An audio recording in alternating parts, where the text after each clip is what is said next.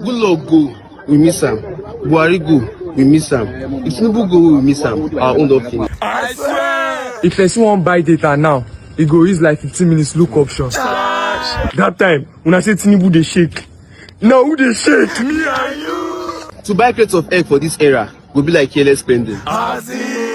With 300, if you buy mineral and egg grow. But now, 300 no fit buy egg, talk less of road. To chop single sausage shawarma now, person go dey do 2 weeks of planning. Country dey spoil dey go. One person dey one side dey shout, my father is the best president. Better shut up. Gary wey be poor man food, don't turn good. No be lie. President Tinubu, I beg, do something before something do us, I beg. Tinubu. Okay. I remember at the time he had, brought in policies. Yes, the policies that it was during his time that we started doing like big exports of yams. You remember? Only that, of course, being Nigeria now, the yams were now left at the port at this point, and then they went bad. But it was something, and we thought he was a good minister of agriculture. I think that was also when we had all the conversations about Ruga or no Ruga and things like that. But it was a ministry at that time that conversations were happening. Nigerians were hearing their complaints being addressed. And you're so right. As of today, the Minister for Agriculture cannot work without the Defense Minister. Yeah. They have to work hand in hand. I took a story today and was just giving us a breakdown from 2023 to 2025 this year. We've lost hundreds of farmers, people who are just doing their jobs, going to farm to farm to feed their family and to feed the nation. And they just go like that. And every day we tell them, sorry, we move on. While bandits are coming in and out, rampaging and doing all sorts of things. So definitely food security is threatened because of what we're going as a country. So the Minister of Defense really needs to step up. I know a lot of people say it's only one minister, we have commissioners, but especially concerning security, it's at that level that we'll see any policies as well as implementation of those policies carried out. Then also, because we're talking about education, agriculture, I just thought to put in environment as well. We have the Ministry of Environment, and one of the things that struck me recently after his review that they did was the fact that the ministry is complaining about very low amount of funds that they get. So they have a budget, but they get maybe like 8% of their budget. Just to pay salaries. So, and we're talking about a ministry that has pushed a lot of policies, forward. They're looking at better waste disposal. There are a few things. There's something I really wanted to talk about. They're pushing for this is the Ogoni cleanup. Remember the long, the cleanup of that. Yeah, but the government is supposed to do counterpart funding that we're not really.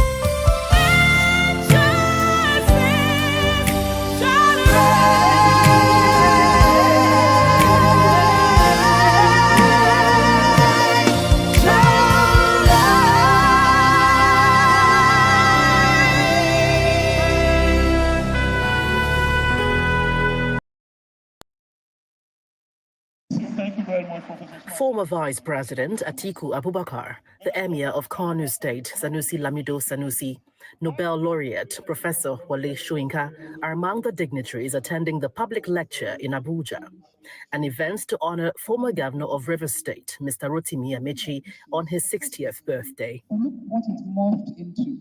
What started as a mere birthday gathering soon turned into a political conference. The economic policies of the President Tinubu-led administration is in focus, as former Vice President Atiku Abubakar and Malam El-Rufai explain why they are leading a coalition ahead of 2027. This particular government is weaponizing poverty.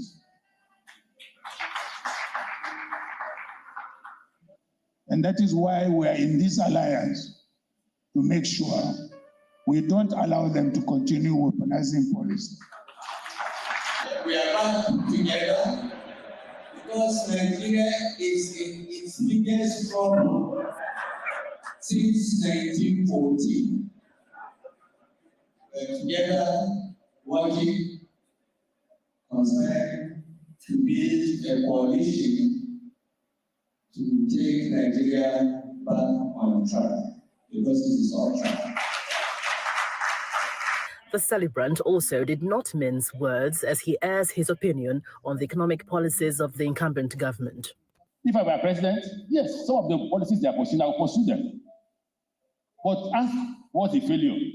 The failure is the gains of those policies are in their private. If they bring those gains, okay, we are paying, at the time we are paying close to 4 to 5 trillion naira for oil subsidy. So they've stopped. Why is the 4 to 5 trillion naira? If they dump it on the economy, you will not be crying. We want to submit to the opposition if the opposition can lead us out of this problem. However, the former governor of Bayelsa State, who is a serving senator, has an advice for the leaders of the coalition. When I came in here and climbing up here, I've seen a lot of you, and as my brother El-Rufai said, there are a number of you who are expert conspirators, who know how to assemble coalitions and then take over governments as you did to my party 2015. And when you did so, particularly to a clueless government, so-called, now 11 years down the line, we thought that there would have been no weaponization of poverty. And the only advice I can give, not being a professional coalition builder and conspirator, as some of you are, is at this time, shine your eyes. As you build coalitions and conspire, shine your eyes. Former Vice President Atiku Abubakar, El-Rufai and Rotimi Amechi were all part of the coalition that ousted the then-ruling People's Democratic Party in 2015. A decade after, the march is still on as political enthusiasts watch how things will play out in 2027.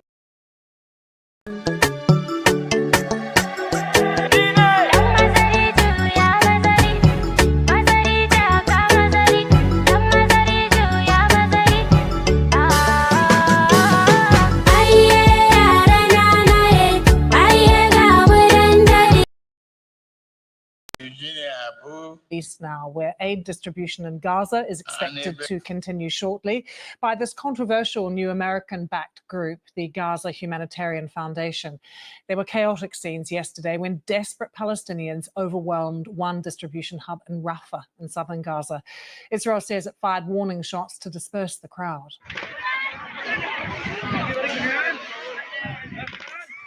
What we're now hearing from the UN is that at least 47 people were injured in the ensuing chaos, many sustaining gunshot wounds as well.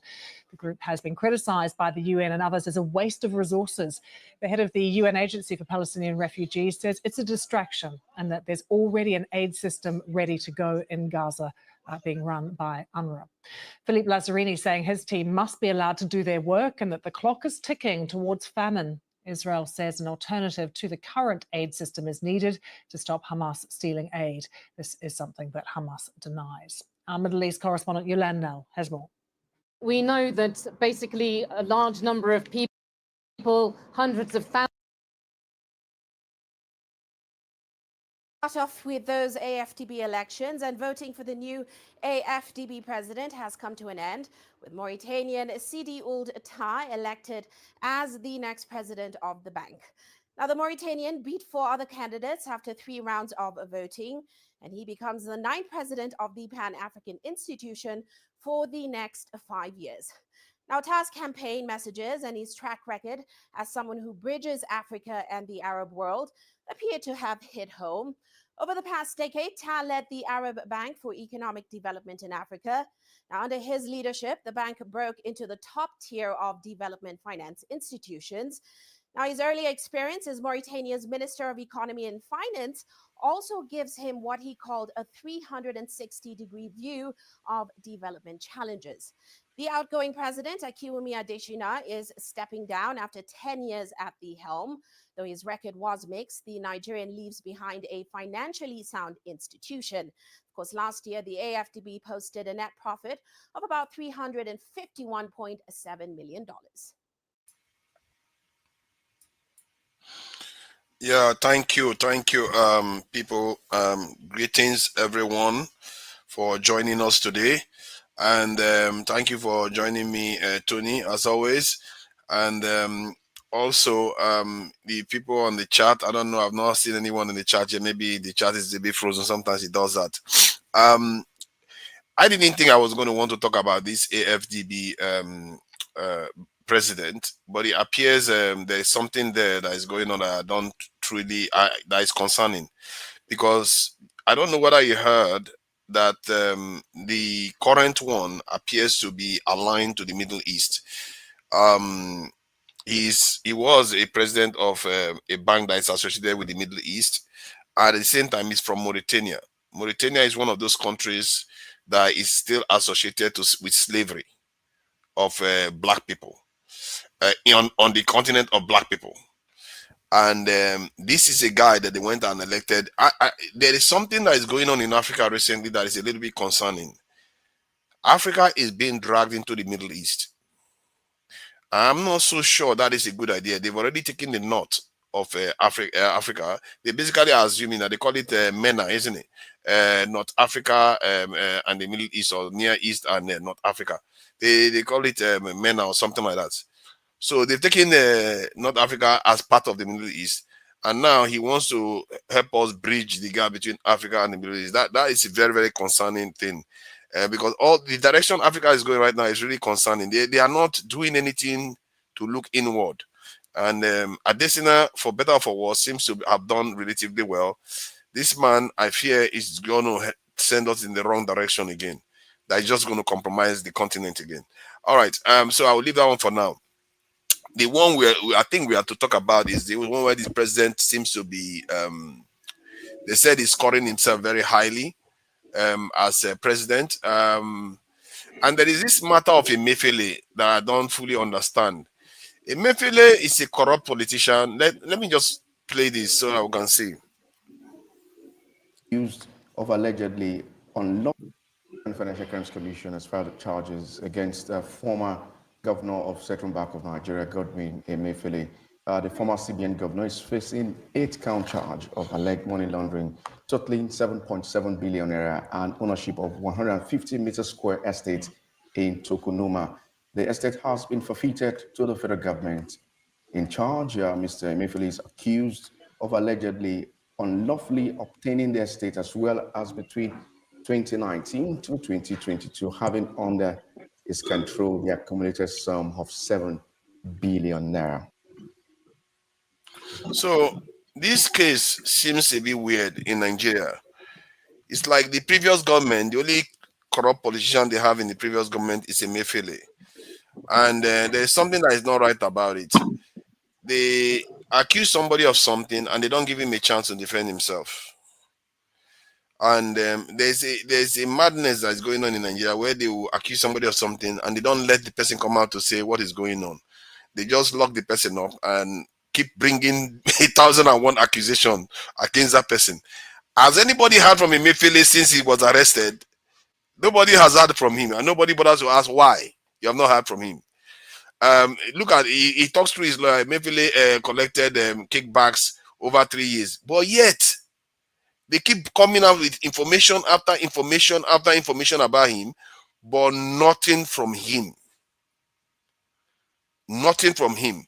And I really have a problem with a country where there's no common sense this approach to law at all. They just accuse somebody of stuff and nobody is there to defend it. They say EFCC found this one. Where is the EFCC finding all these things when the man himself is not saying what the explanation is? How is it that this man is the president, the CBN head with Buhari, and no Buhari ministers have been arrested? None of his CBN governors have been arrested like this. It's only him that has done all this one by himself. Okay, we'll be watching that space and see where that leads to. And I think that some of all these things that they are doing is a way of intimidating other people so that they can fall in line. And maybe that's why all these people are falling in line. They did it to Fubara, the governors fall in line.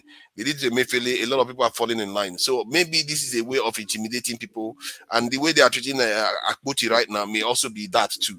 Another way of intimidating people to fall in line. Fall in line. If you don't fall in line, you face the consequences. And this is what is going on. And Nigerians, in a way, Nigerians are enabling it because they don't ask critical questions. Emefiele is a guilty politician. One way or the other is guilty. There's no way Emefiele will have all that money and it's clean money. There's no way. One way or the other is guilty. But is he the only one that is guilty? Why are they not letting him to come and talk so that he opens the yash of all the others? That is the problem we have in this country, because by doing it the way they are doing it right now, they are intimidating other people, saying, they could do this to me. Oh, nobody will hear my story. Oh. And if they come and take me now for 2-3 years, nobody will hear about me, because the guy has been in prison for about 2 years and we barely heard from him himself. But this is Nigeria, and this is how they painted Abacha like the devil, because the man died. Nobody knows exactly what happened, why Abacha did what he did. All this stuff we are talking about is just story. This one said, this one betrayed this one. Nigerians, we know they betray each other like crazy. Look at how many people that have come out to try to blackmail Akpoti already. That lady that wanted to blackmail Akpoti. Nigerians are wicked people. They will take money and go and spoil somebody's name. I don't know why Nigerians do some of all this. It's just because of money. You are willing to destroy some other person's reputation completely. There's no truth of anything. It's just crazy, and they do it in so many ways. Even Fubara now is now bowing down. Why would Fubara not bow down? Because there's no justice in Nigeria. Anytime anybody says anything, don't question him. Don't question him. And let me check this chat now. Let me see some of all the people that are talking nonsense in the chat. I'll give Kolata a minute. He will explain it to you. No, Kolata doesn't have much to explain. The lawyers and the judges, they are the ones that are supposed to explain why you accuse somebody. You don't give them a chance to have their own say. Every day you are releasing new information about one person of a massive government. Something is not right about that. Okay, so let's get back to the three illustrious, two actually. I'm not illustrious. These are the illustrious ones that are here. So thank you for joining us, Tony. I don't know which one you want to talk about. I think somebody is saying that AfDB is not part of Africa. AfDB, Africa Development Bank. How is it not African? It's African now. Who are the people they are electing? Are they not Africans to go and head the bank? So I don't know which one you want to talk about. Whether you want to talk about the AfDB or Atiku that is saying that they are weaponizing poverty. Atiku saying they are weaponizing poverty. Wonders shall never cease. Or this is a Mefele business or Israel business. Which one you think you want to go ahead with, Tony?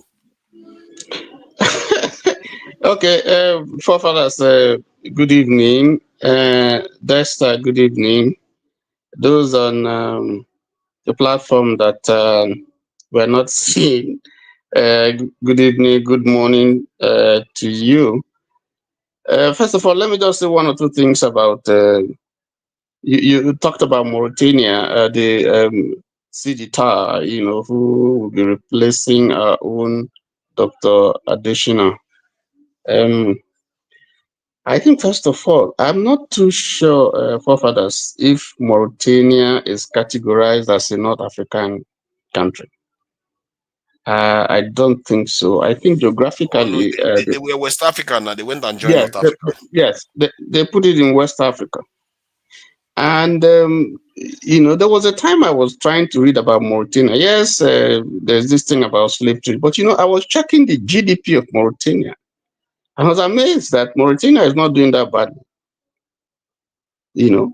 And if you read about Sidi, apart from the position that he held, he was also a minister in Mauritania. So, and I'm wondering, with the standard that Ademumi set, Sorry, are you set. sure you're not talking about Mauritius? No, not Mauritius. Mauritius is different. Mauritania. Okay, Mauritania. Mauritania. Okay. Yeah, check. Mauritius is doing well, but Mauritania is not doing badly as you would think. When I checked it, that's a long time ago. Maybe you can check it. So Yeah, their GDP per capita is 2,000 naira, which was where Nigeria was before. So if the way I looked at it, I looked at it as one of those countries that are really, down and not doing well and so on. But when I stumbled on that, I said, "Wow, Mauritius." So I'm thinking that maybe based on that, and the experience of Sidi, that would have influenced the choice of him as a successor to Adewumi, who had raised the bar. The ADB had Adesina, you mean? Adesina. Hakeem Adesina. Yeah. ADB has done quite a lot. For instance, if you look at Tanzania, one of the countries that I know that the ADB, African Development Bank intervention helped. Tanzania has a food surplus. Now it supplies food. 123. So they have enough, for themselves, and they sell to neighboring countries. Additional was critical in assisting Tanzania with the loan and technical advice, rural electrification, focused on the youths. A lot of them went back to farming, and so the impact was felt in Tanzania. And I'm wondering why we didn't see that intervention in Nigeria, although we know that we have problems with insecurity and all that, because we have problem here with agriculture and particularly in the area of farmers are finding it difficult, not just the challenge of insecurity, but even in the areas where it's not that bad. We don't see enough of food production, going on. So, but that's by the way. I'd like to maybe I'll talk about Atiku, and the coalition, all the intrigues and lobbying that is going on for coalition or merger or whatever. If you look at the ongoing discussions, I think everybody that is there appears to be focused on their own personal aggrandizement. I don't think there are many there in that platform who are looking at the greater picture. Some you just find say, want to remove Ashiwaju, want to remove APC. But I think only very few are looking for a viable platform that will deliver, move Nigeria forward from the stage where it is now. And I think that, at the age where Atiku is now, in his late 70s, I believe, he should actually be at the background now, being a grand patron to the younger ones, who because how much can he do now? I was looking at the picture of the president when Kubana and some other, guys went to go and see him, went to go and see Ashiwaju. I think they were led by Sheyi. And I looked at the president, and I just shook my head. because that's not the man that I used to know. I look at his physique. I don't know whether you looked at that video. I looked at his physique. I said no, because now he's not wearing agbada and so on, so you can really see him in what he's wearing. You can, and I wasn't happy. And if you match his age with what I saw there, there's something wrong. There's something wrong. This is the president that should just, after 4 years, should just go and rest and move on. You know, so for Atiku, I mean, he spent his time, you know, he's lobbied and lobbied, he's tried since 1992 or 1993 to be president. He's not succeeded, he's moved around from party to party, you know, went and joined Ashiwaju. Now he's fighting Ashiwaju, and that tells you how silly these politicians are. You know, you don't believe them. Because the way they are doing now, moving around and going about, you know, they talk to themselves. The only thing that unites them, is interest. So for him to be the one, you know, one of those who is angling to remove Ashiwaju, I just laugh. Because Ashiwaju was one of those who gave him a platform to run. You know, so it's a game that I looked at it and I marvel at what kind of game these people are trying to play, because to me it's not grounded on a policy that is genuinely being fashioned to deliver this country from bad governance. And as long as that is not, in my opinion, the consensus, if the view, the aim is to just remove Ashiwaju, you know, or for someone to get a platform, a greater platform where he can become president, there's nothing wrong with that. Don't misunderstand me, but I'm saying at this particular time that we are in the country, if the focus is just to remove the man and then put who, then that's a misnomer. That's wrong. You know, I think that the focus now should be, listen, we know all the challenges now. We know what the problem is. How can we come together and get someone, sit down, put down a policy, put down a vision that will deliver Nigeria from its present economic quagmire? How can we deal with the problem of insecurity all over the place, all over the country? And how can we put down our ethnic cleavages and religious jingoism and focus more on the nation? Because all of them, they had it good in their own time. Now, what kind of nation are they going to bequeath to the young people? You know, we don't want to have the Bias, we don't want to have the Musevenis, we don't want to have the Nguema in Equatorial Guinea and so on, and all these people who have stayed and they don't want to go and they want to hand over to their children. No, the world is changing, world is moving. You know, world is moving. So so when I look at all this talk about coalition and so on and so forth, you know, I just shake my head. But I still believe that Nigeria is like a phoenix. You know, if you understand phoenixism, you know, I believe that even from the ashes of what we have now, it's possible for Nigeria to reinvent itself. But to do that, you know, we must have a vision. We must have a vision, you know, we must have a focus, and we must have people who can drive that vision, you know, to concrete materiality and deliver Nigeria from its present, you know, stage that we are in now. So that's one area that I'm very, very, very interested in. Let me just stop there so that Desta can comment. Yeah, thank you for that. Today, not actually yesterday or day before yesterday, there was a debate I was in, and we were talking about politicians in Nigeria and how Jagaban changed Lagos. You know how his supporters like to support him. And then I tried to let them know that OT wasn't so bad. They were like, oh, OT is horrible. There are governors that are doing better than him. They say, okay, let's check that. They say, let's check AI to find out which one is better.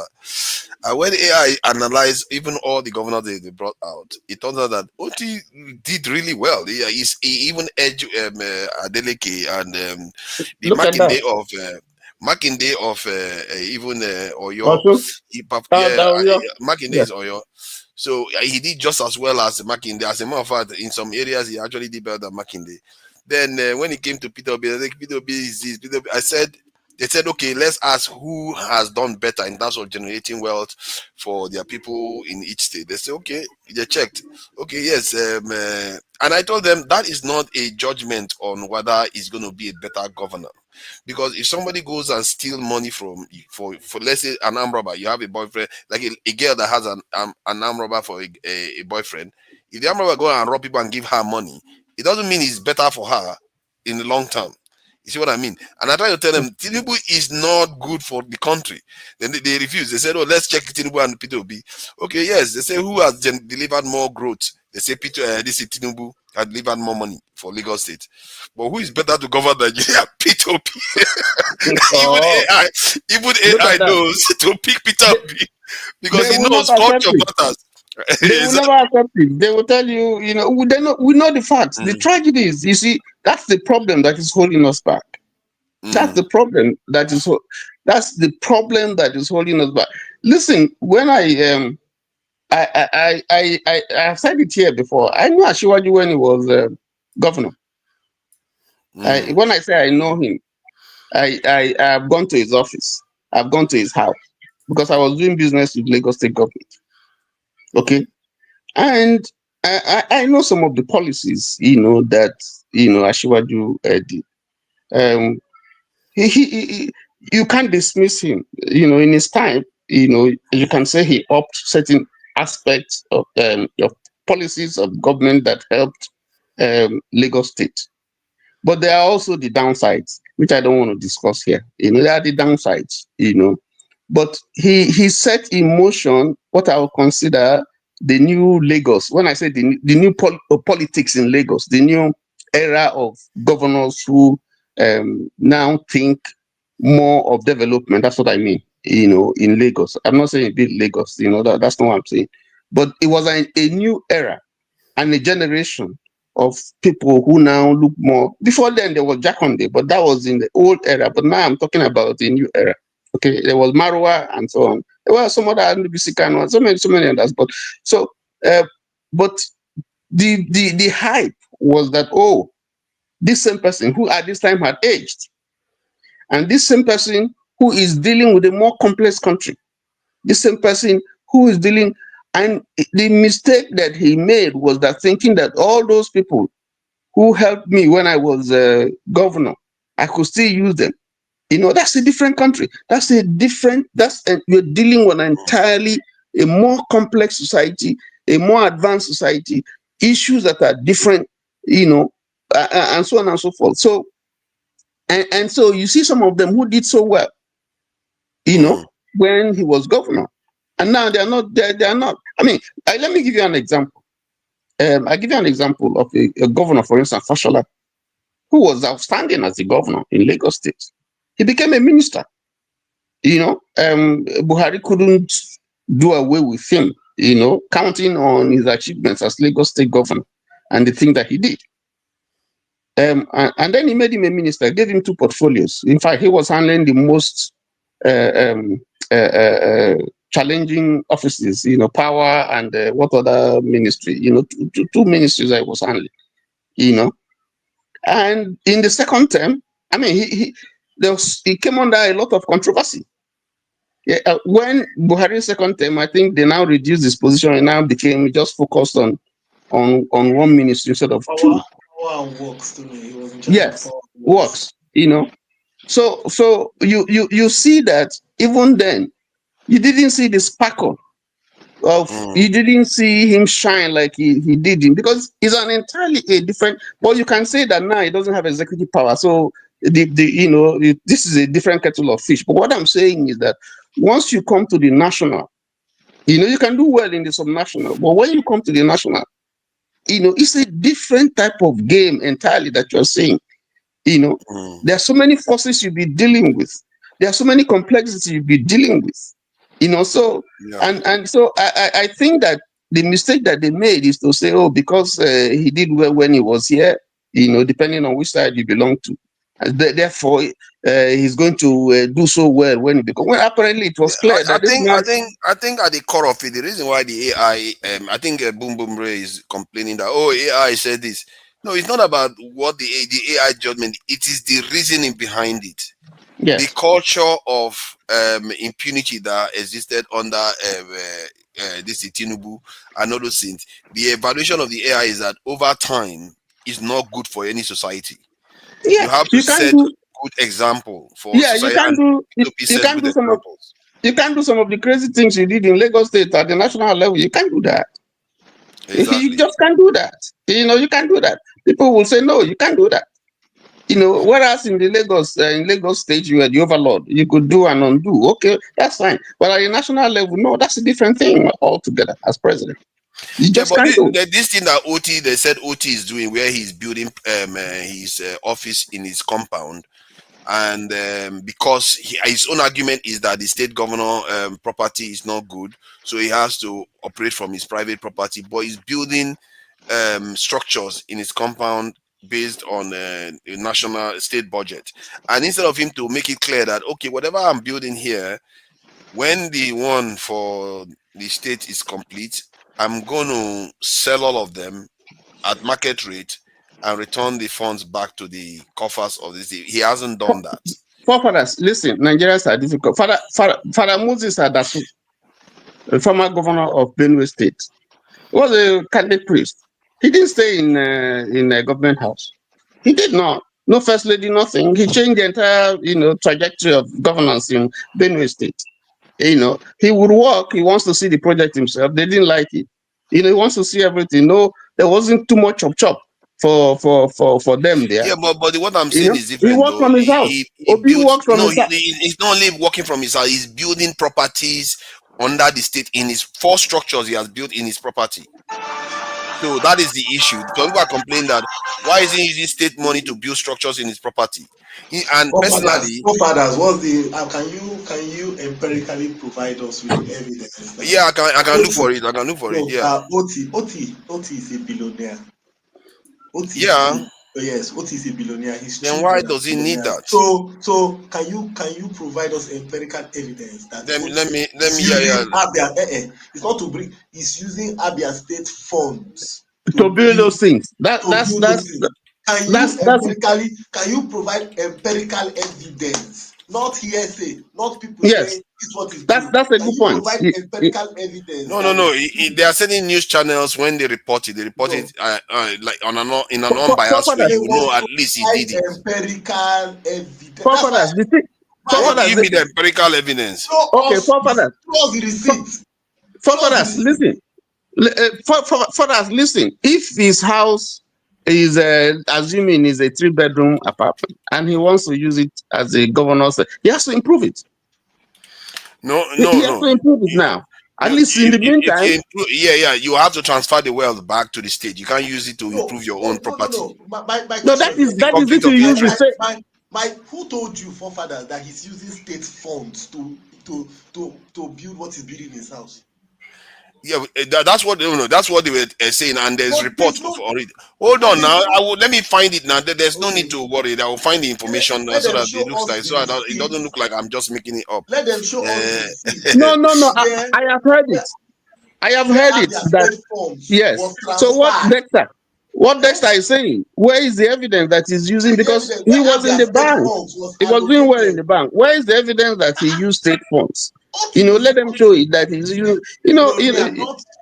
It's a fair. To be fair, it's a fair question to ask for evidence. When I checked this in online during that time, and there was a report that something like that happened, and their explanation was that they needed the structures to be able to do administration work.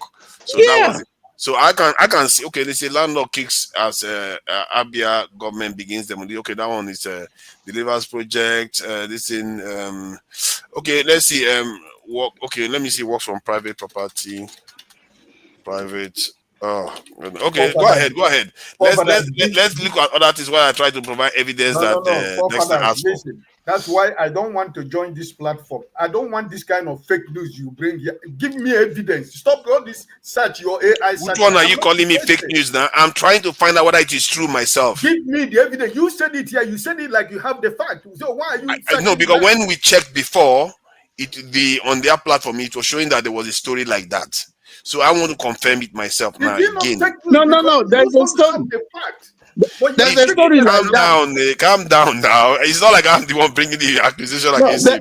There's a story like that. I've read it. But what Dexter is asking, which is realistic, is there any evidence? Is there any evidence that this man is using state money to build those buildings? Because I see a need to improve on his building in that place. Because if he's using it for, but that story is coming from. So you know that Oti Ikpeazu looted money in the name of building government house, and Oti exposed it.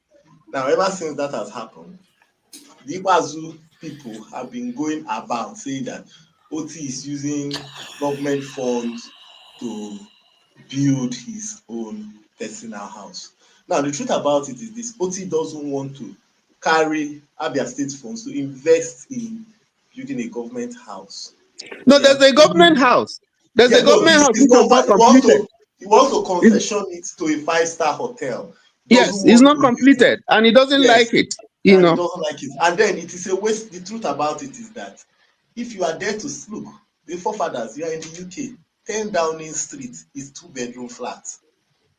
So people that become prime minister move into a smaller accommodation.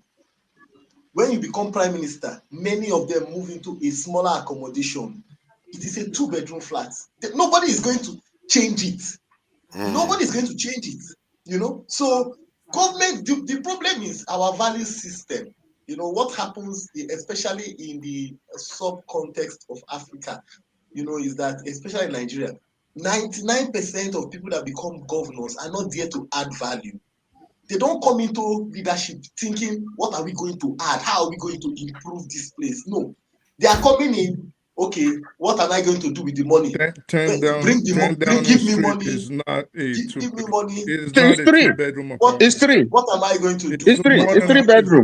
More than 100 rooms. So no, it's 3 bedroom. More than 100 it's 3 bedroom. No, it's not. I speak the truth.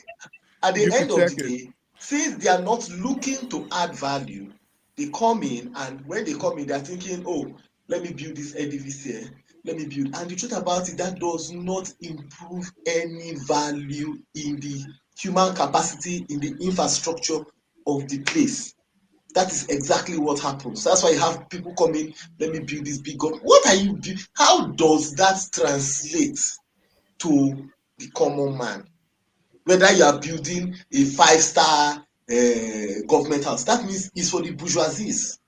That is what it's for.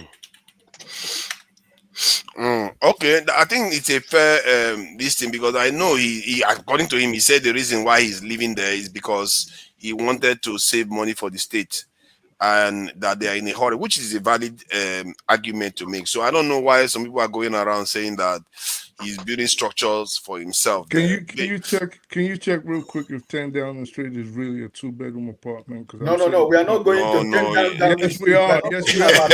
Yes, we are. It's not a 2-bedroom. Yes, we are.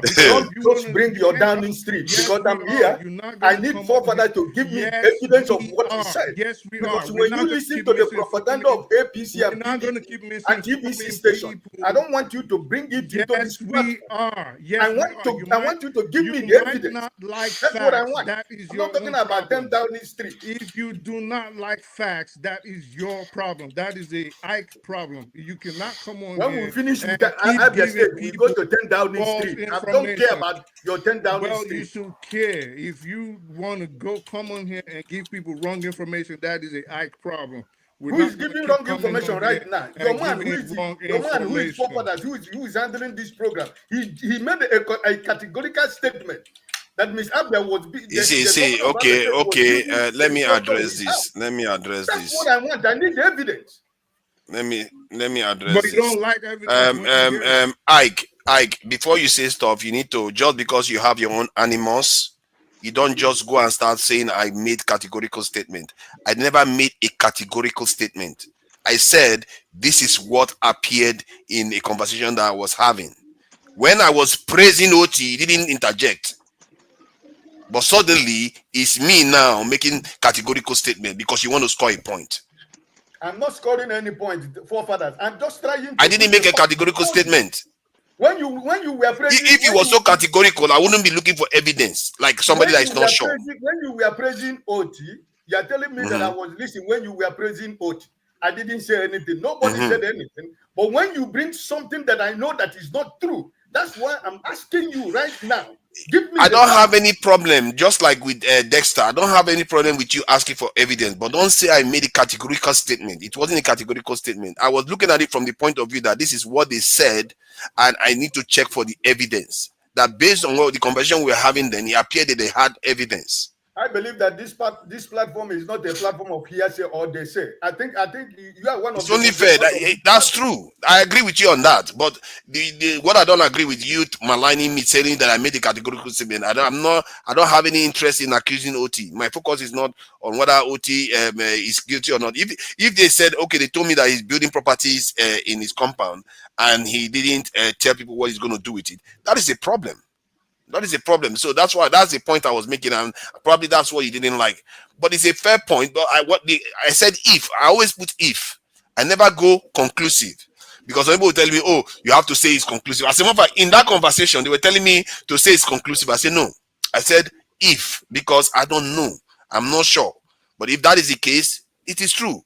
So I don't know what this one is saying. Apologize for what? Because nobody has to say anything, even if statement. Jesus Christ, are we in a dictatorship here? After we said Bola Tinubu is trying to create a one-party state.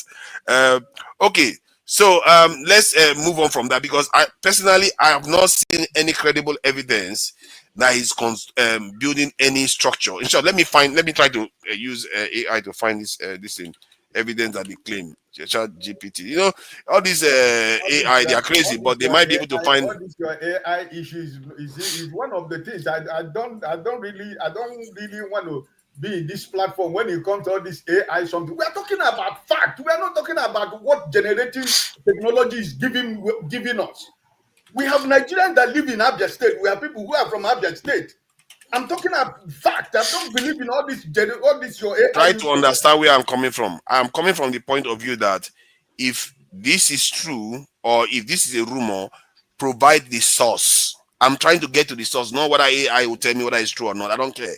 So if you look at the source of some of the information that is coming through, sometimes especially if it's Facebook, I never believe it. Facebook is not a credible source.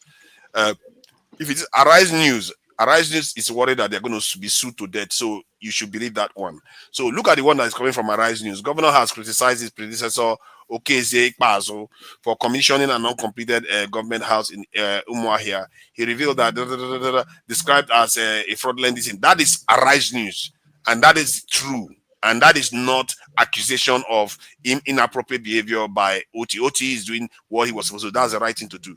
So if you look at the Facebook one, that is probably the one that is maligning. Say there is no publicly okay. You see, there's no publicly available evidence indicating that Governor OT is constructing any building inside the private property of official government use. However, it has been reported that he has been operating from his private residence, and which he has used as official government house for 2 years. This arrangement has drawn criticism. Oh, that's not a big deal. That's not a big problem at all. While the allegation of land acquisition, okay, it says in summary, there is no substantiated evidence that Governor OT is building on his private property or anything like that. So there's no evidence. You see what I mean? So the facts we have is that he's living living in his own property. He's not living in government house, and that's why I said That's why I said Obi initially Obi lived in his house. That's where he ran his government from. Father Moses Adasu, said the government this thing was too big for him, so he didn't stay there. So it's nothing new. It's not something that we haven't seen before. But it's really bad though. But it's really bad that people just accuse somebody of building their own property inside the government house when there is no clear evidence of it. I don't know why Nigerians lie so much, man. They just lie at people so much just to get a point here and there. But it's politics, That's politics, yeah. That's just politics. That's politics. Lie, I guess so. That's politics. I guess so. Thank God for technology. I can't argue with that. But it's dirty politics. It's real dirty politics. And for me anyway, if you lie like that, I will not believe anything else you say. But I will not trust you. You cannot find a pope in politics. Everybody in politics, you got to be dirty. I know there are certain lies and there are certain lies. Politics is a very dirty game. If you do not want to dance with the pigs or roll in the mud with the pigs, don't get involved in. There's no limit to the lie. Is that what you're saying? There's no limit. There's no limit. There's no clean politics. There's no good. I don't know there's about no good that men too. in politics. So, forefathers, let me just There's clarify no good something. men in politics. Let me just clarify something, forefathers. So, the exact number of bedrooms in 10 Downing Street is not publicly disclosed. However, the Prime Minister's private residence on the 3rd floor typically includes 2 bedrooms. The Prime Minister's residence. You said 10 Downing Street was 2 bedrooms. I'm clarifying, so I know that you want to be petty about it. Where the Prime Minister stays includes 2 bedrooms. Sorry, I'm still speaking. Please, I'm still speaking. You can hold your peace.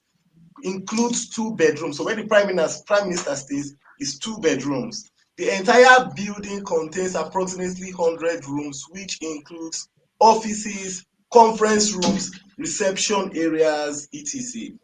Where the Prime Minister lives is 2 bedrooms. Yeah, that is for the Prime Minister. It's just like I said, Asu Rock is 2 bedrooms. Okay, so if you are trying to be petty, that's what I just want to clarify. Where the Prime Minister lives, is 2 bedrooms, nothing more, nothing less. But in Nigeria, where the governor lives, what you call government, the governor's lodge, justify. Come on, let's move on. There's over 100 rooms in 20 bedrooms for the governor alone. Like okay. Let's not go on with the Downing Street issue.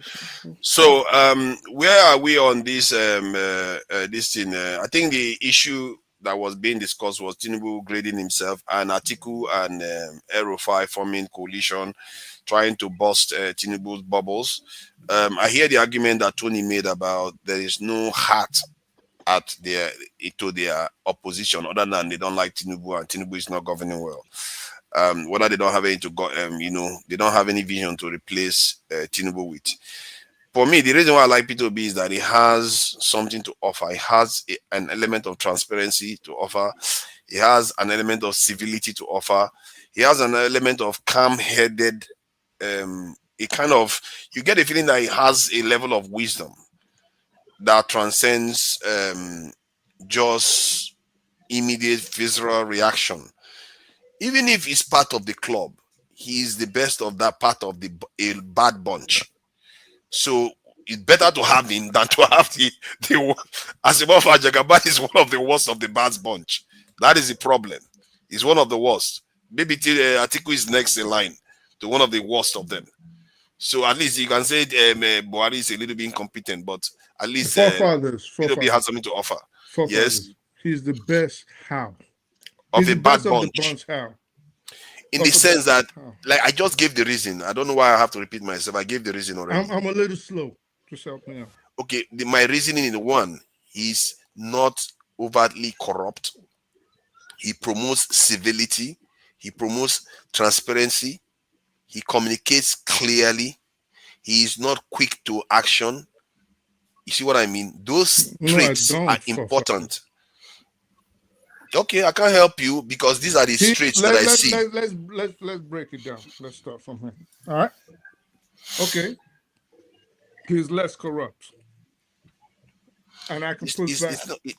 it's Dexter's turn. I don't want to debate you on this now. No, we have to. We have to. You can't run away from it. What? Hold on. Dexter, is this what you want? It's Dexter's turn to talk now. Come on, don't do this. Oh, okay. Dexter's turn. All right, good. So when it's your turn, it's only fair. All right, no problem. Dexter has been waiting for a long time. All right, Dexter, please go ahead. If you want to talk about Downing Street, you can go ahead if you like. No, Forefather, I also just talk on a few things you kind of raised. You said something about AfDB and moving towards North Africa. Are we afraid if it's moving towards North Africa? You move to where progress is. Forefathers, I think it's Burkina Faso, Mali, and Niger have moved out of ECOWAS. Look, if you're not doing well, people will leave you.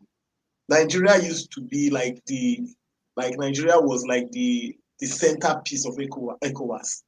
Despite how Francophone Africa tried to compromise it, Nigeria was the pulling force in ECOWAS. The moment you don't show leader, even Abacha showed leadership in ECOWAS. As bad as Abacha was, Abacha showed leadership in ECOWAS. So when you don't show leadership, everybody will. Do you know that there was a time Morocco wanted to join ECOWAS? Morocco applied to join ECOWAS. Why? Because there was a force, a pulling force. And second, the forefathers, why are you afraid that Middle East wants to kind of take over? Yeah, the one that likes saying we need to be bigger in number. Is that not what he used to preach? Oh, not that kind of bigger in number. We didn't ask for that kind of bigger in number. No, forefathers the bigger. The Middle East want to be bigger. And do you know that actually that place you are calling Middle East, it used to be, they just use politics to make it Middle East. So, well, look, the truth about it is people go to where progress is. It's like water, people move to where the progress is. So if AfDB wants to move to where there's progress, I can't begrudge them, I can't begrudge them. We will watch and see what the new guy does. Then on the issue of the opposition in Nigeria, I can't look, Tinubu scored himself high. What do we expect? That he will score himself? Look, I think there was a workshop recently. I was listening to some part of it that Amici and some other people were there. I think even Sanusi was there. I've not really listened to his speech, but there's something Amici said that is very apt, and he has been saying it for the last 4 years. The problem of Nigeria is actually not the leaders. The bigger problem of Nigeria is not actually the leaders. It's me and you. It's me and you and all the uneducated who they will take bad decisions and we sit down and we say we'll manage, we'll try. That is the reason why in Nigeria leaders become worse. I think in the Ghanaian word, wasa and wasa and wasa. Because you keep doing the wrong things and we keep also. I mean, look at what is happening today. How much is a cup of curry? How many people can feed properly? But you still see people endorsing the president. How does that work? How does that work? It's part of the people, and it's what that Baba Ahmed said is apt. See, democracy is actually, people think that democracy is government for the people, by the people who exercise it. No, the people must know their rights. The people must be ready to say, this is what we want. Now, the moment the force of the people cannot be felt, it's not a democracy. Forefathers, you are in the UK. You can feel the force of how Reform Party is pushing Labour. Reform that is a small party, but just they will take only one topic and they will carry it to the masses, and the masses will, and the government will become afraid, and the government will start moving ground. That is the power of the people, because it's an informed voting people. But in Nigeria, you don't have that, because when election comes around, you throw ethnicity, they will throw religion, throw all kinds of bullshit out. And unfortunately, one of the bad things that's happened in Nigeria is even people that, in quotes, have gone to school will still be tools that will be used to propagate all these fault lines in Nigeria. They will propagate the false lines because of, in quotes, let it be my person. Oh, and they will come back and say, oh, is politics. Oshomole came out and said, if you join APC, your sins are forgiven. Then he comes and says, oh, it's just politics. You know, you don't. I mean, there are places you go to, you can't do that kind of thing. Until we realize that we can't accept this kind of thing, and make the leaders realize that, no, we can't accept this. And the people stand collectively and not 5,000 naira. Okay, I think I agree with you, but let me ask you though, but why is it, why do you think it is wrong that Oshomole should say that? Wait, why would he say that? So somebody looted a state treasury.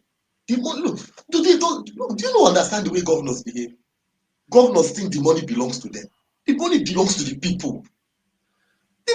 Look, the reason why you have House of Assembly members is so that before the governor takes any decision, it is those House of Assembly members are supposed to be representative of the people. So the truth about it that if they are supposed to be taking a decision, people say, no, we don't want that, you have to stop it.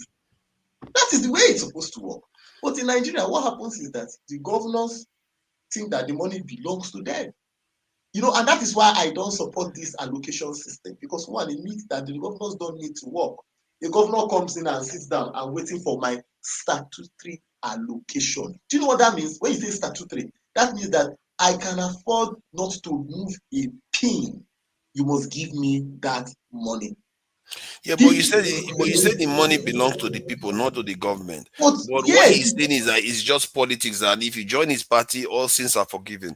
What is wrong with that? So how can somebody steal the money that belongs to the people? And then you will now tell him, if you join our party, we have forgiven your sins. That money you stole, and it has happened. Ojuiz Okalu, forgiving your sins. Akpabio, forgiving your sins. Look at the guys, the three governors that they managed to put in prison, Darie and two other guys. The dollar man that used to hide money in Agbada.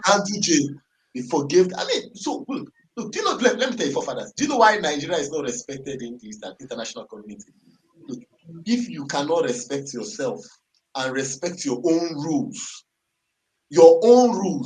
like what is happening in Rivers State, it just makes Nigeria a piece of trash in the international community. Because anywhere your president appears, any president, any foreign democracy that's heard of what has happened there, they will just put you on the back burner straight away. Because first of all, you are not even respecting your own institutions. What makes countries respected? It is not about how rich they are.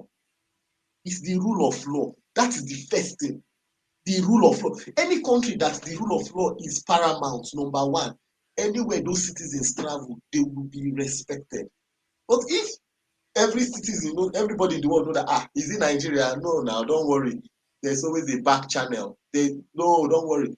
Oh, if you take your business there and it's not, don't worry, we can bribe somebody.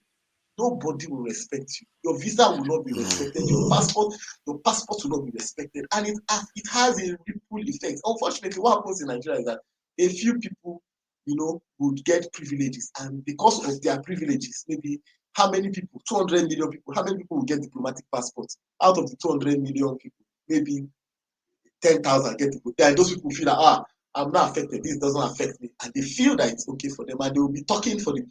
Like those ministers. Amici was saying, I think he experienced it recently. He was going to Germany for medical checkup and they stopped him. Why did they? He's not a minister again now. He's not a normal citizen. They stopped him. Why did they stop him? Because of his green passport. He couldn't believe it. They check all his documents. They everything. They took him out from the queue and put him in a place for check. Other people were going. And he couldn't believe it. You see, this is what everybody is going to face. But what happens in Nigeria is that when people are in government, when you seem to be getting some largesse from the government, you would pass that down. So we need people like, I think it's Beko Ramson-Kuti, the guy that kind of negotiated a very good deal for the Nigerian medical doctors when he was representing them. When they go to Sheraton, the story is that when they go to Sheraton to have meeting and they tell him to go and sleep in Sheraton Hotel, you say, how can he go and sleep in a hotel that he cannot afford? I think he was Minister of Health then. When they were negotiating, say, how can I go and sleep in a hotel that I cannot afford with my money? My fellow doctors. Olukoye, not Beko. Olukoye Ramson-Kuti. You say, how can I go and sleep in a hotel that I cannot afford? My colleagues and he will sleep outside. That's what he will sleep outside. They paid for his conscience, in good conscience, will not allow him to sleep there.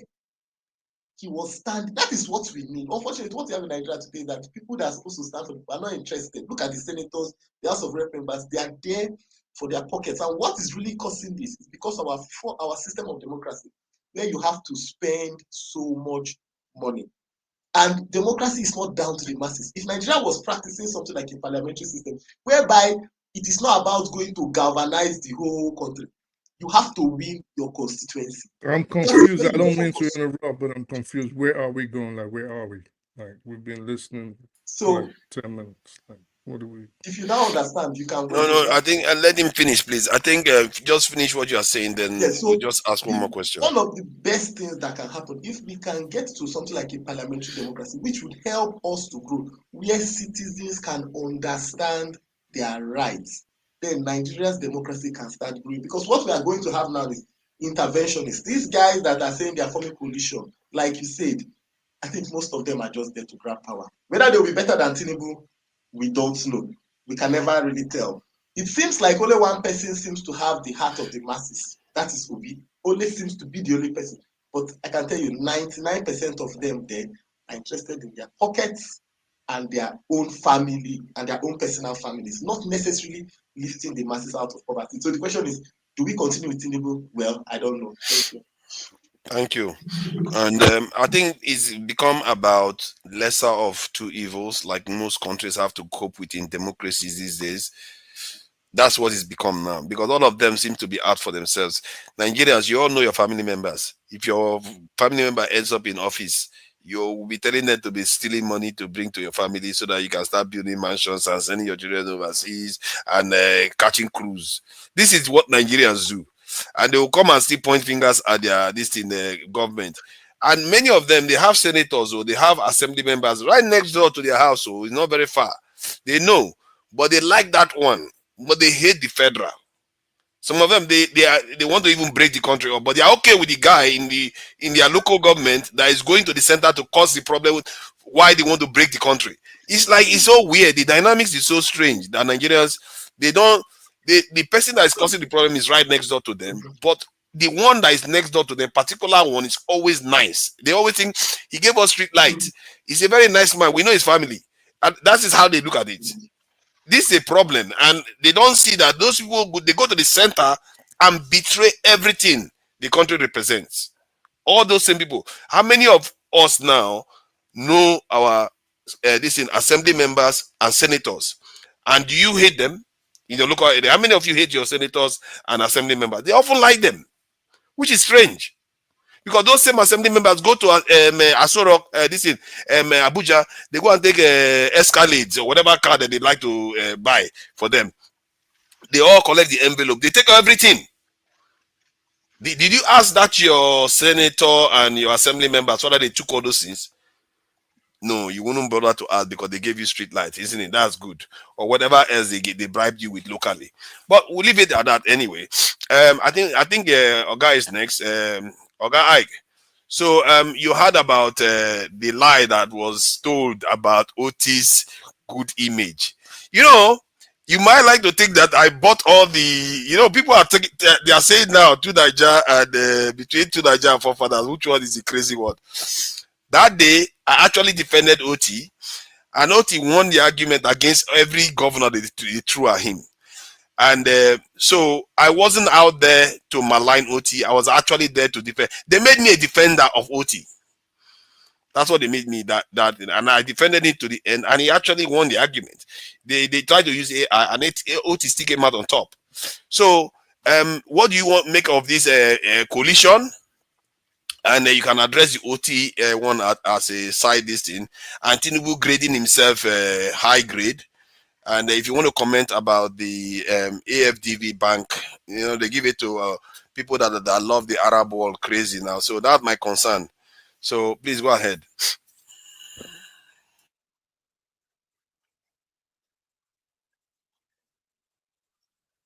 You're muted. Yeah, thank you, forefathers. I just want to recognize here that this platform is a platform that every one of us enjoys so much, and that one of the things that we do not welcome in this platform is when people are making a statement of that is not a fact. Probably I overused my word by saying a categorical statement. You were making a categorical statement. But I think that if we are looking for a better Nigeria, it is time for us to allow for us to see the work people do. Let the work they do speaks for them. I don't think personally myself that I need to advertise Ould anywhere, because what he's doing for the people of Abia State is speaking for him. I do not need to do any campaign for him, right? So that's from the angle where I'm coming from. If the politicians that are going to pay millions of dollars looking for people to market them on televisions and online, I don't think that the Lexoti need that, because he's doing his job by the confirmation of his people. So I am not going to be worrying my head over if Alex Ould is doing well or he didn't do well. It's the same thing that goes back to Mr. Peter Obi. It doesn't matter however you hate Mr. Peter Obi. The legacy of Mr. Peter Obi in Anambra State can never be washed away by anybody. It doesn't matter the way you hate it. So that's the point I'm trying to make. If Nigerians are beginning, if Nigerians, by the time Nigerians begin to recognize good work, we cannot be debating people who we know that even in these 2 years, that some people are claiming that 2 years is not enough for them to do something for their people. We have seen people under the 2 years that are proving that they can do something in 2 years for their people. So I don't need to, I don't need to debate about OT, because I know that the people of Abia State, 85% of the people of Abia State are happy with their governor, because you are not going to look for the development or what he's doing. It's something that is seen by people. It's not hidden.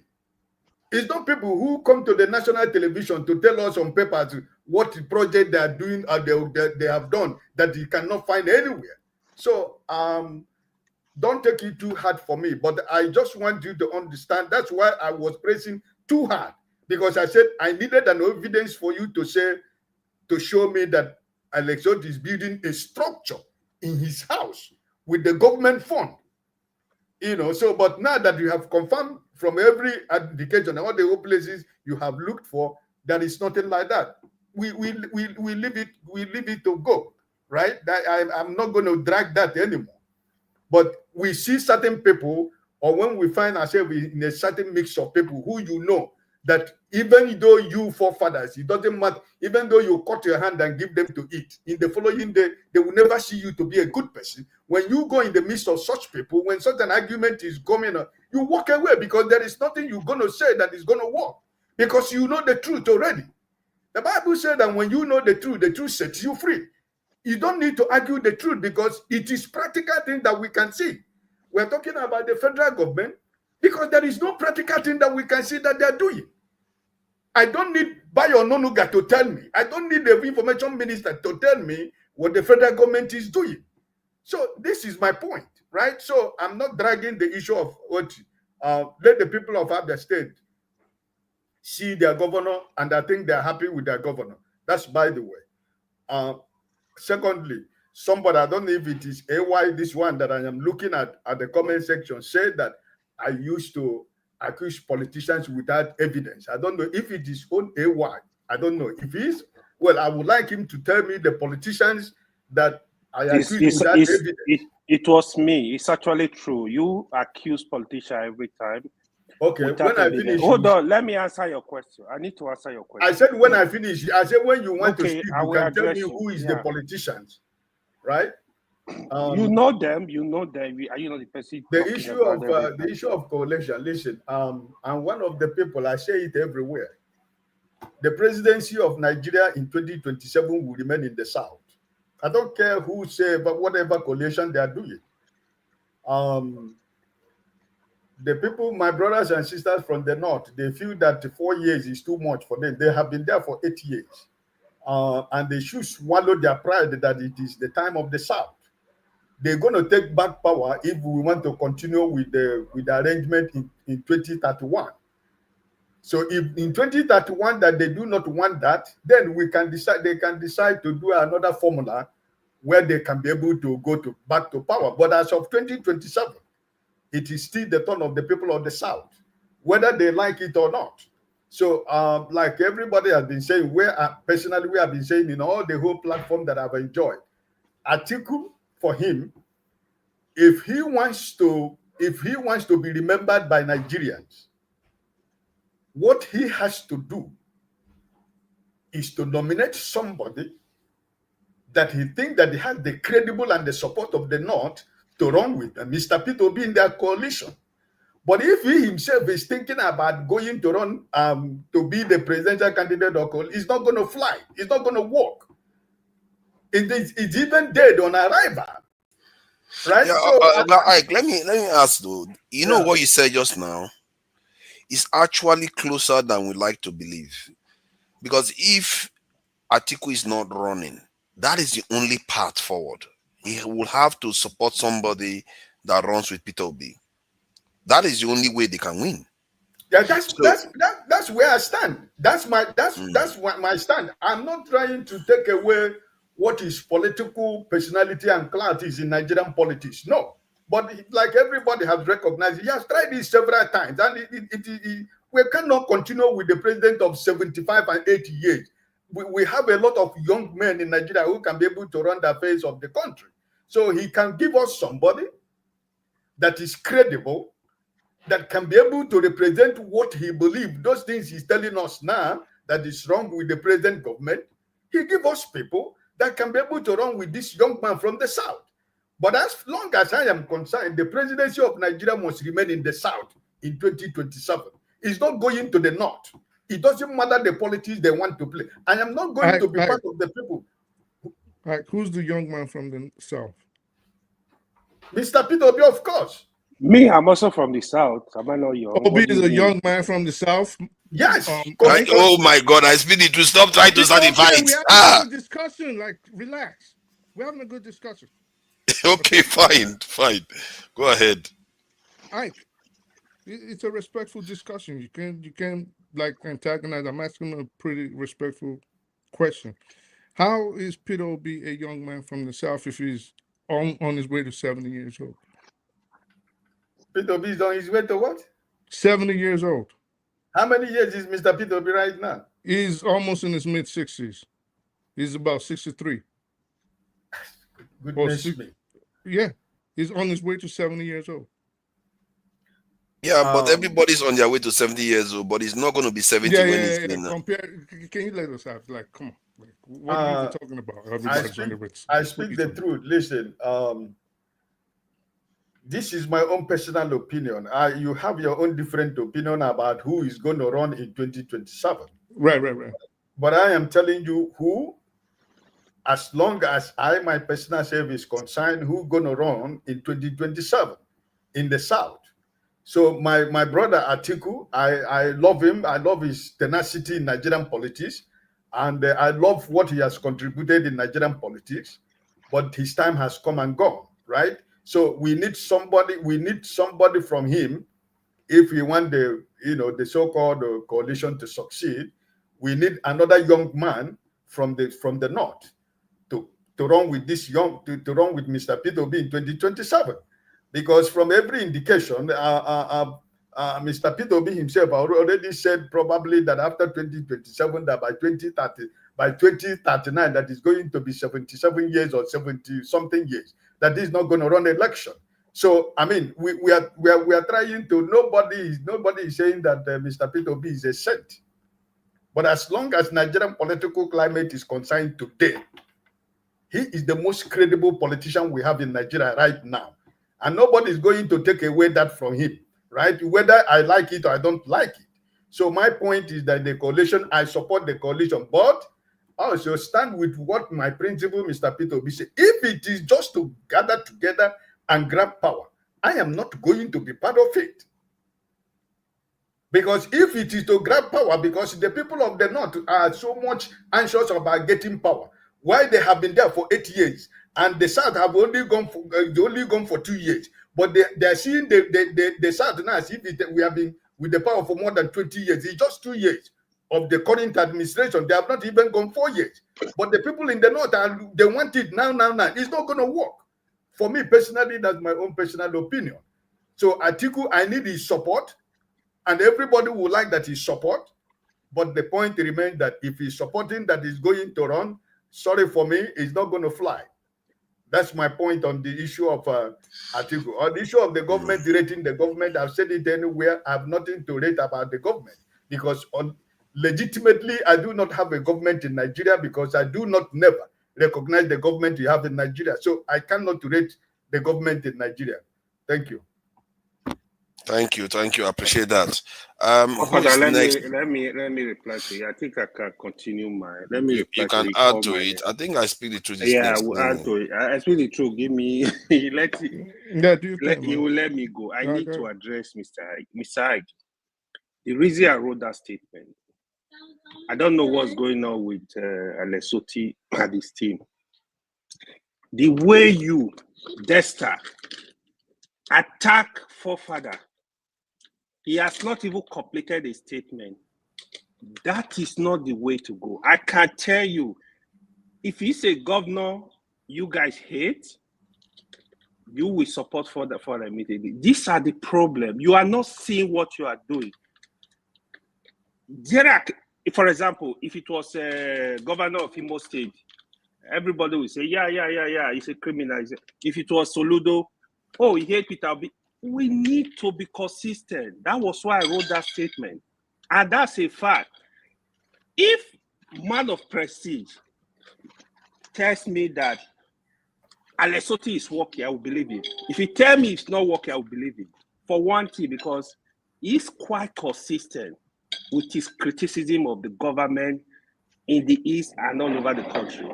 That was why I wrote that statement. We need to. It doesn't matter if the person is close to us. We got issues. So let me leave that. Can I answer you something? Yeah, you can go ahead. I am from Imo State, and my governor's Hope Uzodinma, and I can tell you, and I stand in everything I said about the governor of Imo State. He is a criminal. He never won an election, even the first one, even the second one. And he's not governing Imo State. So he remains what it is. No, I just made an example. I know, I'm giving it back to you because I'm from Imo State. You see, nobody is above criticism. Even Peter Obi, for example, a lot of people don't allow people to say anything bad about Peter Obi. I have analyzed Peter Obi during the election. I said Peter Obi was, for me, the most credible person that was speaking to issues. But there are issues you will raise, they will tell you, oh, he hates Peter. It doesn't matter. For me, I know they support any position. I will criticize you. I don't care who you are. If you are doing where you did good stuff, I will praise you. Even Akpabio, despite my criticism of Akpabio as a governor, he did very amazing job in Akwa Ibom. A governor like Dave Umahi did excellent work. He did very good job in Ebonyi State. We are criticizing. He did some good work in Rivers. You know, it doesn't matter. You hate the person you don't, but we got to put issue out there. There are governors that have tried, but I know we don't have laws.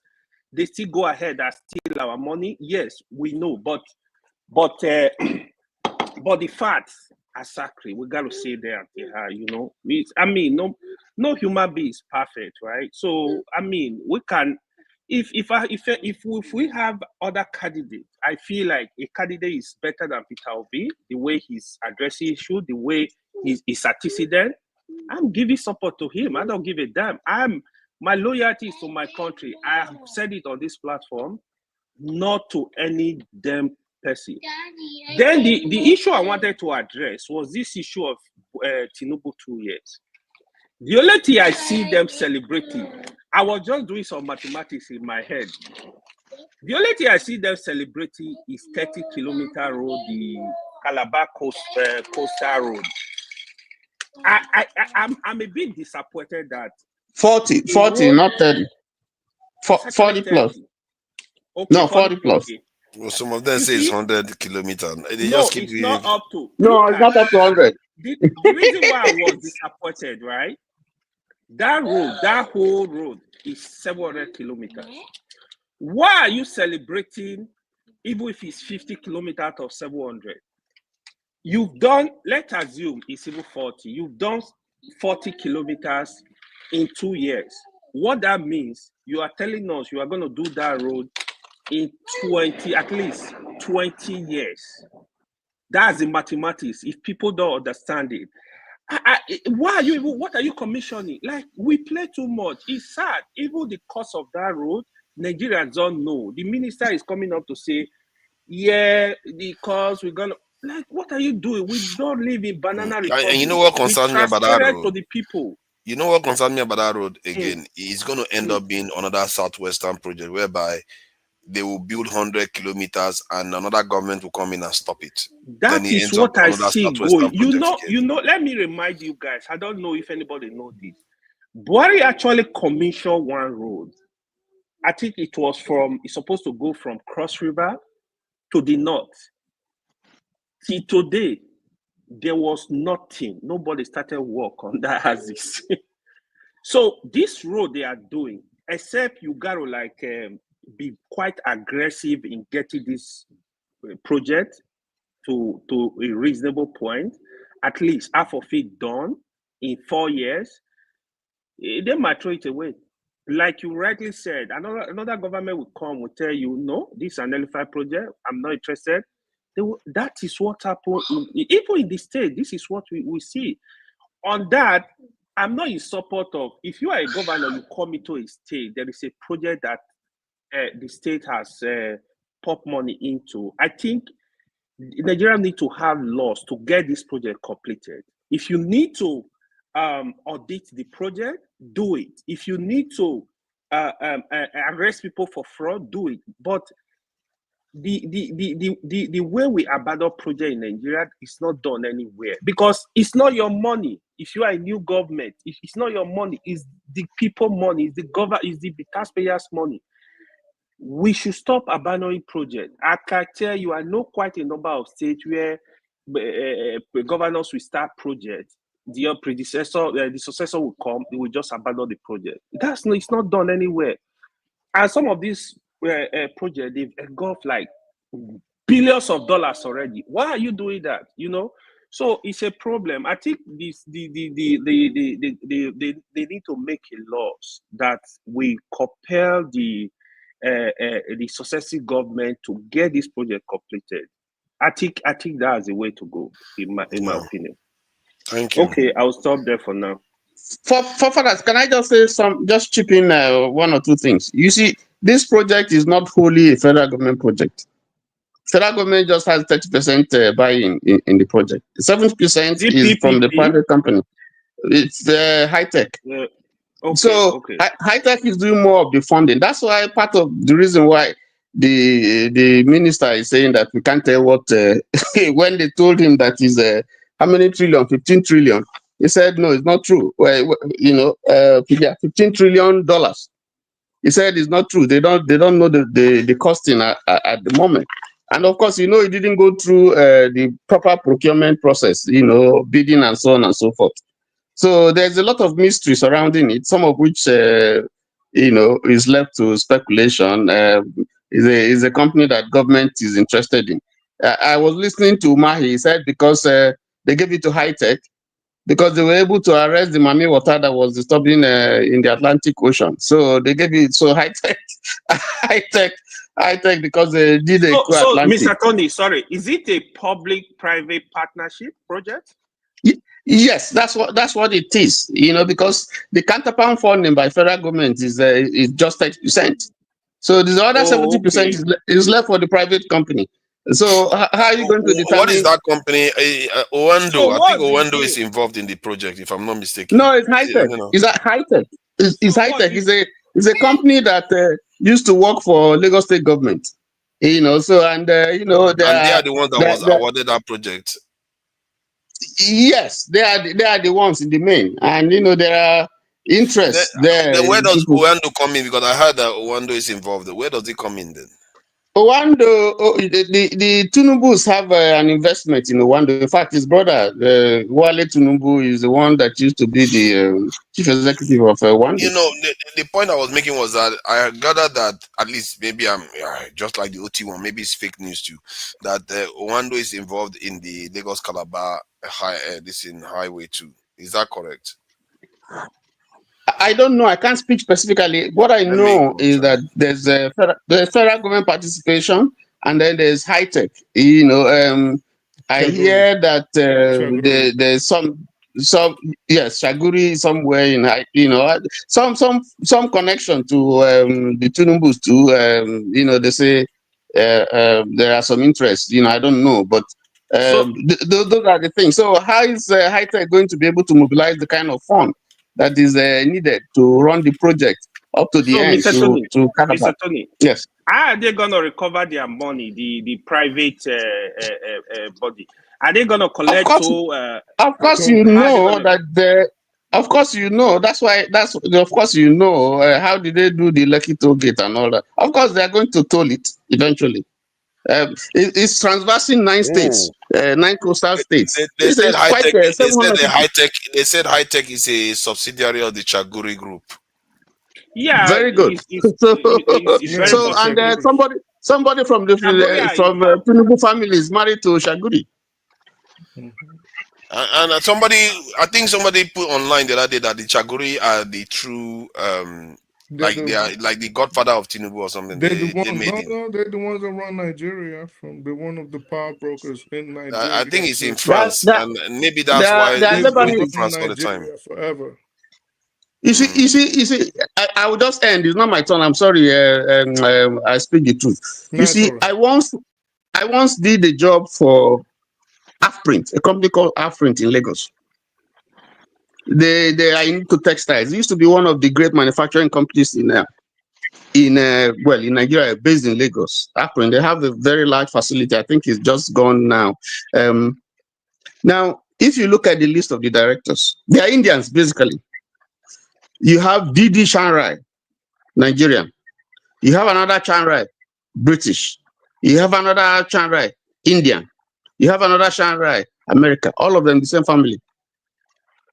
So when these people want to exploit the country, that's how they come. There will be one that is a Nigerian. If you check the Shaguris now, there's one that is in fact, you know that the Eco Hotel. Yeah, I was there when they sold Eco Hotel. They sold it to them. I mean, don't get it twisted. The Shaguris are Nigerians. You know. Yeah, you know, so some of them are Nigerians, some of them are Lebanese, some of them are from the UK, and so on and so forth. But of foreign descent. They are foreign indigens, though, even if they are Nigerians. Yeah, they're of Lebanese descent. Yes, so they're all connected all over. So you can't touch them. If you can't deport one, it's a Nigerian. The other one, you deport America, will come after you. You deport the other one, is Britain will come against you. Donald Trump's daughter or something like that. So you can see. Is it from Shaguri family? I think it was that company that produced. I don't know, Nigerian, Lebanese. Yeah, it's one other family. I forgot the name. They produce like those toilet paper in Nigeria. Has Oganek finished what he's talking about? I don't know whether he has. Okay, I think has he finished? Then who was supposed to speak next? I think I speak. No, I think he's speak the truth. I just wanted to. It's all right. Is it that you don't want to speak the truth to speak? No. He's very happy to share his point, his own turn. But when it comes to other people's turn, he wants to talk over them. That's not true. I ask. Listen, this is where I discuss. I ask questions, and I notice in the Nigerian space. I mean, you're epitome of it. You do not like adverse opinions. You get scared. You hear questions. To you, a lot of y'all, questions is a sign of enmity. Remember, we had to explain it to what's his name the other day. Like, just because I ask you a question does not mean I hate you. And Augustine, and he kept saying, no, that means you.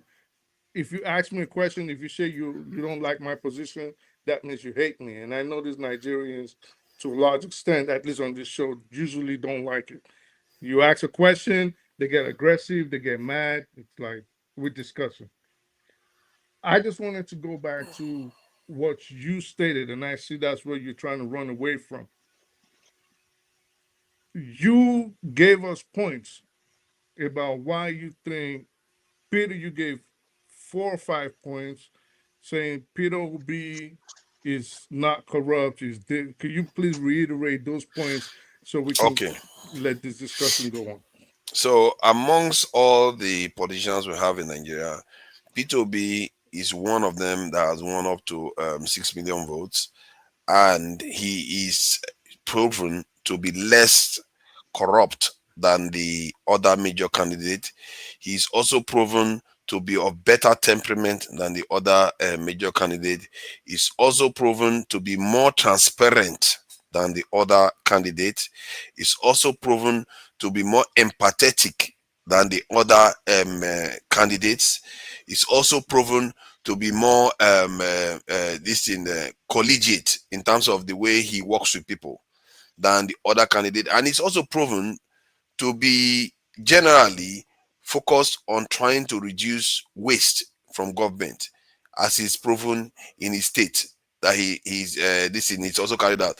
In terms of security, he's also proven to be ready to make tough decisions than most governors will take. He took drastic actions in the state that he was governing, and even some people still criticizing for it today. Like but what? he's Like capable what? of Like what? Like what? the clearing out the elements that were causing insecurity in the state that he didn't like.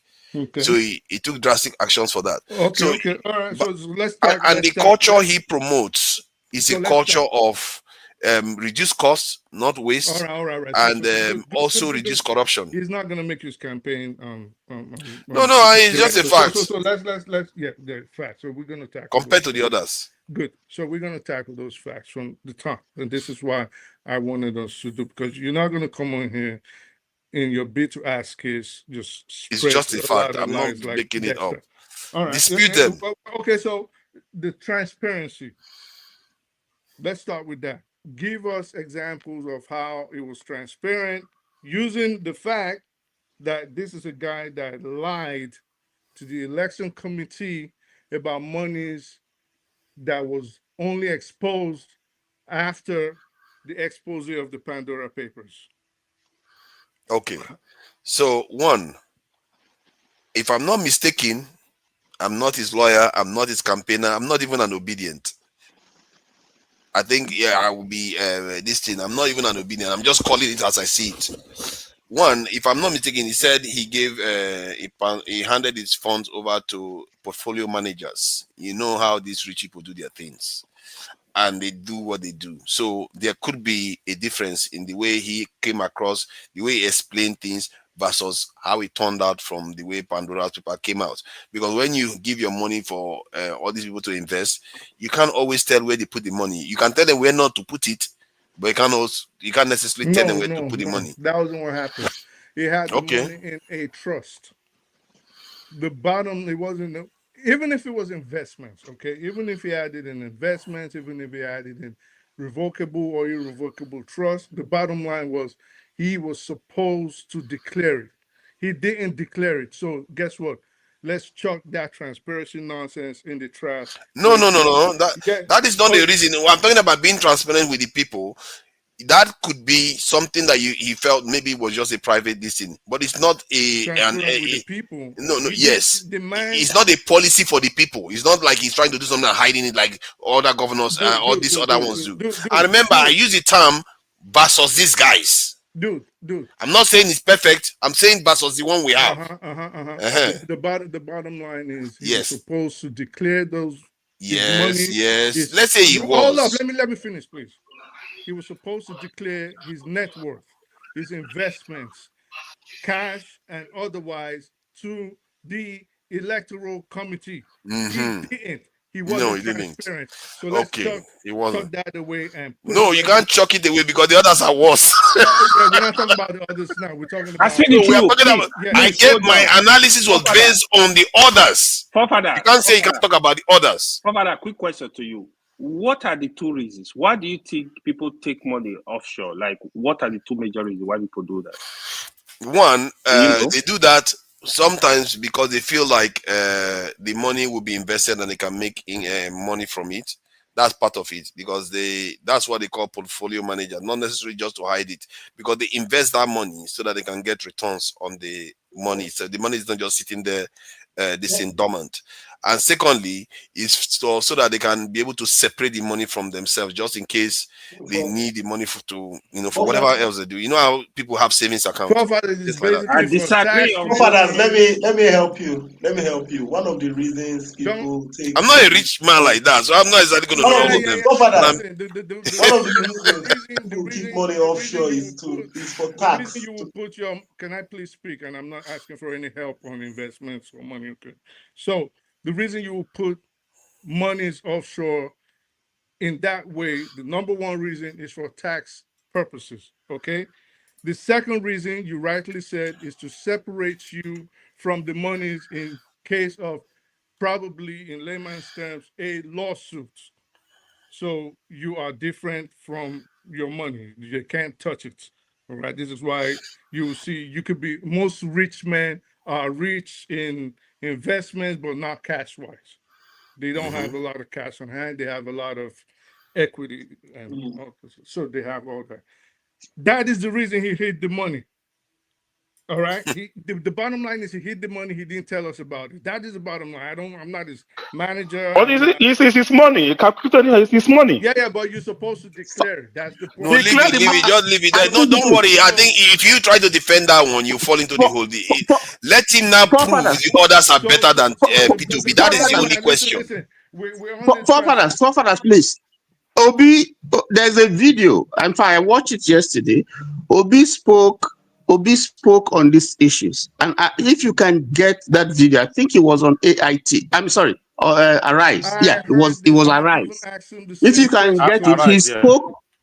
Yes, he addressed that issue. So I think he can speak for himself. And based on, I have watched. Yes, no, it's fair. It's fair. You made a point, but I think it's only fair that you play that video. So based on what he said, then we can interrogate it.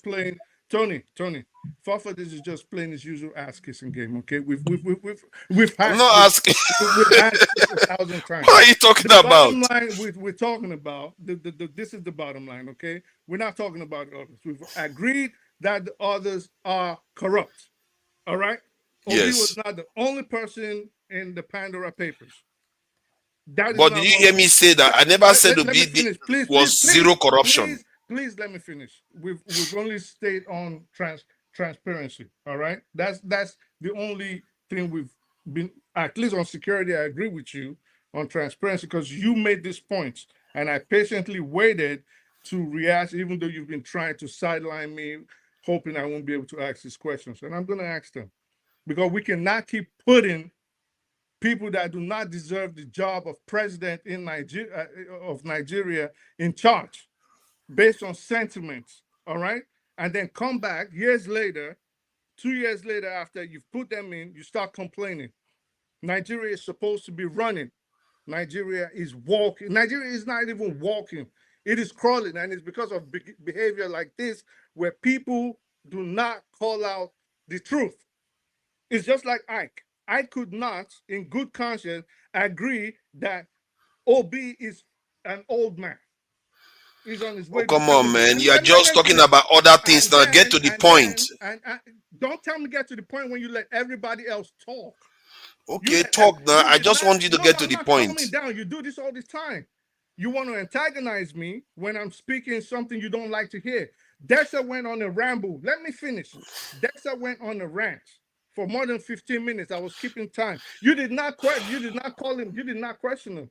No, because I want to engage with what you are talking about. I want to talk, and I'm in good conscience. I am asking questions to engage a good discussion. But the typical Nigerian in you jumps out.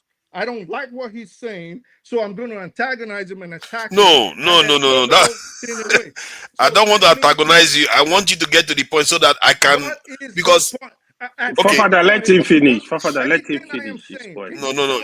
See, I don't want him to start. See. Okay, hold on. I don't want you to do. I don't want you to do something that is not relevant here. The question you asked me was why. I said what I said. could have gone And on, I like, gave you, hold on now. And then I gave you my reasoning that based on P2B's attitude versus the others. I don't care about the others, so let me then finish. don't bother. Then there's no point for that discussion then if you don't care. Because I'm not here to defend P2B as a pure candidate. Let me speak. You can kiss No, that. I'm not here to defend P2B as a pure candidate. That argument you have won already. No. Let me put it this way. You have already won the argument. No, if you want to say P2B is perfect, that's not my argument. Again, stop trying to antagonize me. I'm not. No, because I'm getting to the point of what you are saying. I'm saying if you are trying to argue that P2B is a pure candidate, you have already won the argument. So move on. Can I speak? Please, forefathers. Let me finish what I have to say. Hold on 1 minute, please. No, because you're just wasting our time now. Do you hear me? Can you hear me? Pastor, why will you wear that cap? Are you a chief? Hold on.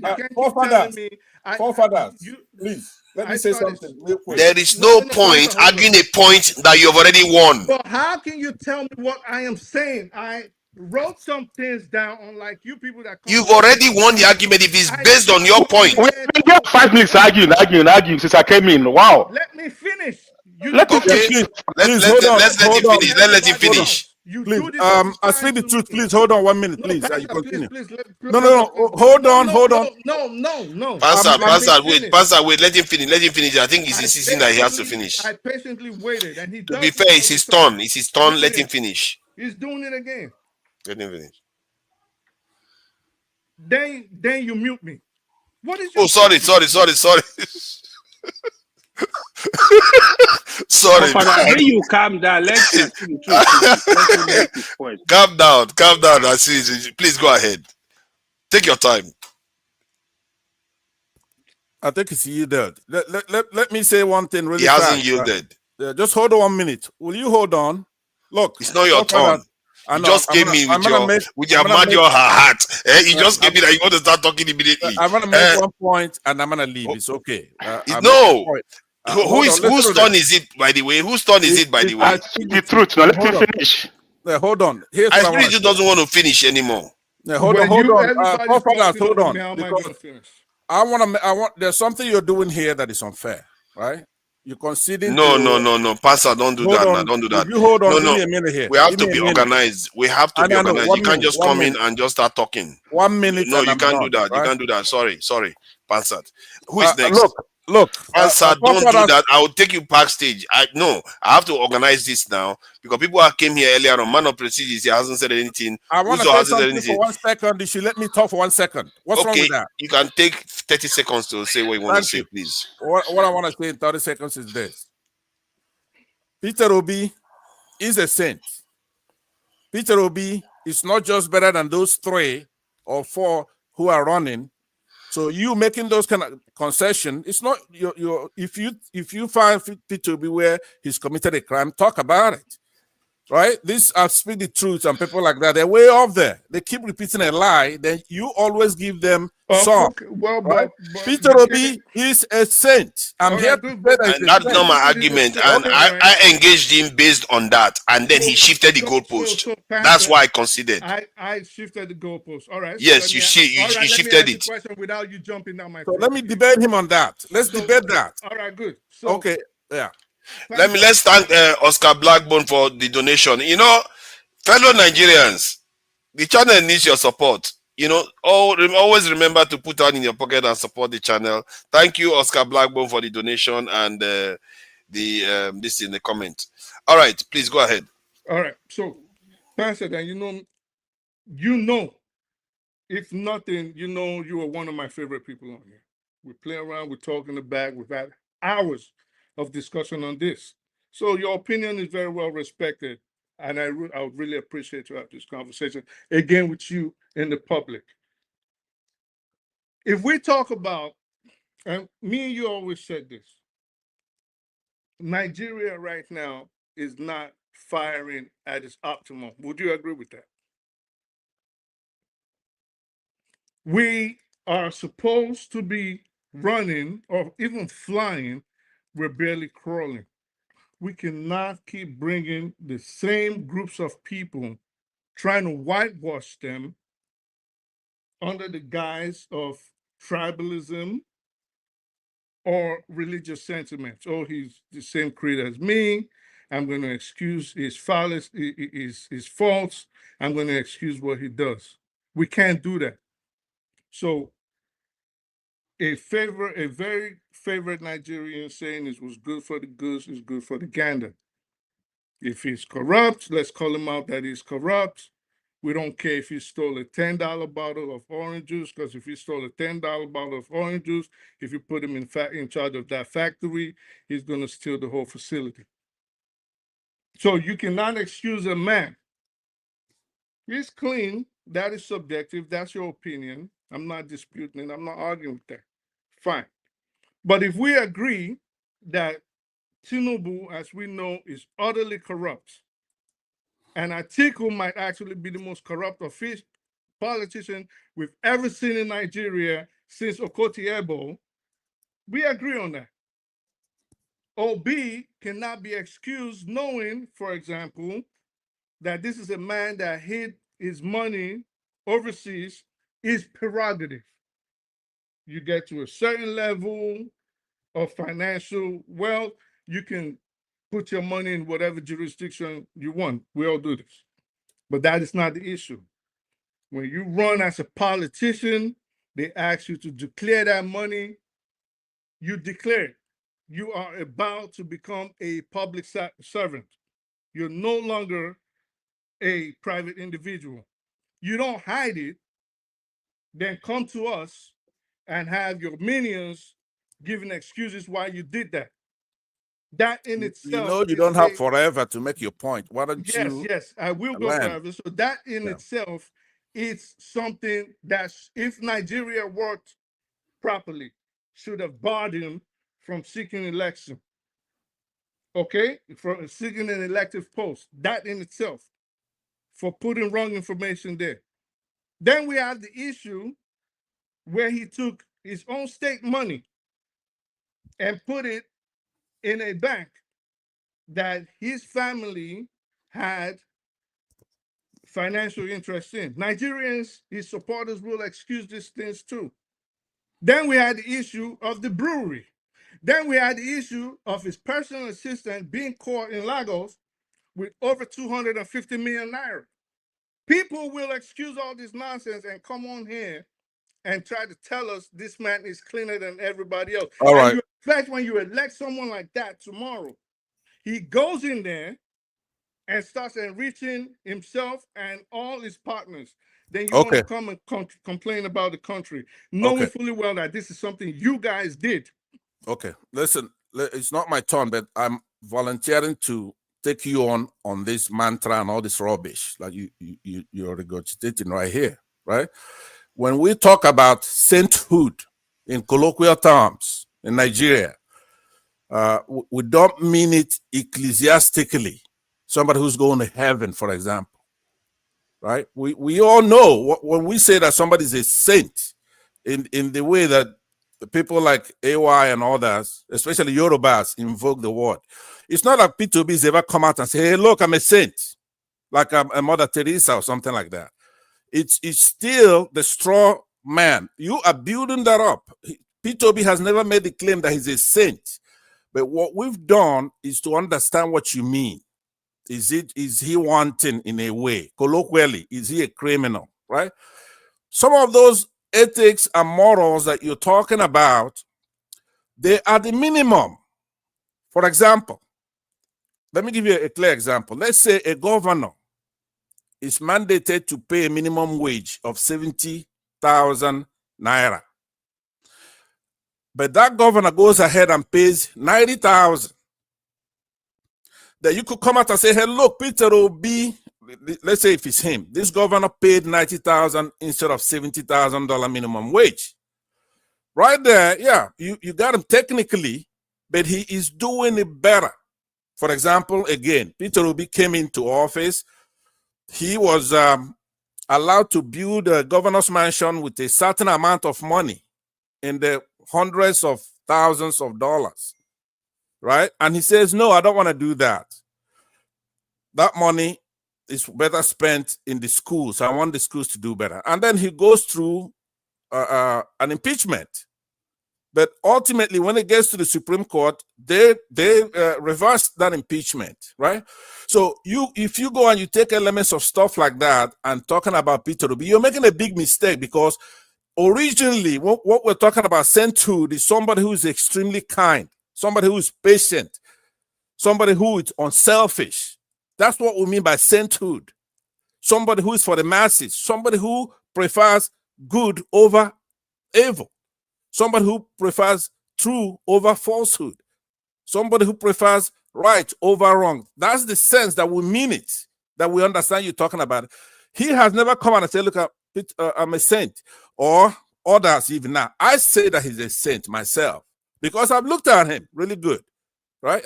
Now, some of us who are Biafrans, who are Igbos, I don't like that. I don't think that's a virtue that Peter Obi is the way he is. It's just that we have to tell the truth. Answered. We don't. This is an interjection on your whole tone. I don't know. Okay, yeah, you're right. It's just that when I want to use this to clear up. Peter Obi is a saint. You don't know anybody, even in the United States, where we're from here. We're Americans, and we're very proud Americans. There's nobody like Peter Obi. America has never produced a Peter Obi. There's no Peter Obi in the whole Africa. Peter Obi is better than Obama. Now hold on. You said this already. Now you already said this. I said it before, right? But so what I'm saying in conclusion is this: you don't intercede for us, right? Because I know you are from the South over there, and what you people do there is to pit these major tribes against one another. Right, I saw you defending Peter Obi, and you did it. I mean, Governor Oti the other day, a couple of days ago. You did a decent job, except leaving a lot on the table. If somebody is talking about Peter Obi is doing something, don't come on and say, "Oh, Peter Obi is not a saint." If that's the case, you want. He hasn't won anything. Peter Obi is a saint. Peter Obi. Assad, let's be serious. You play too much. Assad, you play too much. I'll leave it at that. All I'm saying is that I came in to tell you don't leave a lot on the table, right? When you're dealing with people, you are going to be arrested. You take it off. Don't leave anything on the table for them. All right, thank you very much. I'm actually gonna exit the platform since I still to make it up to you. I'm gonna exit so you could have. So you exited after they drove you out. After they drove you out, that's when you exited. He was there causing trouble, arguing. You took a simple interjection. You made a whole speech about it. I call it some people to be a saint. I'm not going to sit here and call him a saint, but it's the best of the bunch. That's for sure. And I don't think you are not infallible. You are wrong in doing that as well. Even though you do something good, right? It's like you cannot say you're a teacher, you're grading a student who got 100%. Right, and maybe the class is a bunch of dunces. Maybe the most they have is 60%, right? And they say, you know what, it's not fair. Let me make this student's grade to be 70%. It's not fair. Peter Obi, it's one of those people that come once in a generation.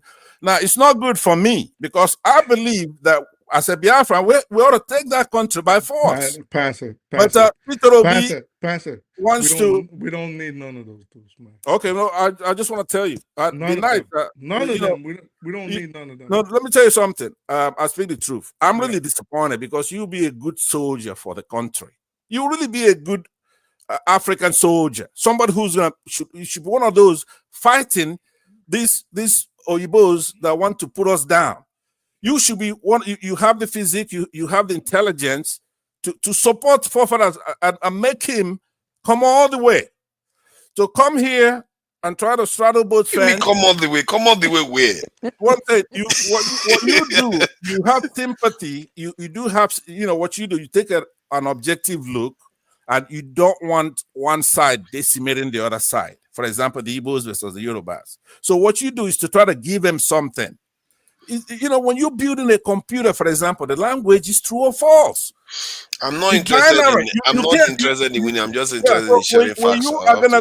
You notice people like, for example, AY, he was really bad here. some of them, they like me to talk to them because they know I'm telling them the truth. I'm telling you. What do you mean AY is bad here? Like a man of prestige who's gonna go halfway here, like you're doing, right? Man of prestige hasn't even said it. He's been very patient. Yeah, he's gotten better as well, right? He's gotten better, seen in platforms, fighting with his spirit. How could you be a Nigerian? How could you be a Nigerian, right? And we're talking politics, and you're not. What do you mean fighting with the spirit? So you have to be outraged about what's happening, right? If you see like Natasha, you're gonna listen to that woman talk and see how they're not persecuting her, and you're talking, and you don't get upset about that. You don't have a spirit, you don't have blood flowing in your veins. We have to do the right thing, and we can. And I live with this. I speak the truth. Yeah. You should be a good soldier for our country. That's what you're doing. Nobody actually believes you because you're here in the United States, right? There is no way when some of the things you say, they're pure stupidity. Why would you do that except when you're talking about something else that you make sense? Talking about Peter Obi and Pandora Purpose, that's so stupid. Nobody's not. Let me tell you something. Listen, it makes you look stupid. Well, believe me, I'm telling you. It probably does to you. And no, to any objective, but I don't want to argue with you. I want you to go all the way. So you don't look good when you do that. You're not convincing anybody. Nobody. Have you seen the obedience? Do you see how Nigerians want to take back their country? One at a time. We don't need none of them. Listen, there was something that happened. Remember when they split the 144 billion naira to the senators? Remember that just after the election. And they were interviewing Peter Obi, okay? And they asked him, they said, what does he think about these monies that the senators are divvying up for themselves? Right there, he criticized it, which any normal person will do. You criticize that, right? And then in the very next question was, but do you know Labour Party elected officials split in the largesse? And right away, he did a 180 and started justifying, well, they have to get the money because it was given to them, basically saying it was forced on them. To me, right away, I said, this guy is a complete politician. It's either you're going to criticize. You don't have all day. So let me answer you that, right? Let me tell you something. That's not the rubric of judging a good leader. Yes, it is. Well, no, hold on. Let me tell you. You don't want the Labour Party senators to take the money, right? You don't? No. If they're sharing the money, refuse it. They should refuse. No, why? How? And no. that money. Look, listen to me. Nigerians let me tell you. You spoke. Let me tell you something. The way it works in parliaments or the Nigerian National Assembly, right? You have minority view, right? If the majority vote for that jeep or money, this minority group supposed to, I don't mean minority like South or something like that. I'm talking about politically. Okay? So they give their shot. If South are not minority. What are you talking about? Can you withdraw that? If they lose, right? It's politics. If they lose and the majority carries the vote, then they move on. That's they the way could still reject it on principle. Nobody. I wouldn't. Right? Listen to me. Okay, wait. Sponsored, you've had your turn now. You see, man of prestige, you're not complaining because it's sponsored. When Sponsored is doing whatever he likes, they just let him carry on. Okay, well, anyway, we'll debate later. That's a good debate because I do want you over on the side that is right. You in particular, I want you to do the right thing. Right? You cannot come out on these platforms and diluting every other idea that you have. You're knowledgeable about Africa as a whole, about Black people. And then because of the tribal clannish nonsense back home, then you're taking the wrong position. Just like I admonished Ekene earlier today. Somebody who's always right. Now, when it comes to chauvinism, then he wants to take the back seat. That's not supposed to happen. We're supposed to do the right thing. You ought to be a soldier for Black people, for Africans, for Nigerians, not all these small clannish. Because let me tell you something before I go. We're going to win. We're going to take that country back. I just want you to know that. We're not begging for that. Let me ask you a question. We're going to take it over. Pastor, let me ask you a question. Do you still consider yourself as a Nigerian since you've not been to Nigeria for 40 years and you are putting on an Igbo cap? Do you still consider? No, this is a serious question. Can you just who told you he has not been to Nigeria for 40 years? I want to draw battle. He has not been to Nigeria. I go for village meeting. Leave me alone, let him go. I'm Don't actually surprised. She's sweating anyway. You can go. She's sweating. So my brother here in this part of town. He hasn't been to Nigeria for 40 years. For me, everyone they make up because if you come here today, that's why I get all this liver because I don't see you today. Don't worry, go to Biafra. Baby, I go see you. Okay, bye, everybody. Thanks for All right, then. Thank you for joining us, Pastor. Away now, you see, he will not. Leave me alone. You want to make you late? Hey, why is wicked? Like it hasn't been for 40 years. All right, who is next? I think it's Man of Prestige. Man of Prestige.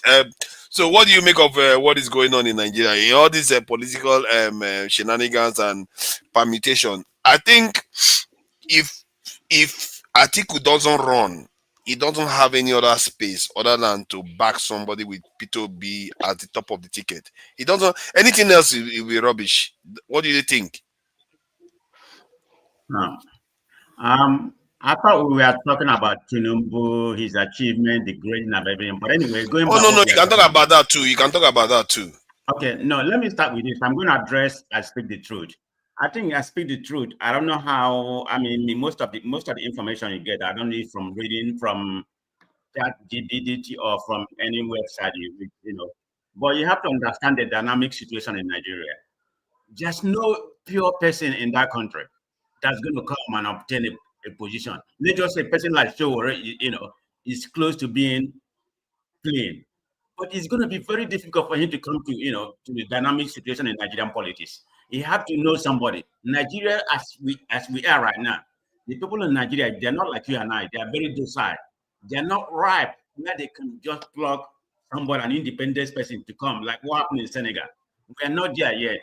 We have to use the vehicle that we have, at least. So I'm not here, I'm going to be supporter, okay? I'll be very transparent about that. But in my own opinion, this is strictly my own opinion, he's the least of the devil. And this is why I'm supporting him to pilot. I can go by his antecedent in Anambra. But you have to understand and speak the truth. There's no way, particularly, you know, where you and I from, this eastern part of Nigeria, we are Republican. They don't believe me. I'm not saying they are right or they are not chief or whatever, you know. Anybody they consider to be corrupt, he's not going to be elected. People like Okorocha, Kanu, they're not going to, the Igbos are not like that. It's just that something in their DNA. So I'm not coming here to say that they'll be corrupt. Does he have some baggages? He may do, but he has not been proven. I mean, we should understand why he was impeached. Because he refused to inflate the budget, if you understand. I see a lot of chat talking here, people like Kulata talking some nonsense. This Pandora paper we're talking about right now, go and read it. You can use the ChatGPT, you can use any kind of Premium Times. He established the Pandora paper. I'm not making an excuse for him now. The Pandora paper or investing money offshore is a way to, it's a tax invasion. Everybody knows it. As a businessman, I'm not a politician.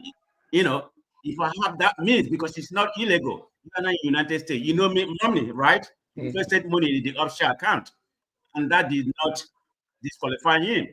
So let's talk about Nigerian place. There's about 10 business people, rich people in Nigeria, that invested, you know, their money in the Pandora paper.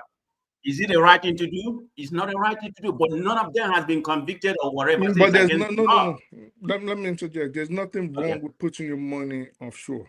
It's not a crime as far as you are adhering to the financial and tax laws of whatever jurisdiction you're from and wherever you're putting your money. There's no crime in it. You can put your money under your pillow if you want. You can put your money in cows. You can put it in Bitcoin. You can put it in real estate. You can put it in whatever investment, wherever you want to keep it, as far as you are following the law. That's not what I'm saying. The crux of my argument is he did not declare it. He did, when they give them the financial papers to fill out, the electoral committee, he willfully neglected to include those monies in the papers. And that could, if Nigeria was a working country, should have barred him from um, um, aspiring to be president of Nigeria. Because that only, for someone like me, that tells me that if you are willing to hide something like that, when you're put in position where you are in charge of hundreds of billions of dollars, you will do the same thing. This is what that tells me. So I'm not saying he's not the least corrupt of the bunch. What I'm saying is he's no different from them. The only difference at this point is he hasn't had access to that kind of money. Because if you're willing to hide that, you're willing to hide more. So I'm saying we cannot find a saint, fine. But why are we going after these career politicians to lead us out of the doldrums? They're not gonna do it.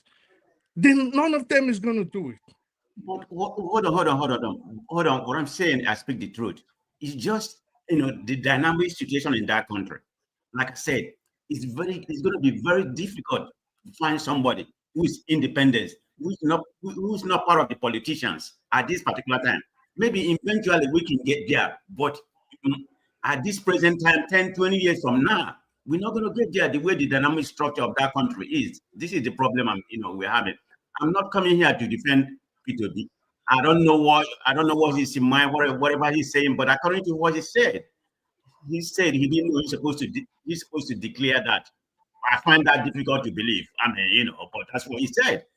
People need to understand the genesis of this Pandora paper.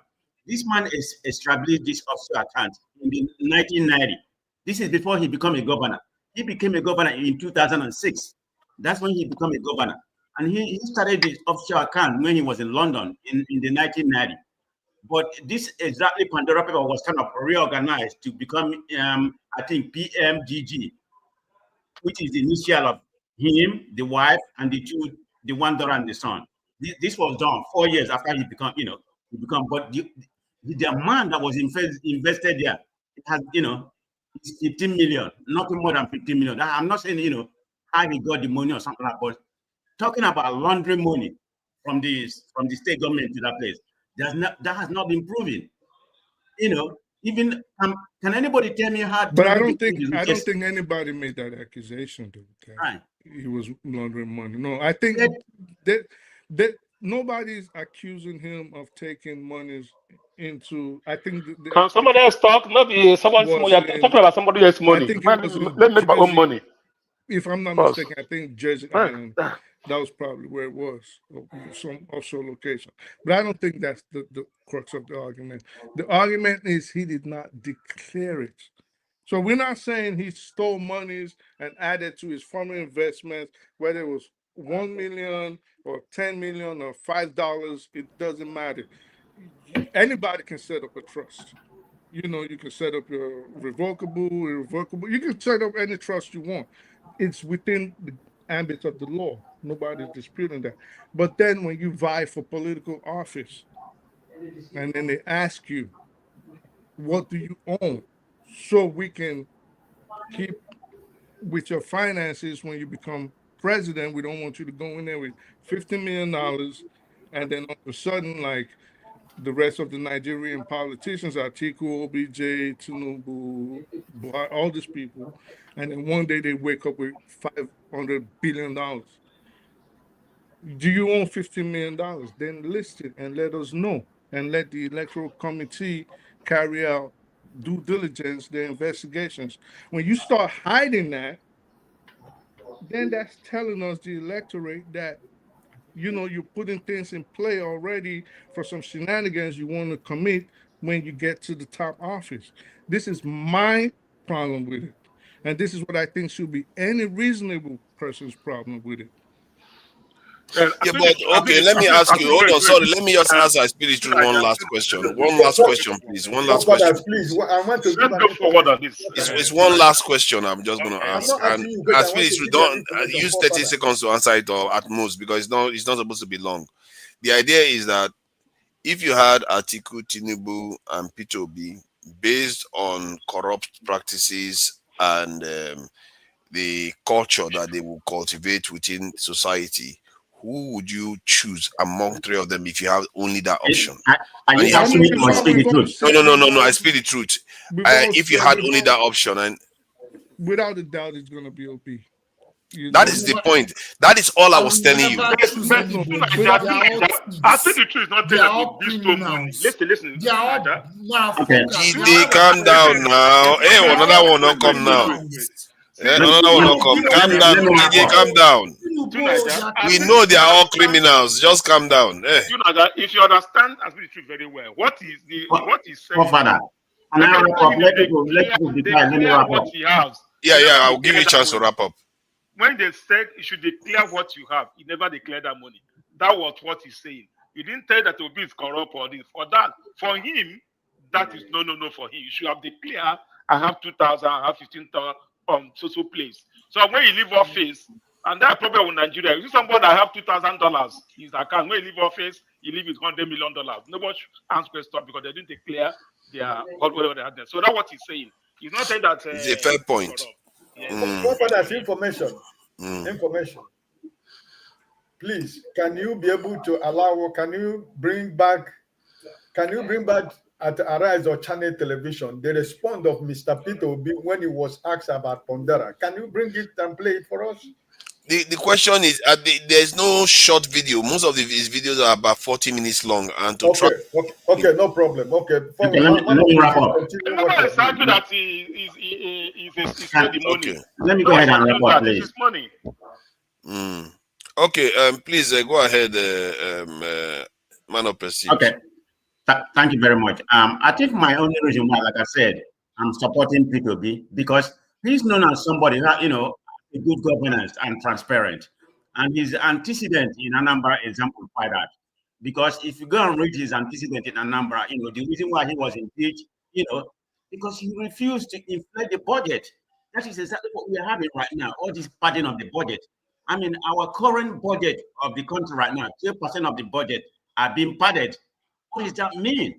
It's scam. Nigeria has just become ATM for the elite politicians. That's exactly what happened. And we are not going anywhere. So let me just make it clear. I'm not here to say that he's a saint, but from the little I know about him, he's the least of the evil. That's the point I'm trying to make. Can we get people like a saint to come to that country? Not in the present country where we are right now. You have to be a politician in order to, mingle there, So let me go into this briefly before I go up what we are talking about. People keep on talking like we have that foolish culata on that place, chatting all those nonsense, I mean, what Kulata does come here and propaganda, he's very good at that. I know the history of this OB we are talking about. Like I said, this man established this in the 1990s. This is before he became a governor in 2006, and he did not take the state money. You can say whatever you want or whatever, how you want. I mean, it's not. There's no law against it in Nigeria. I stated before, there are more than 10 people that invested in this Pandora paper. So, I mean, the man was very prudent, very transparent during his governorship. Is he going to transfer that to when he becomes president of Nigeria? That I can't tell. But we need to call it what it is. So let's go back to the main topic. I don't want to talk about Obi. Let's talk about talking. You have not just talked about the stage. People need to realize. Used everywhere globally for investment, savings, and estate planning purposes. It's allowed by law everywhere. In my particular case and that of my family, it was done on very valuable advice of our then bankers, Lloyds TSB. This is what they did to all their international clients who operated at the time I lived in the UK. They will help you to see that you formulate a trust company offshore, and that is what we did. This company was never used to launder money before, during, and after till date. So it wasn't used anytime I was in office for anything.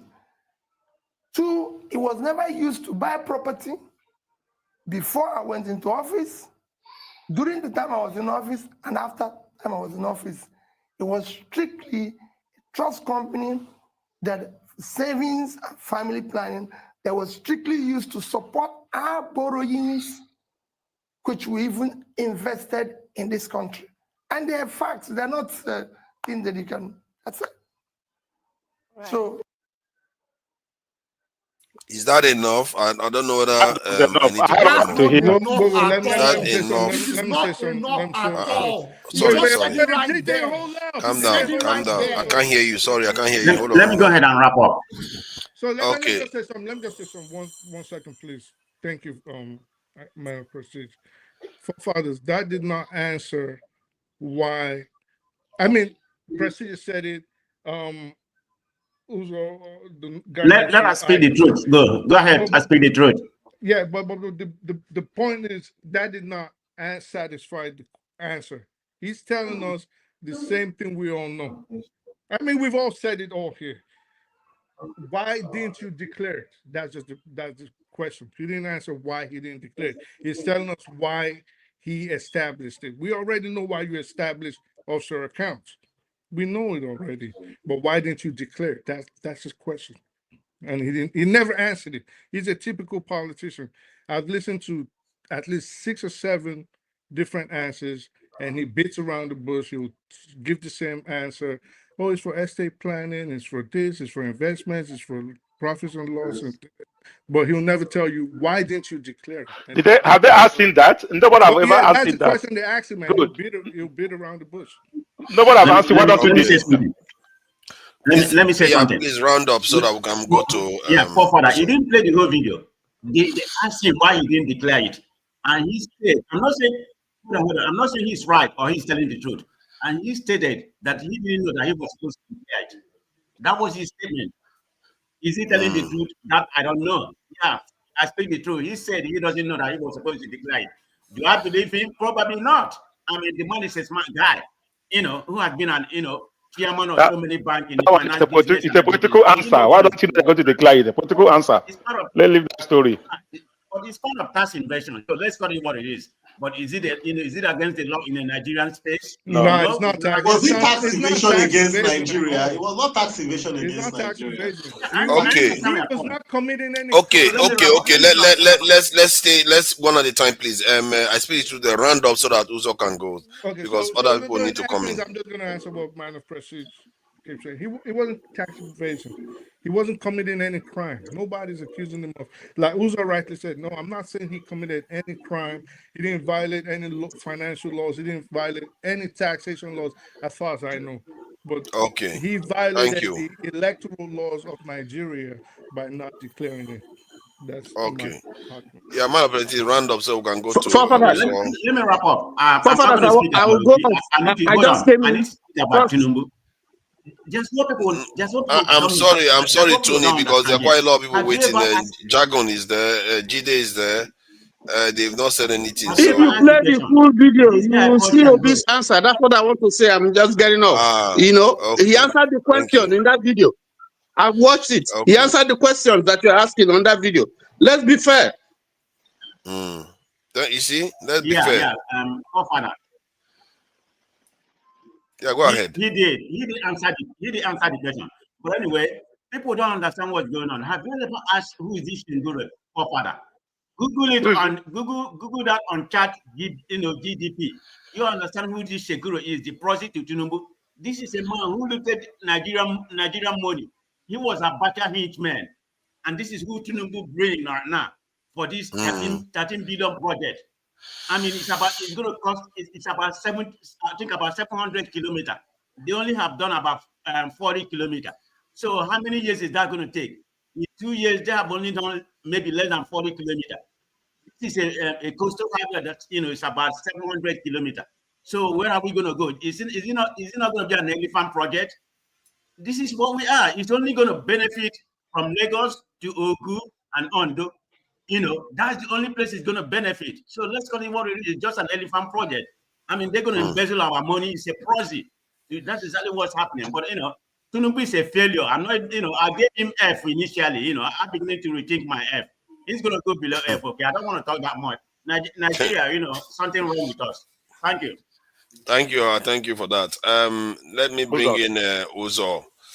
All right, Uzo, you are welcome. And what do you want to talk about today? You want to grade Tinubu. He did very well, isn't On he? the coastal road first, we all know that Nigeria Commission now is not the first place. This is a template they are working on. I remember during the Obasanjo regime, so I saw a signboard on the TV. There's a road that leads to my village. It's been done on commission. It was not internet like this. Then I traveled December. I saw this signboard commission only a kilometer of road. It's about 10 kilometers. They only commission 1 kilometer of road. And the road, the thing have been on the paper that the road is done on commission. Yeah, it's done on commission. The commission. So it's a template they're following. It's a normal Nigeria template. I don't see how construction for a road you have to do like we have to put all that pressure on people. We are on the Western world. Construction of the road is something by the city, by the state. It's a continual process, all right? It doesn't stop until they finish the road. But in Nigeria case, High Tech is a Tinubu company. Maybe I don't know, but I met High Tech working. They did the whole Eco Bar Beach. It's High Tech that Safi Bar Beach. They did most of the major road that leads the Atlantic a lot when Tinubu was the governor, before he was after he was the governor. Yeah, High Tech is a most. I know people have a share on that, and I tell you, if they have a good benefit for Nigeria on that High Tech, they should start these roads. So more than about 700 kilometers. You should have more than 20 companies working on having that contract. Some will start from Calabar. You don't want to finish it. The money is there. So we'll start from the end. So we'll start from the middle. Before you know it, 3 years that road will finish. But I tell you what's going to happen is that by the time they finish the certain part of it, Tinubu will be gone. They will start the project. That's it. They will just. You see what you said? That's what I thought too. Why didn't they start from the middle and the other side? They just do it only for one side, and it's going to end up totally being a Lagos project. If another government comes in and stops that project, it's just going to be a Lagos project. That's Nigeria for you. It happens everywhere. That's Nigeria for you. And coming to all those criminals, I don't know why this always happen. During Buhari regimes here, you ruled for 8 years, Nigeria was crying. No coalition for anybody. No northern coalition, no southern coalition. Everybody if you even protest, they say it's a haram. It's not going to happen. But just 2 years of a certain governor, everyone want to remove him, just like the way they remove Jonathan. The same thing that is going on. For me, I don't support any coalition. I don't support it. Let Peter be run individual. If he fail, he fail. If Peter be in coalition with anybody, especially from the people from the northern politicians, Atiku, all those guys that look all these young people, even Amechi is even start jogging up. It's very sweet now. Start singing Nsobu Enyi by Enyi. Amechi will start running the pitch all over the place. All of them are all criminals. I don't see what they're trying to achieve. For me, let Tinubu continue, man. If be one in coalition with any politicians, me, I'll go campaign against them. And I tell you, who the artist stand out, that's his downfall. I will tell you lie. I know it takes us time to key into Obi agenda. When Obi wanted to be the president, it takes certain times to key into his agenda. If he try this now, that is it. Nobody is going to follow him. I don't buy the idea. Not that Tinubu is doing good, but it's not. Whenever you see a certain has come to as a presidency, as a president, people will start telling you that he's not competent. This, that, they start to remove him. Just like they remove Jonathan. It's not going to happen. And they always use the Satanas to remove the Satanas. They can't do that by themselves. Just like Jonathan, they have to use the Satanas to remove him. Tinubu and all of Amechi and all of them, they removed Jonathan. Now he's had to use Obi to remove him again. It's not going to work. For me, it's not going to work. I will campaign against anybody that wants to remove Tinubu this time around. So you want to carry on with this current government that has kneecapped the Nigerian economy? When Buhari was there, we said the same thing. When Jonathan was there, we said the same thing. It's only the same thing. But actually, no, it's not the same. Actually, what Buhari did was he didn't do certain things. He could have stopped the black market in this round tripping. He didn't do that like this government did. It was just a law. Tinubu passed. He didn't stop insecurity, but Buhari didn't go out of his way to sabotage the Nigerian economy. Tinubu seems to have done. No. The suffering of the people remains. The suffering of the people remains. Yes. That's what I mean. The suffering of the people remains. It don't matter the policy you take, but the suffering of the people remains. Didn't reduce. Or everything keep on going up from where Jonathan left it. You keep on going up. So that I mean the suffering remains. It doesn't change anything. So if you remove Tinubu now, somebody else comes in. The suffering. Do you think that if Erofai, Atiku, all of them join hands together to bring P2B as a president, they were likely to rule? He said that all of them will kill them and bring their own people. Did they not help? Did they not help Tinubu come into office? Did Tinubu not help Buhari come into office? They let them govern. Okay, when they allowed Buhari to come into office, what happened? What happened? They allowed Buhari to govern, and he didn't govern well. Who would allow Buhari to govern? Yeah, Tinubu now. It is. I don't know. The Tinubu treat go on like a kid. This in Buhari. Buhari is not like a Tinubu's student. It's not. So my own point is anything coming together from a handshake across the Niger, from the north south to remove the president. I mean, I don't support that. I know Nigeria, we are facing a hard time now, but end of the day, let's call it speed. As Sidi Tah said, if we can start holding this our president accountable before you go to the office, you declare your financial stand. When you leave office, will you again? Not somebody or kind of man that won election in Abuja at that time. That guy may be a bastard rich guy now. I may be surprised. I may be surprised by your opinion. Your opinion seems to be quite superficial. Like, okay, because it's in Southern and they shouldn't remove him from office because. No, my opinion is this. My opinion is this.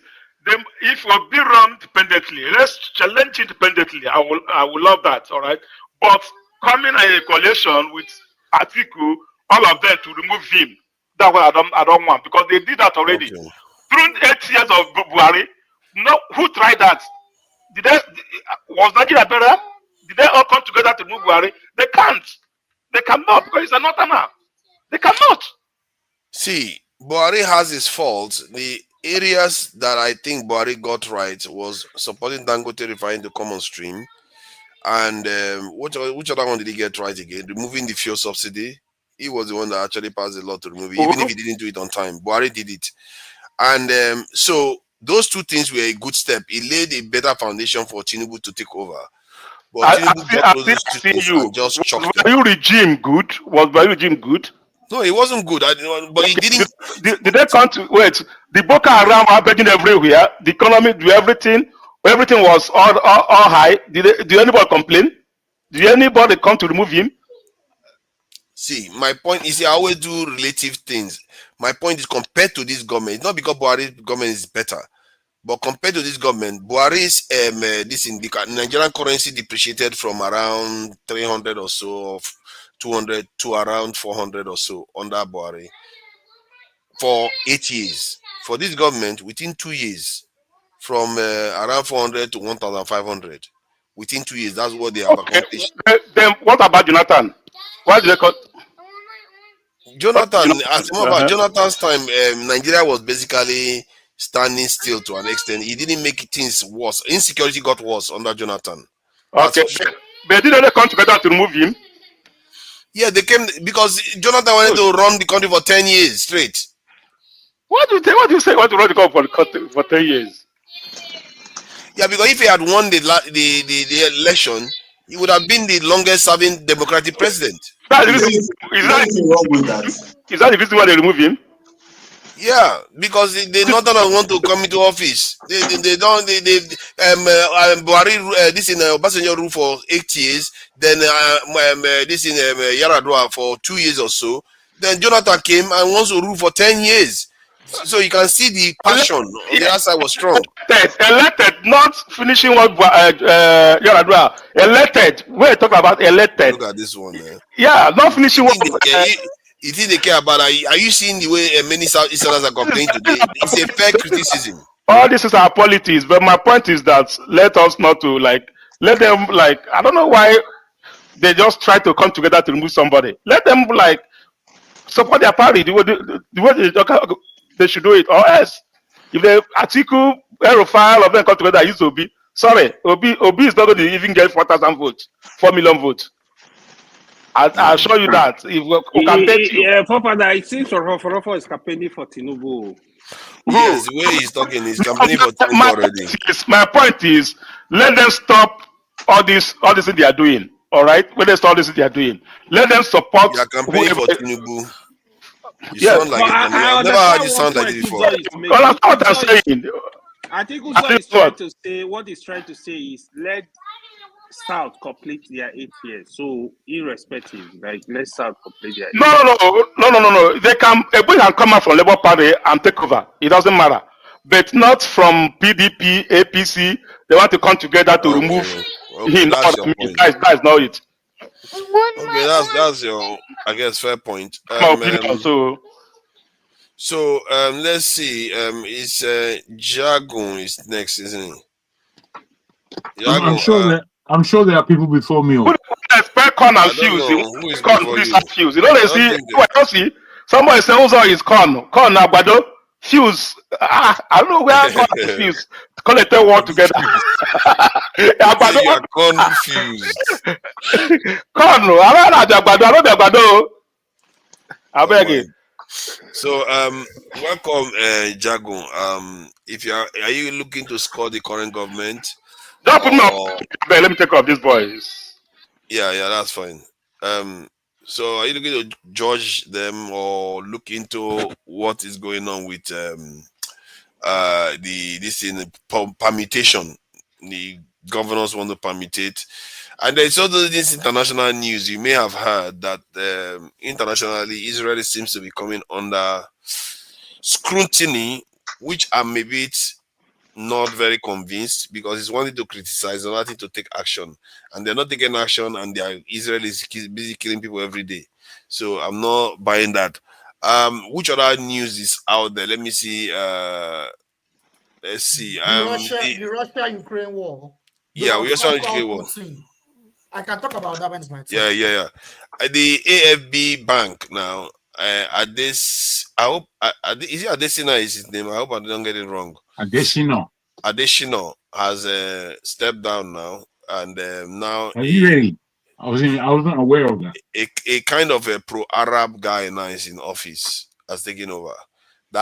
He's from Mauritania, and he seems to be. What do you mean he's pro-Arab? What does that mean? Because he was in the bank of the Middle Eastern nation or something like that. He was in the bank, or he was the head of that bank, and he's from Mauritania, a country where a minority Arab Tuareg population is ruling over black people there, and at the same time, like I said, pro-Arabic, because he was part of their ecosystem, and now he's taking over this organization. So I don't know what you make of all that.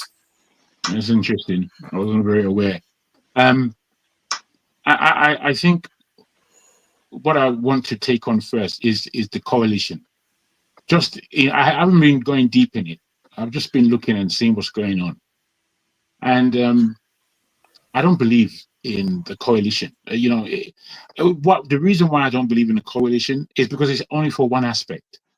There is still no ideology behind what they're trying to achieve, apart from to take Tinubu out of the way. Thank you, This is a level of Nigerianism that pisses me off. I don't know why we behave so poorly. We're strange. We're a strange lot. We're a strange lot of as a people. We don't lend understanding to the polity in the country, and I find it bemusing. The only thing is that we are Nigerians and we know how we are, but it always seems to me that we like going the wrong way. We don't go the way of progression. Not wanting to go on Peter Obi, and I'm not really wanting to speak on that subject. It's fascinating in ways, but most of it we've heard before. I would say that Peter Obi, to me, and 2023, I and many people was having. I was really encouraged about Nigeria and having certain hopes. And Peter Obi, for me, was the only one who spoke anything, not necessarily to my liking at the depths at which he should be speaking, but he was the only one who was iterating a plan. He was the only one who said what he's going to do, who spoke about a philosophy of production, how do you say it? Please remind me. Consumption to production. Yes. And I think that was an ethos that Nigeria needed. That, you know, there's a thing about timing in the world of politics. And if the right person doesn't come at the right time, it's just going to screw up. For me, Tinubu should have never been there. Looking at Tinubu, he seems nonplussed. It doesn't seem to me like he knows what he's doing. I believe he knows what he's doing as far as he's concerned, as far as what he wants to do. But he's not lifting up his people. He's not. He's not lifting up his people at all. And this was my suspicion in what I know about Tinubu. Peter Obi, I believe if he actually got the ticket and he went into the grounds where he was actually performing production to consumption, or whatever it was. I'm sorry about that. But, you know, he did make so many statements about Nigeria's turnaround. And I think he would have done a good job of turning Nigeria around to the point. I don't believe like the last 2 years that have happened. To me, nothing's happened. Nothing's happened in the last 2 years in Nigeria, apart from the economy shrinking, people suffering more. And the country is still looking like an awful dump. The country looks like a dump.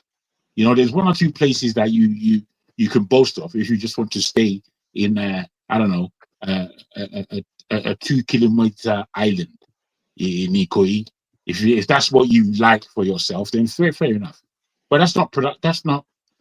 Nigeria is, as has been said, is a country that should be powering ahead by now. Even though we're young, we're only 60 years old, 63 years, whatever it is. But that doesn't mean because we're young, we need to be floundering, which is what the country is doing. So, you know, when it comes to the point where there's a coalition coming together, where enemies are now going to be siding themselves, I mean, what are we going to get out of that? You're not going to get anything. You're not going to get anything. You're going to get a new government if they were able to come together and take Tinubu out. You're going to get a new government who none of them know what they're doing. And even if Obi is there leading that haram of people, you're not going to. I don't believe there will be coordination. There will be a coordination for your past. I don't believe that there would be. And Nigeria at the top, they need coordination because you need to drive this thing. The thing is, if there's a proper driver as the head of state in Nigeria, the country will come behind that person. The country will come behind it because you know, we're followers as Nigerians. We're followers. We're not really, you know. But can I ask a question though? Let's say we are going to have bad leadership, and amongst the lot, Tinubu, Peter Obi, and this thing, Atiku.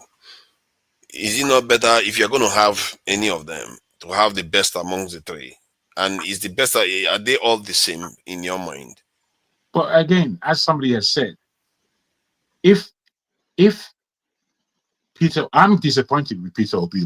I'm disappointed with him. If he, over the last firstly, the way he handled the matter of the court case about the election themselves, I think he handled that very poorly, very weak. Didn't really show any strength. Didn't show diligence. In my, you know, many of us here, we know how to fight, especially when we think we're justified in this fight. And what I was looking at, he was almost behaving like, you know, he was begging for something, as opposed to, you know, being really stringent and being there every day and making sure that he's driving the matter home that I won this election and this whole thing has been rigged, which was obvious to most of us. So, you know, for me, that was one weakness. And then for him to come into the arena where he didn't tidy up the Labour Party, that, if I'm him, that's what I would have been doing for the last 2 years, making sure that the party that I'm running under is as strong as it could be. And with him being there, and with him making the kind of alliances that he needs to make, personnel to bring into the Labour Party and make that organization a real organization, real. Give them an ethos, give them an understanding. If you're saying from production to consumption or whatever it is and such like, then I would think that it is incumbent upon you to make sure that you have a structure that can really fulfill your mantra. If not, you're wasting time, man. This is Nigeria, mate. Time is going. The whole world is out there. The whole world is out there, and the whole world is moving on one way or the other. You know, there's a lot of stagnation. Don't get me wrong. In Europe, there's big question marks in America, both politically and economically. I think economically they're pretty strong. Politically, we all know we've got a madman as the head of states in America. We've got a crazy guy there, and he's doing crazy things. And, it's alarming. It's alarming. Let me ask you this hypothetical question: do you think if Peter Obi was in office, this would have happened where you have 3 countries separated from ECOWAS? Where again, Peter Obi is a bit weak because Nigeria and Nigerian politics is weak. He may have done similarly as Tinubu did, which is to immediately want to go to war with his neighbors, which was just stupidity on the highest level. Do you think Peter Obi will want to go to war? It's not. I think he would want to go to war. What it is that somebody would have put that in his ear, and it would be up to him whether he takes that advice on board or not. Somebody would have put it in his ear that this is what you need to do. But then, whether they whisper it, would he take the advice and try to declare war? Again, when I listen to Peter Obi, I don't see him as a Pan-Africanist, a strict Pan-Africanist that has the understanding that he wants Africa as a whole to rise. He is, like most Nigerian politicians, are just so invested in the Nigerian rougher that they're not thinking. They're not really thinking expansively. Yeah, but is that true though? Because this same guy. I'll tell you why it's true. There was a meeting in Ghana with Arikana, the UN lady, the African Union lady. Who else was there? Our man Malema of South Africa. We know how he speaks, whether we agree with him or not. And then there was him. And I thought, this is interesting, bruh. Whilst he had a lot of good things to say, on the Pan-African level, he had nothing to say. The weight and the level that Arikana was speaking on, I thought you're supposed to follow that, man. You're supposed to be encouraged by that. Yeah. Thank you, Jago. I know that. No, I think he doesn't speak Pan-Africanism. That's not what he does. He just speaks. But you see, there's Pan-Africanism is a tough thing, as we all know.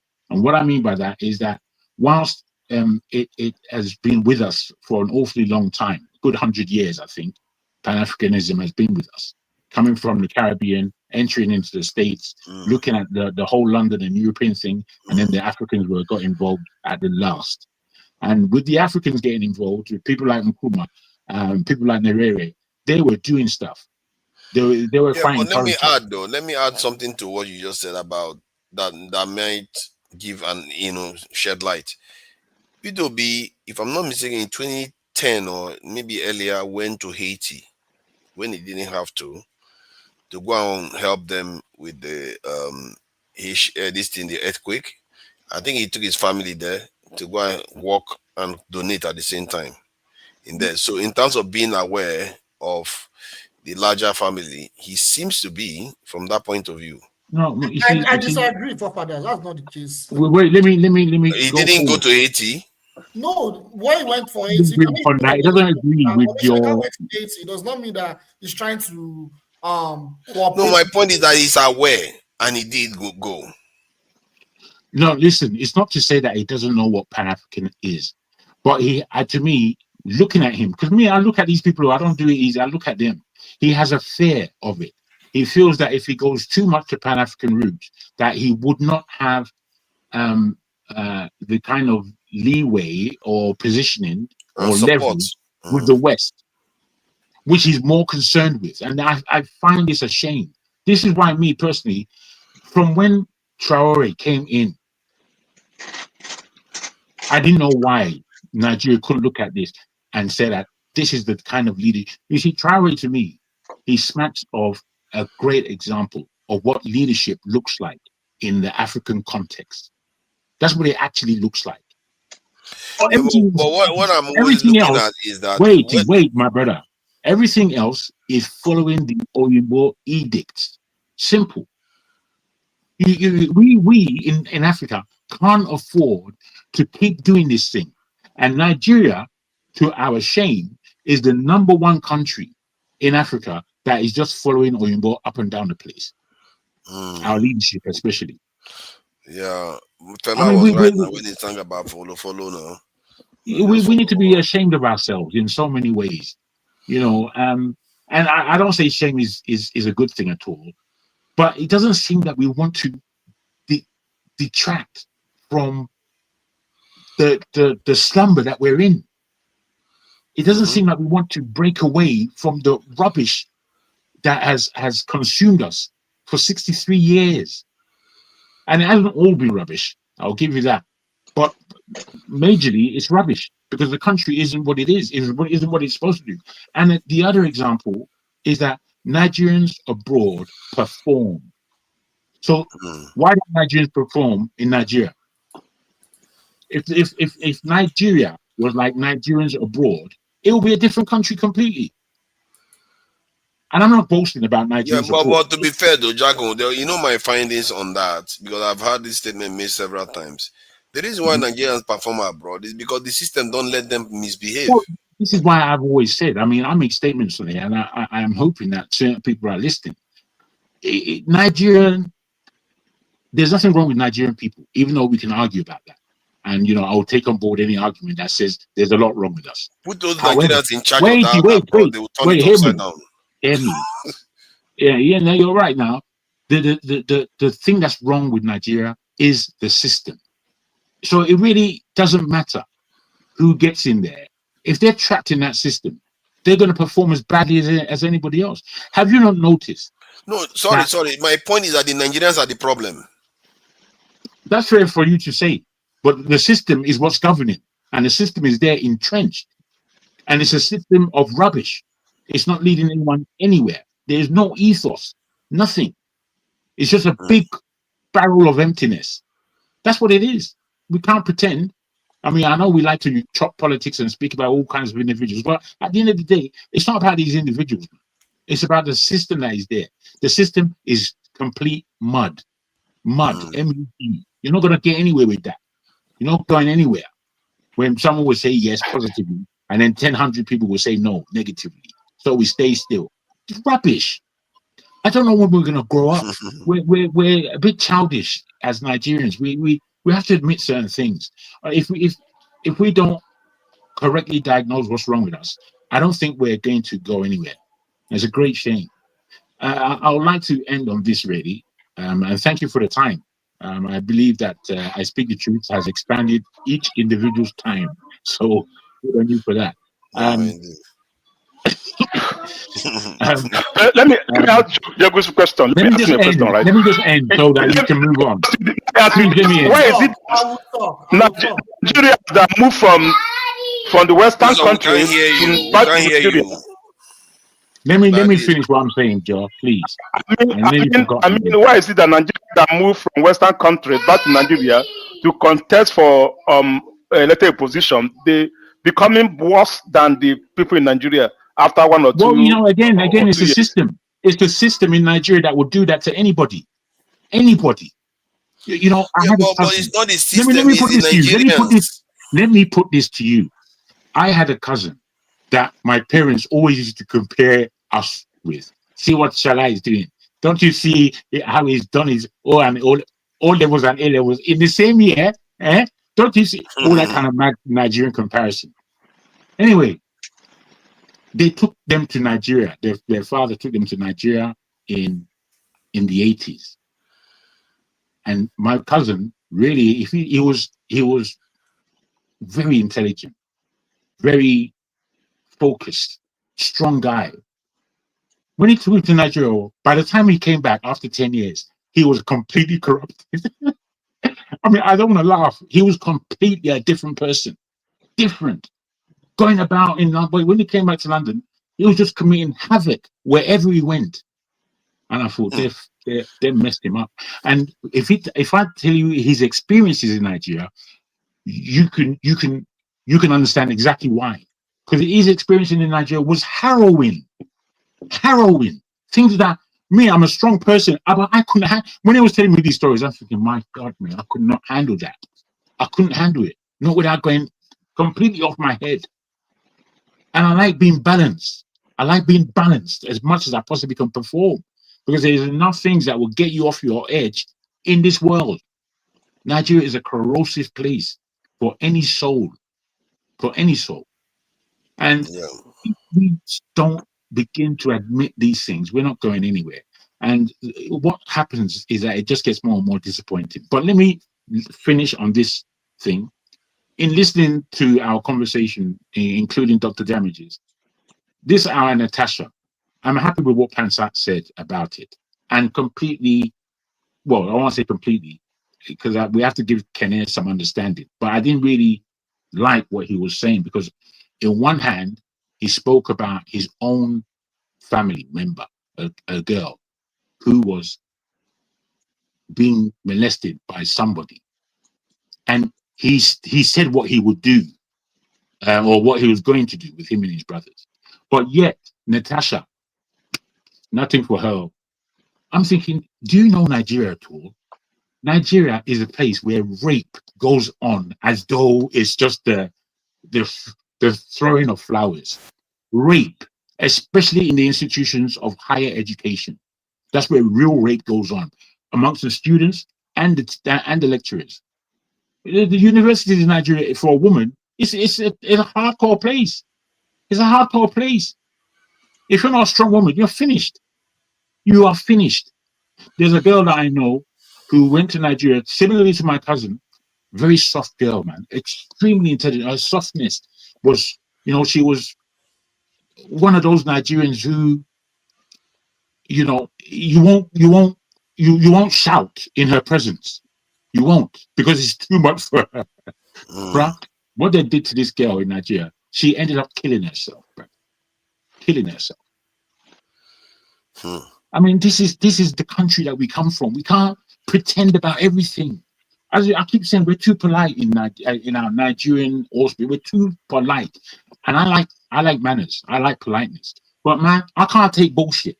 I can't handle it. I have to speak up. This is why I keep getting myself in trouble. Because I'm going to speak. I'm going to speak. And as a younger man, I'll do more than speak.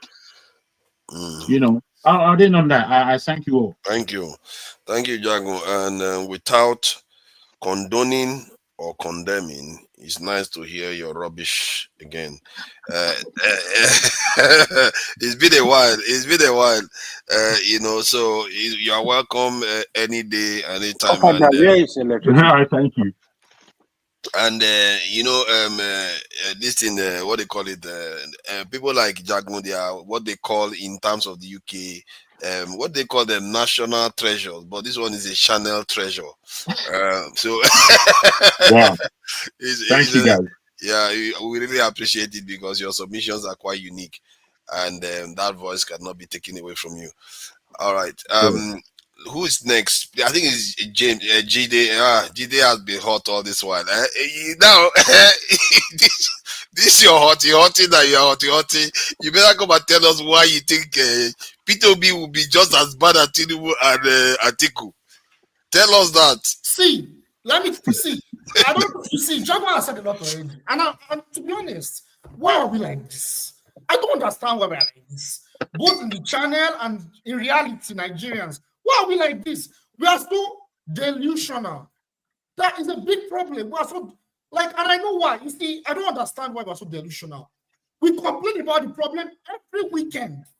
We talk about Nigeria's problem, how our politicians are corrupt and all that, and we still select them to solve the problem.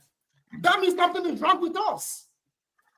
No, Jide, I think what you are saying there, I hear you and I agree with that. But when you have 3 of these people to select, how is that? If you have only 3 to select, what are you going to do? You're going to bring some other person? That's a good question. I will not choose any of them because, see, it's like, for instance, I'll give an example. No, I'm saying if you have to choose one to rule. No, that's why I'll give an example. You're not going to choose one to rule. No, listen now. You have one food with poison inside.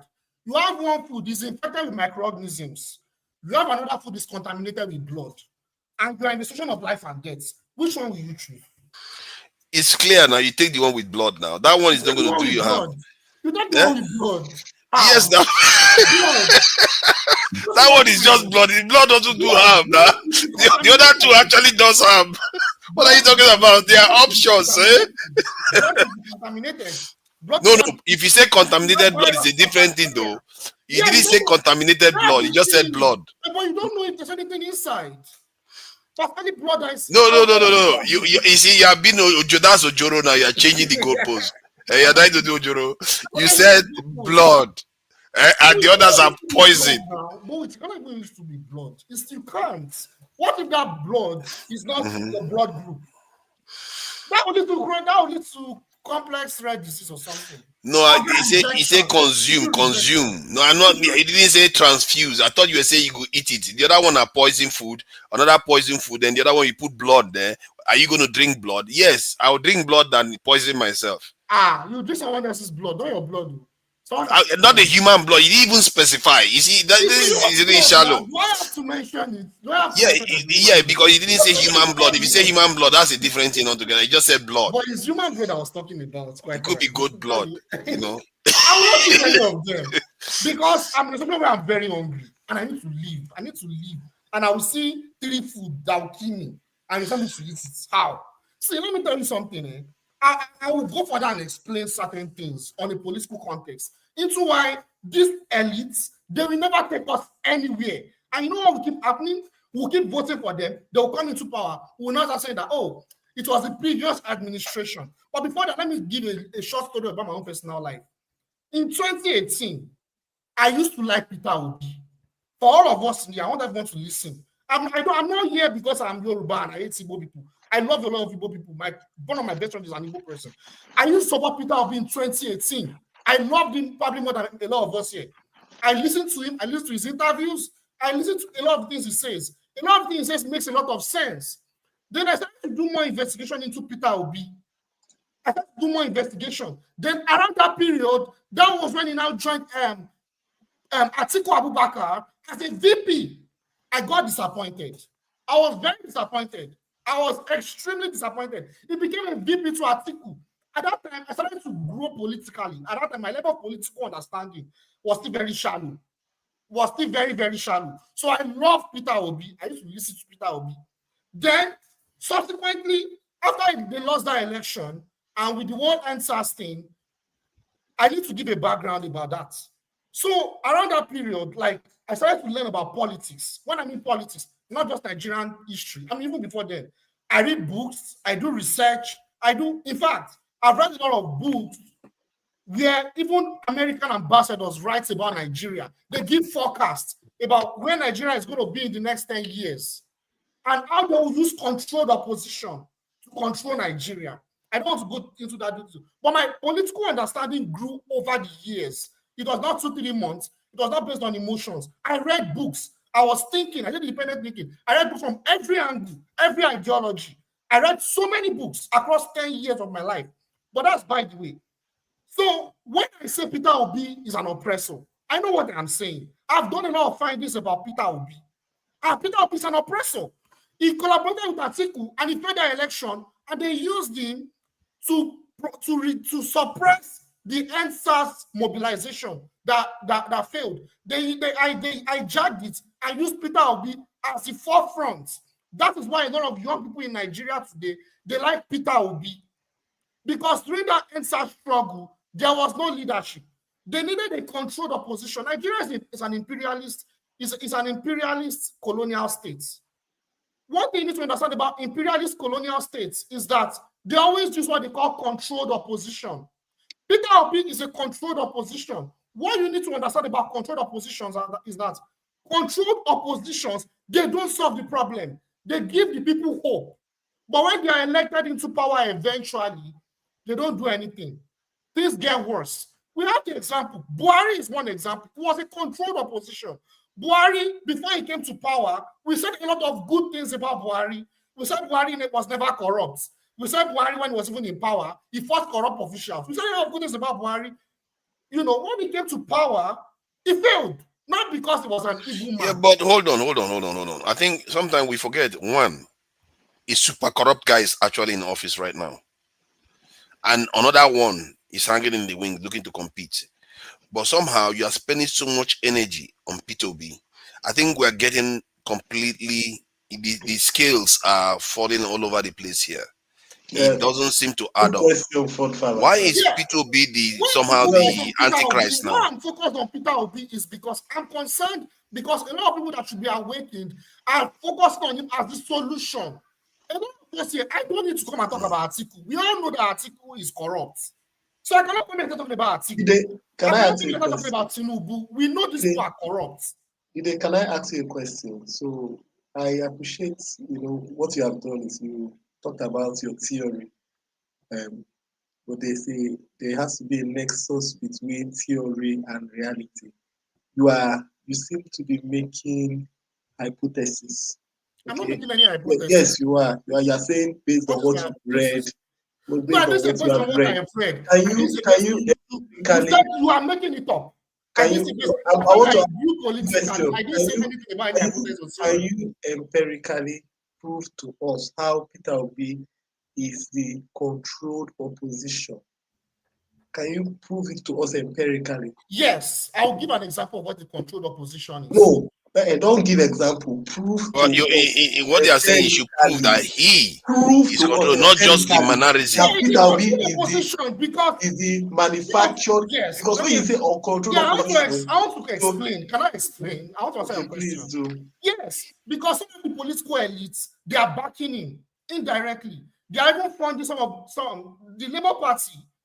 If you go deep into the investigation of the Labour Party, some of our political elites that were even in APC, I don't usually carry their name on my head, but one of them clearly stated that he supported Peter Obi and he was in APC.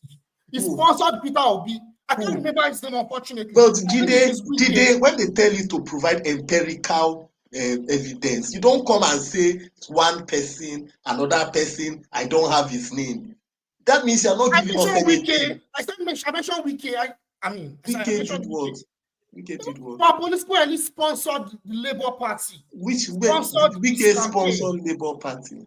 He sponsored the Peter Obi's campaign. It's not good. You're losing me. Jide, you're losing me. How am I losing you? Everybody. How am I losing you? And some of our political elites, they are backing some of our political elites. Listen to me. Jide, provide empirical evidence. Now what? That these things you are saying. What you are doing, you are throwing words. That Peter Obi is you say Peter Obi is a controlled opposition. So there needs to be. Hold on. Let me ask the question. See, hold on. So for somebody to be, hold on. Somebody can be. There are two ways you can look at this. Either you are saying Peter B is deliberately being a controlled opposition, or he is inadvertently or unknowingly being used as a controlled opposition. Which one are you saying? What I'm saying is, he is a controlled opposition that is being validated. Is he aware and signed on to being a hold on? Are you aware? Are you saying that he's aware and he has signed on to being a controlled opposition?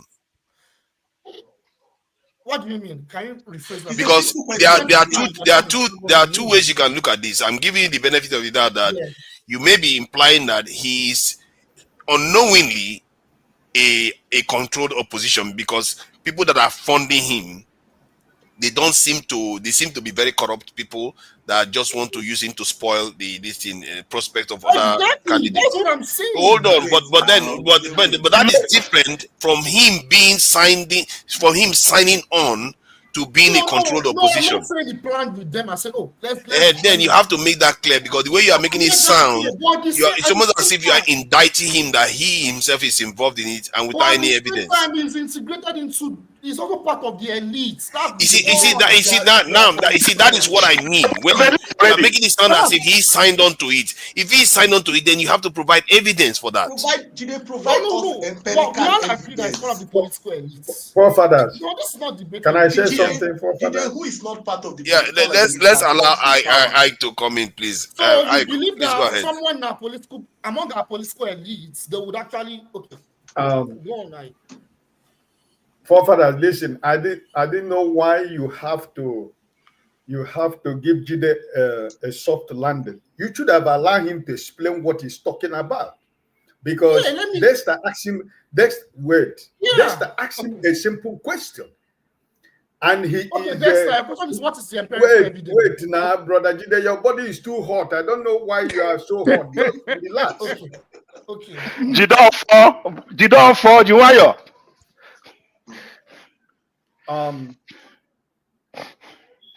The reason and the purpose we are here is to agree, disagree, learn from each other if you want to learn.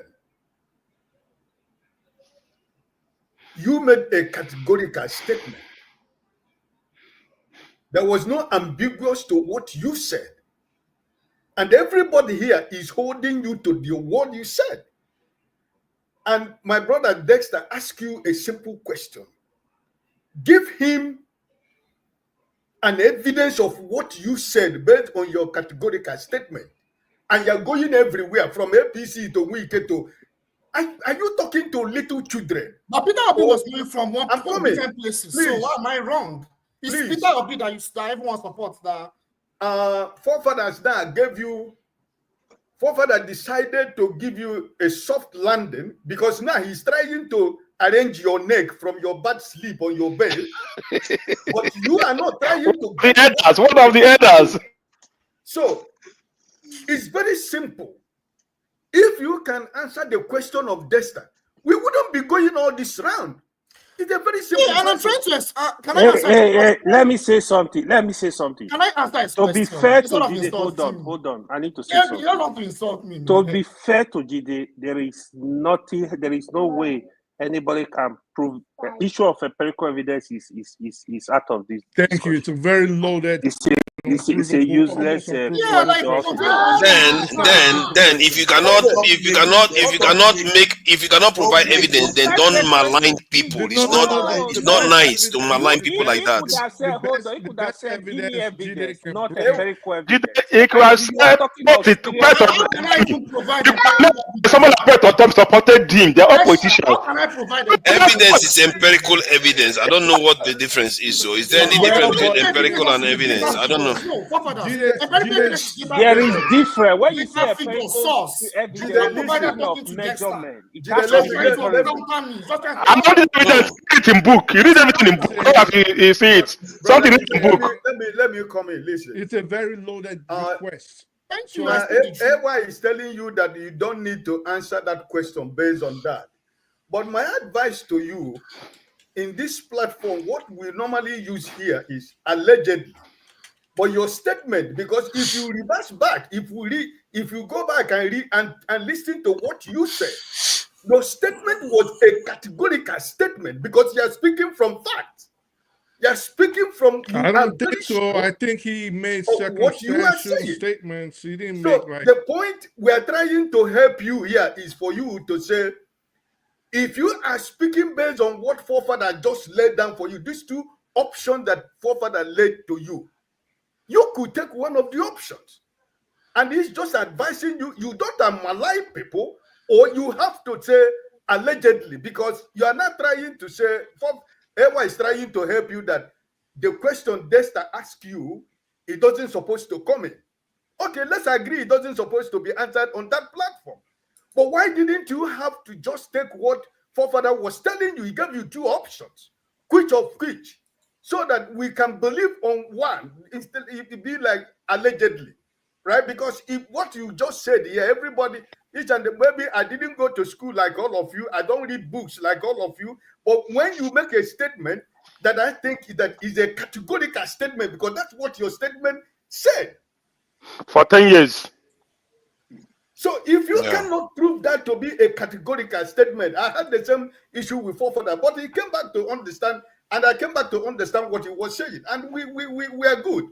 So I don't want you to put it in a place whereby you go from APC to Wike to that. It doesn't make any sense to me, because everything at the end of the day is ending up to hearsay, because you don't have your fact.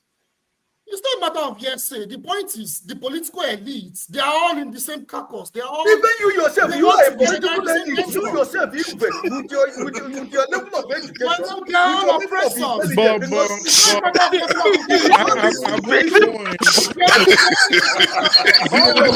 of you who are here, who are claiming to be degrees, who are claiming to have. You are the people that are deceiving Nigerians with your academics. Are you not trying to become a because your academics has no help anymore. No, you are part of the problem. I will never. See how you are trying to control the You have library in your house. You continue to read the whole books. Years. You begin to confuse people with so much grammar. We don't need grammar in Nigeria. We just need a simple solution to the problem we have in Nigeria. We all know the problem we are suffering in Nigeria. We don't have a government. And We you don't have a government because of our mindset. telling me about the books you We read. want to vote for Peter Obi. That's why we don't have a government. I'm not telling you that you must vote Peter Obi. But let me ask Jide. Jide, if you have the opportunity to remove Tinubu from office and put Peter Obi in there, would you prefer Tinubu or Peter Obi there? I'll be as No, if you have only those options, what would you do? Disappointed if Tinubu goes and they put Peter Obi there, because it's like. Hold on, I asked you a different question. You're answering something else. I'm saying if you have the option to choose one of them to be in office. But he just answered. Hold on now, hold on. I didn't hear him. So hold on. No, Which one would you choose? If you have an infected blood that is in a food, and you have food that they put chemicals. Oh my God. Yeah, man. In fact, I'm asking you, which one would you choose? I cannot. Oh, you cannot choose. Okay, now you see, you have made yourself crystal clear. When did Jide become like this? It was not like this last year. Yes, you made yourself crystal clear that you don't even see any difference between Peter Obi and Tinubu. You don't see any difference. Something that even AI can see.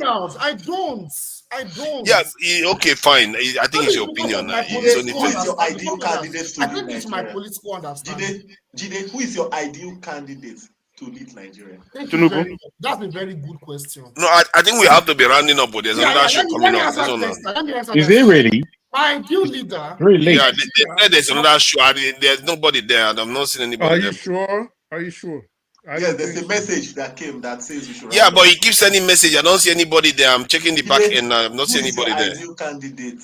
Yes, can I answer? I think Ada is. They always do that every time to shut my show down, but nobody's there. That's it. Don't play no more. Yeah.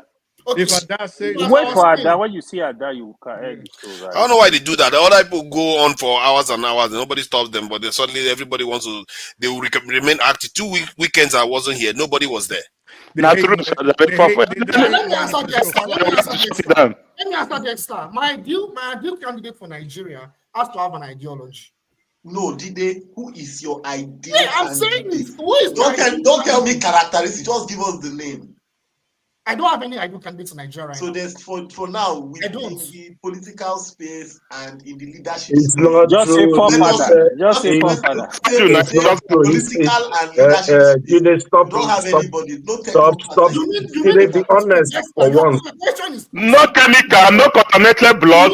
Jide, be honest for once. I think Jide has made himself clear. You guys should leave him alone. He has made himself very clear. No. How could you say he's made himself clear? No. He's made himself clear. He doesn't see any difference between Peter Obi and this thing and Tinubu. He doesn't see any difference between them. Jide, you can choose from anywhere. There are technocrats in Nigeria. You have leaders in Nigeria. You have political. Sowore is his man. Sowore is his man. He likes his tribesman. That's the thing. Can't people see it? But Dexter, if I can, Dexter. Let's leave it. Dexter, can you answer that question? Because that's a question that I've been pondering on for some time. So Who in I don't think we have leaders in Nigeria. We do. Yeah, okay, fair enough. So but now tell me who who you. So Jadun, if I want to answer you, there are a few ideal candidates that can lead Nigeria. Example, the guy that just left AfDB is a good guy. Yeah, he's a good guy, but is he a leader? Good guy. He's a leader. I know him. I know that guy. So quite well. So my point is this: look, for Jide to come here, when you are being disingenuous, when they look, you cannot be trying to profile solutions, but there's no solution in what you are profiling. They are telling us all the problems. They are trying to discredit. They are trying to discredit somebody that is trying, and they ask you, okay, who would you prefer to lead? You say nobody. I provided the solution. What's I said we have to be revolutionary. Revolutionary? Who is the revolutionary? We the people. We the people. We have to organize. Forefather, can I talk? Forefather, can I just say something? Hold on. That is the solution. We didn't have anybody when we talk of colonialism. That's how we should organize to take power. Jide. Forefather, can I just have a word before you guys? Yeah. You're gonna go soon. See, Jide, let Dexter leave him. Jide has been there. Jide have come and caused a lot of wahala here with all this hot, this hassle. See, Jide, I will be watching you very closely from that on. Since you didn't see the difference, you don't see any difference between P2B and Atiku or Tinubu. I have to watch out for you because lesser evil is nothing. Can someone else say something? It's just me. Nothing to me. You can't pick a lesser evil matters. No, it doesn't. Actually, it does. No, because we are in a survival situation right now. We're in a life and death situation right now. Well, I think, if those are the only options you have, you have to take the lesser evil. The revolution you're talking about, you don't have anything there. You just say we. What is that? I think you're just giving this guy exposure. Can I just have a quick word? What do you mean exposure? You are getting exposure. There, like you were going round and round and round. Like you're saying the same thing. Let's just have you've made your point. Did they just hold on? Let all this speak. Hold on. Many times I wonder if some of us are agents for international bodies here. People do not want us to move forward.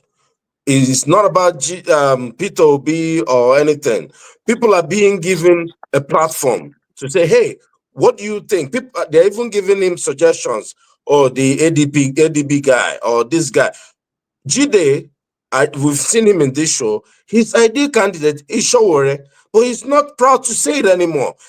Jide here is a socialist. He wants Nigeria to become USSR. That's what he wants. You've said it many times. Why can't you be proud of what you're saying? Say it out. Why are you try to just deride everybody? The problem is tribalism in this country. People hate other people so much that they don't want any good to come into this country. They come in and say all the blah, blah, blah, blah, blah, but just they are fixated. I tell people, you see, this generation, everybody that is 35 years and above has to go before there's a chance for that country. Because there's so much wickedness we have in our hearts. Is the problem that is with Nigeria. Just look at how you've exposed yourself today. The question is, there was hold on, let me finish. You've had all the time. He said that P2B is a controlled opposition because he was vice president to Atiku. So Atiku is not the controlled opposition. Can you just wait? Can you just wait for me to finish? You've been talking all evening. Can you just shut up? The problem. Let's not do that. Let's not do that now. Let's not. Shut up. It's not an insult. I'm just saying it's just be quiet. Jide, calm down. He's just been all over the place. Calm down, bro. This Obi has never held any government in Nigeria, like federal government. But every problem, he's blaming on this guy. Everybody knows why he's upset today. Chore is being dragged around Nigeria as an Agbado guy, right? Since Obi called him out as blackmailer in chief. Obi wrote a tweet. So people like Jide are very upset. They are very angry. about Obi and, trying to sell Sowore. Sowore only got 13,000 votes. He got maybe how many thousand votes last time? He got like less now. And Sowore is an agent of the foreign intelligence in Nigeria. I was going to say that. Wait, can you control yourself? So the problem is what you're saying is revolution now. Revolution. Oh, so we should kill everybody. Revolutionaries have never made good leaders. Go and check history. Which of the revolutionaries have made good leaders? Stalin is a revolutionary. Stalin was a good leader. Yes. Okay, I don't need. Just go ahead. People just go and read about Stalin, and then I don't need. Hold on. Adi, you got to be fair to him. If he thinks Stalin is, he just admittedly said he's just been studying politics for like the last 6 years. So you got to be understand. Fair enough. That's okay. So I end my case. Since you said Stalin was a good leader, that's it. Stalin is not a good leader. Stalin is not a good leader. No, Hold on. Let me even qualify if you think that was a kind of too much for you to hear. Stalin was not just a good leader; he was a great leader. Hang. Okay, that's a man that can take his country. If one man can take his country from an agrarian society that was about to become a backwater, take that country through a world war that they lost more than 28 million people, then made the country a superpower before he died. Let me ask you. Believe that was which Stalin? Leader have you got that has done that? So let me ask you. That's what Stalin did. It was him that did it. Russia from agrarian country to a superpower. You believe that? Yeah, you don't know he did actually. If you didn't know that. Wait. So let's say Tinubu, that everybody is on here criticizing, killed more than 50 million Nigerians, but took it from an agrarian or non-working society to a superpower in the next 5 years. Would you say he was a great leader? Sorry, repeat that again. Good. So if Tinubu had to kill, I'm sure he heard you. I'm pretty sure he did. But if Tinubu had to kill 50 million people and took Nigeria from a non-working society and made it a superpower, economy, you know what a superpower entails, to a superpower in the next 5 years, would you now call him a great leader? Yes, it's simple. If he killed 50 million Nigerians right now, murdered all his opponents. Do you know that those 50 million Nigerians? Hold on, let me show him, because you see, our people, they don't do maths very well. Those 50 million Nigerians will die for free. They will die for free in the next 10 to 50 years. No change is going to happen. Would you prefer that, or they die for something? So 50 million Nigerians that we could have had innovators amongst them, lawyers among them, doctors, anybody. Would you rather those people die for free? That's the question you want to ask yourself. Do you want them to die for free? They had all that. Even after that, they had all that. Anybody could have come out of these people. So basically, you say if genocide happened in Nigeria today, you would not be faced. Why should you be faced? Because it's already happening. Don't you get it? It's already happening. Happened in Nigeria today. You will not. So why are you crying about Fulani headsmen? See, you heard because they are not transforming the country. They are not transforming the country. See, the question he said was, if he can transform the country to a superpower. Yeah, there's a big difference there, because the superpower. The superpowers in the world for more than 2,000 years ago, they are still powerful countries today. And they killed more people. They are still powerful countries today. You know what that means? You took it back that Lenin was not a great leader. Why are you coming? Just this discussion is for forefather now. You ran away. You chickened out. You chickened out very quickly. Immediately you were put under pressure. Stalin was a revolutionary leader. I said it and I didn't disagree. You see, he's running away now. Forefather has taken. Forefather, I think you have to. Look at this one is afraid. What you see, people are scared. You see, one thing about people is that they are not ready to tell the truth to themselves. He ran away. He ran away. When I pushed him, he ran away. Can we calm down? Let's stamp this down. Let's stamp it down a bit. Let's stamp it down a bit. I swear to God, I didn't run away. Let's stamp it down a bit, because this idea that, I had a bereavement not long ago. That death didn't need to happen, but it did. And many of us suffer that type of deaths every single day. When do you want it to stop? You want to carry on, not ready to make tough decisions so that they keep dying. You actually lose more people in the end. In the end, you are losing more people. The humiliation, the suffering, when is it going to end? Because people are afraid to make tough decisions. Whilst I understand what you're saying, Father, whilst I understand what you're saying, if I you wait, I've begun speaking. Let me just address poor Father. And clear everybody. Look at these people. Look at these. I don't want to. It's so. Whilst I understand what you're saying, what about that? To be a superpower, is that the be all and end all as far as the society is concerned, where you are concerned? No, not necessarily. But if those people are going to die anyway, needless deaths. I think we're speaking about this thing a bit flippantly from your point of view. But it's not flippant. They are dying flippant. Really. No, Forefather. Okay. It is flippant because you're speaking about human life, and because it's happened in Russia or anywhere else in the world, and they've somehow in your mind you're pronouncing it as success. Then whilst they are in this position, don't you think, again, this is where life is not just material. And I would want to ask you, are you a believer? Do you have a spirit? Do you understand what this life is? Because if you do, and you can answer the question that was asked to you about, would you in the future, if Tinubu was to exercise X amount of million deaths in order to become a superpower, and you say yes to it, then I don't think that's a balanced view at all. It can't be a balanced view over somebody who likes his own life. You're I would like my life, but yet I will lose it anyway. For free? What they fail to understand is Stalin did not go and kill people. You have to see beyond yourself and think about the future.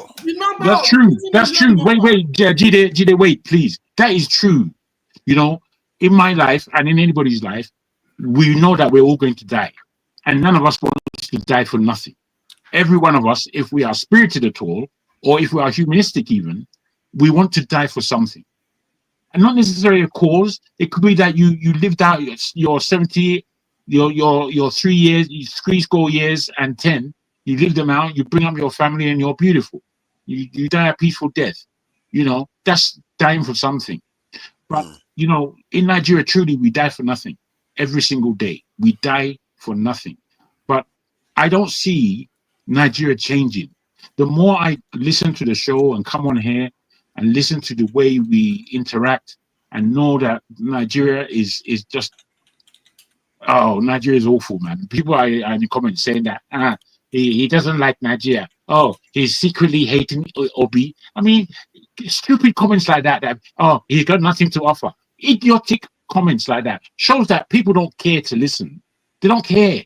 People just like not engaging in proper communication. They prefer it rather than to get involved in real communication, and let's really share ideas. Because at the time that we've spoken all what we've spoken so far, none of us, including myself, have an idea of what kind of governance we would want in Nigeria. What will change things? Because I'm telling you, what they're proposing is going to change nothing. Nothing. The leaders in Nigeria, I don't believe we have them. At least that we don't have them in sight. There is not one person I can really think of, apart from probably Obi, apart from him, that I should say should be running that country. Obi for me was never a statesman. The way communication for me is very important, and the way people communicate. I understand that people have different ways of speaking and such, but the way he communicates in my ears is not statesman-like. Very poor. Very, very poor. Very, very. I can hardly hear or understand him. I know he speaks good English or that, but he doesn't affect my ears. He's not. When I listen to Traore, even though they say it's AI they're using to make him speak English, that guy is crystal clear. He's clear. In French, he's clear. I don't know if he speaks English or not, but I do know that Burkina Faso, a good 50% of those people, they speak English. And they speak clearly. They have a different style of English than our Nigerian English. Clarity in what we're trying to achieve is of the highest importance. How do you let somebody know what you're thinking about if you're just talking magu all over the place? You know, I think all those criticisms of P2B are valid. You see, sometimes we always try to make the perfect the enemy of the good. I'm not here. Maybe Pansat says he's a saint, but I'm not here arguing that. I'm not here arguing that it's Obama level or Martin Luther King level rhetorics. Exactly. The point is, he's the best among the bunch. But my own point is, I wouldn't necessarily disagree with that. Let other people talk. Control yourself. Sorry, forefather, I wouldn't necessarily disagree with that. I think that's correct. You know, in Nigeria, and I think if some people aren't good at communicating, but they're good on the job. And if he's good on the job and he's there, man, we're all behind it. We're all behind it because we want a change. It seems sometimes when I speak to Nigerians and speak about the problems, they want to try and dislike me for as though they don't see the problems themselves. They think Nigeria is a good country. Nigeria is not a good country. It has great people, but Nigeria is not a good country. It's not. What's the problem? You want to pretend? You want to add to the pretense that they're pretending for you to say that Nigeria is great? You're crazy. Whoever you are, you're crazy. Nigeria. That point you made similar point before. My point, I actually begin to think that Nigerians are the problem. You know, when I said that if those Nigerians go overseas and they give them the country to run, they will run the country to the ground. That is my point. So it's the people themselves. The reason why they go overseas and behave themselves is because the other people won't let them mess about. Because you mess about, they will take you out of the system. If you took every American right now, everybody on this line, and put them in Nigeria, and you took every Nigerian and put them they will flip it. They're gonna in 5 years. Nigeria will flip it. Do you know why that is? I think that's accurate. Do you know why that is? Even America here in Europe, in America and the Western world, if you have 50 Nigeria gathered in one place, the same character, if they live here for 100 years, the same thing will play. Exactly. Is the people? We keep blaming the country. Is the people? No, I don't agree with the people. I have a different opinion. No, so here's the problem. See, Jagun has a very fair criticism of these leaders. You can understand it. If you say that P2B has problem with communication, I think it's very clear for everybody to see. He's not an orator, right? You can see that, right? But what are we going to do with oratory? Obama spoke so well. We voted for him. We loved him. But what did he give us? What did he give us? Nigeria is speaking very well also. Like Trump doesn't speak very well. He's not very nice guy. But Trump is Trump. He's getting everybody to come and bow before his throne, whether you like it or not. But you see, my problem with Jide is that Jide comes here and pontificates and tries to tell us, oh, I'm one of the elite. But Jide, I'm sure you're at least 35 years. Hold on. I think hold on. Let me land. I think just hold on now. I think you're over 35 years old or something. You can run for election. Can't you go to Nigeria and buy a form And you can be the president of Burkina Faso that Jagun talked about is probably older than this guy. Why don't you, why can't you be we line up behind you, be the revolutionary. You're there behind your wife's kitchen and you're there shouting and crying and go to Nigeria, go fight. We'll line up behind you. You're very passionate, you're angry. Go to Nigeria, fight. But the problem is you can't fight. You have no liver. You have no heart. You're scared. You're just running around hiding behind the West. Go do something. We'll fight for you. We'll fight behind you. You insult the people who have spent their resources doing something. And you say, oh, Peter Obi is the same thing as Tinubu. Oh, this person, Sowore is like heaven. He's God-given. Sowore is there deceiving people and, engaging in criminality. Sowore is the most autocratic leader. Sowore is the president of presidential candidate. He's the chairman of his party. He's the secretary of his party. He doesn't allow any dissent. But that's the leader you want. But you never liked Abacha. Why didn't you like Abacha? Why didn't you like Abacha? I never said I like Sowore. Everything that you said to me is just lies. I never said I like Sowore. My point is that Abacha did some good things. For sure, Abacha did some good things. I liked Abacha personally. I like dictators personally, and I didn't like him when he was in office, but I see that he left. No.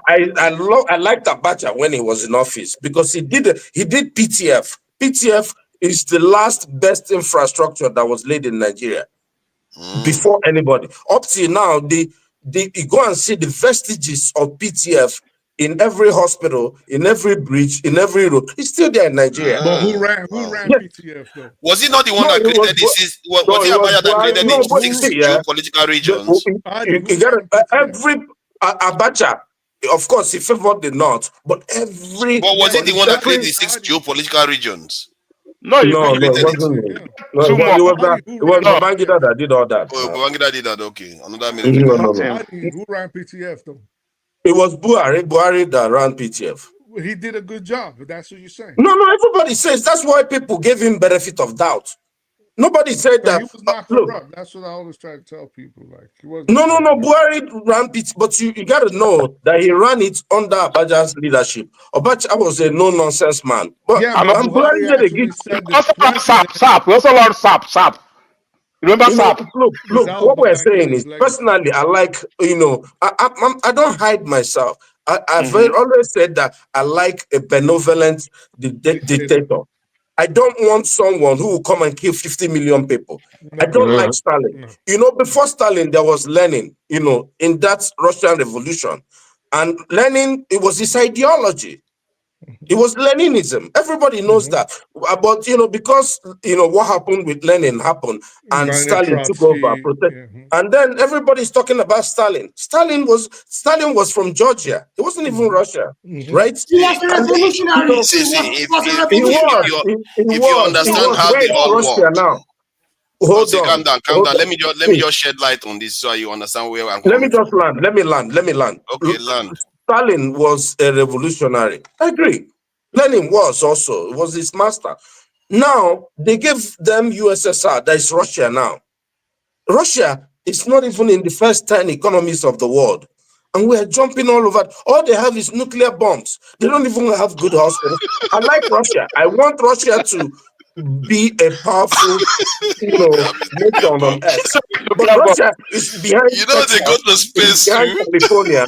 No, hold on. Oh, China is. If you want to tell me something, tell me about Chairman Mao. Don't tell me about. You know how many people Chairman Mao caused death of? No. When you talk about pulling people out of poverty, and look, China. If you look at the state of China and the state of Russia, was never really on the floor. It was run by the Tsars. When the Tsars let me respond to your points, please. They did a lot of we don't have forever, though. Just in case the next let me confirm whether they've not started. So the point is that the Bolsheviks, remember, socialism wasn't by Lenin or Stalin; it was by Karl Marx. But they believed in it. The Lenin and Stalin and all the Bolsheviks. Yeah, Trotsky was the one I wanted to mention. So they all believed in it, and Lenin was their leader. He brought the system in place. Then when Lenin died, those two competed for power. Stalin won, and Stalin was the one that actually, because even Lenin changed the socialist principle of They Karl were all Marx. Jews, right? Yeah, it became. It doesn't matter. It's a big part of it. Lenin. It became Marxist-Leninist, correct? Yeah, Yes. Lenin changed it because he felt that they needed to move more urgently, because this in the Karl Marx one is gradualist. But while Lenin felt that if they do that one, Western Europe is going to come and colonize them. Just like some people in Nigeria are worried that the South is going to colonize them. Point is that Lenin was afraid of that, so they said they need to make it more urgent, and because of that, they became dictators. They forced it on the people that they need to move faster. By Stalin's standard, Lenin was moving slow. Stalin wanted to move faster, and for some reason, he seems to have succeeded, because of the speed he was moving. While the war was going on, Germany was a superpower. But while the war was going on, Stalin started manufacturing more arms, more than Germany, that was already a superpower during that time. Started manufacturing more armored cars, more armor, everything, manufacturing more. Germany? Are you okay? Yes. I'm telling you, it's a fact. That saved Russia or Russia is just the weather. That's the only thing that. Okay, let me get the evidence. It's a fact. It's a fact. What happened with Germany was that at that time, Germany were under siege by the sanctions, by the bounty that was placed on them after the Treaty of Versailles.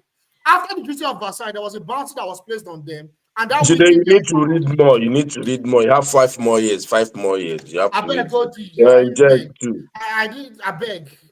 So as I was saying, what happened was after that, then when Stalin took power, he started to industrialize the country.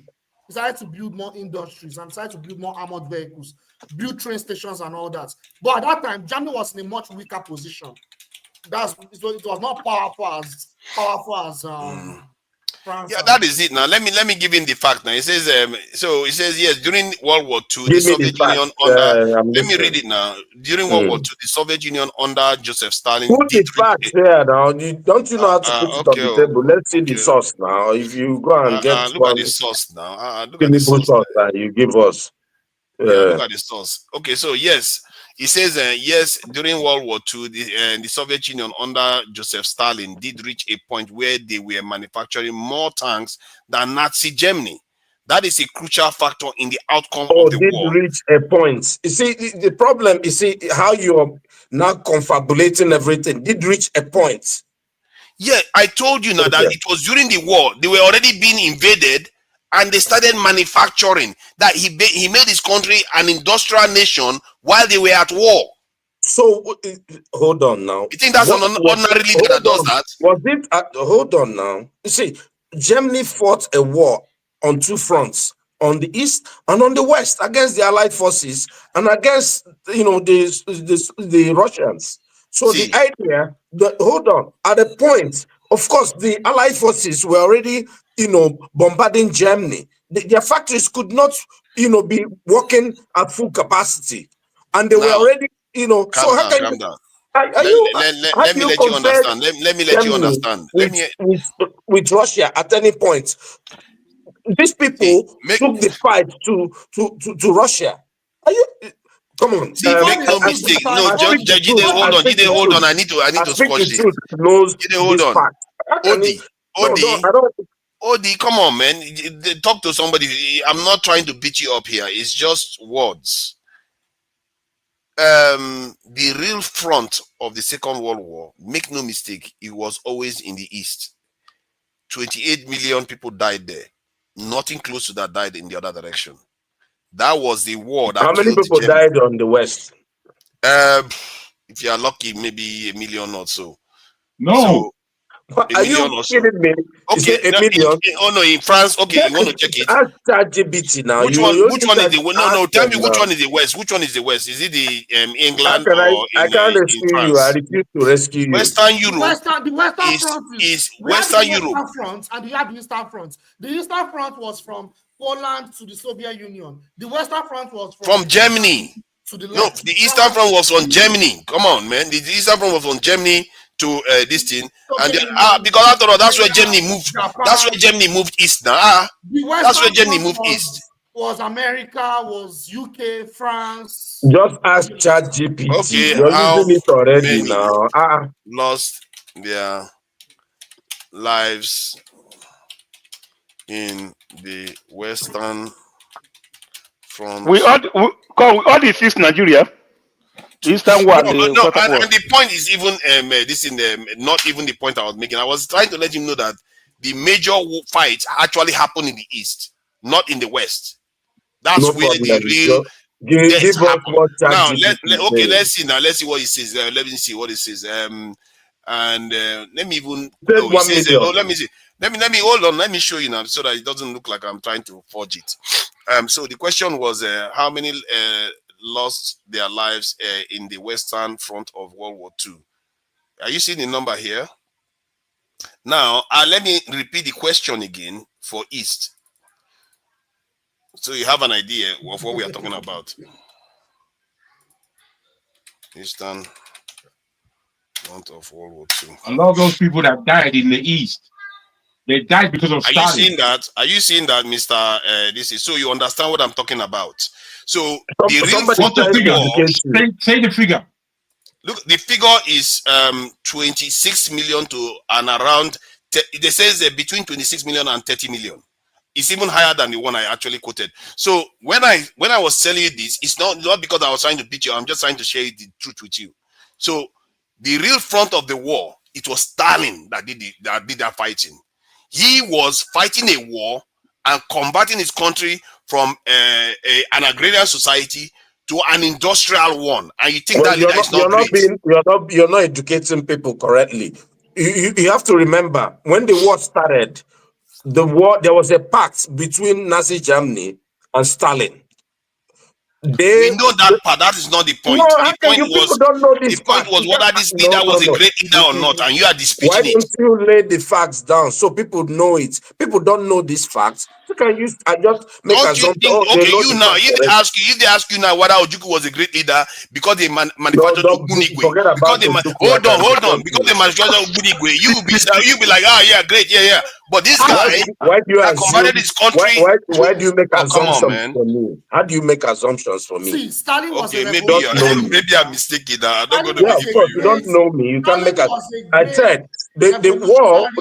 He was a great leader. Let's just face it. Stalin and Hitler were both criminals. They started. There are not that many people. There are not that many people that. Don't disturb his forefather. Now, how they go? Forefather was one a great leader, but they are killing 1 million civilians in eastern Nigeria. He was definitely not a great leader. Gowon was not a great leader. He was a I don't see him as a great leader. I see him as a good leader. He tried to lead Nigeria the best he could at his time. He was a young man. He was a young man. No. He didn't break any ground. I don't like to go. We don't have any great leaders in Nigeria. We've never had a great leader in Nigeria before. 1 million civilians. That was good. We have never had a great leader in Nigeria before. So move on from that. Are great. I'm not even sure we've had one in Africa. We have had good leaders. Great. So after killing 1 million, what is the greatest of the nation of Nigeria as a whole? After killing 1 million. As you said, when you kill your own people, that makes you great. Okay, I don't know. I'm also saying, the fact of what I was saying. Stalin was fighting. Stalin was fighting to expand Russia on his own terms. Why Hitler was fighting to initially. Oh my God! He was expanding Russia. Come on, man. Where do you get all this thing? You are taking territory. That's what the US sold to us. That's not true. That's not true. Okay, tell us the truth. You're the smart guy. Let me say it. What happened was, during the Second World War, Germany invaded Poland. And they wanted to use Poland as a bulwark. So subsequently, the Soviet Union reacted and they invaded the eastern part of Poland in response. Then they reached an agreement. I've forgotten the name of the agreement right now. Unfortunately, I don't have it in my head right now. They reached an agreement that they will not invade each other. What happened was that after Germany successfully invaded Czechoslovakia and Poland, and they invaded Ukraine, then through Ukraine, they started to attack Soviet Union. Soviet Union never had any intention initially to expand westward. This is it's a Stalin's brother, Jide. Stalin's brother. You know, good morning. See you. I don't tire. In fact, maybe I think we should take topic. But Odi, somebody prove you right, and instead of it to just accept it, you are just saying this is not. We are here to learn from each other. He's not here to rob your nose. You know, of course, everybody could see that I'm a little irritated by Jide and the Jide, you came here to look for trouble today. This is your job. No, I didn't come to look. He was spewing a lot of hatred, and I had to come out and just shut him down. Yeah, right. Yeah. We don't believe you. We don't believe you anymore. We don't believe you anymore, Jide. This idea that when people support P2B, they are doing some favor to anybody. It's just, it's so despicable. If you don't want a good Nigeria, let's enjoy. Look, we are all living abroad. We are all, we've run away from our home. Let's enjoy the West. What's your problem? You think you're having a better life than me in the West? You are enjoying, all of us have run away. We are all on exile. Why do you think, we're on exile? Why are you so, Peter Obi will never be president? Yeah, let him never be president. Let's continue to, after Tinubu, we'll get Malam El-Rufai or the other one, the vice president.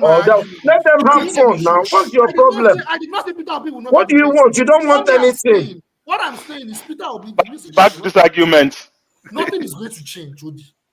No problem. Now I'm happy you make your point. We will live here forever. Trust me, Odi, you won't blame Tinubu. Actually, Tinubu spoiled the country. That's why Peter will not fix it. How can we blame Tinubu? Tinubu is a good guy. He has built 30 kilometers of road. Why are you not happy? Why are you not happy? These people, why do you even come to the show? Well, I know you see, look, all of us are traumatized.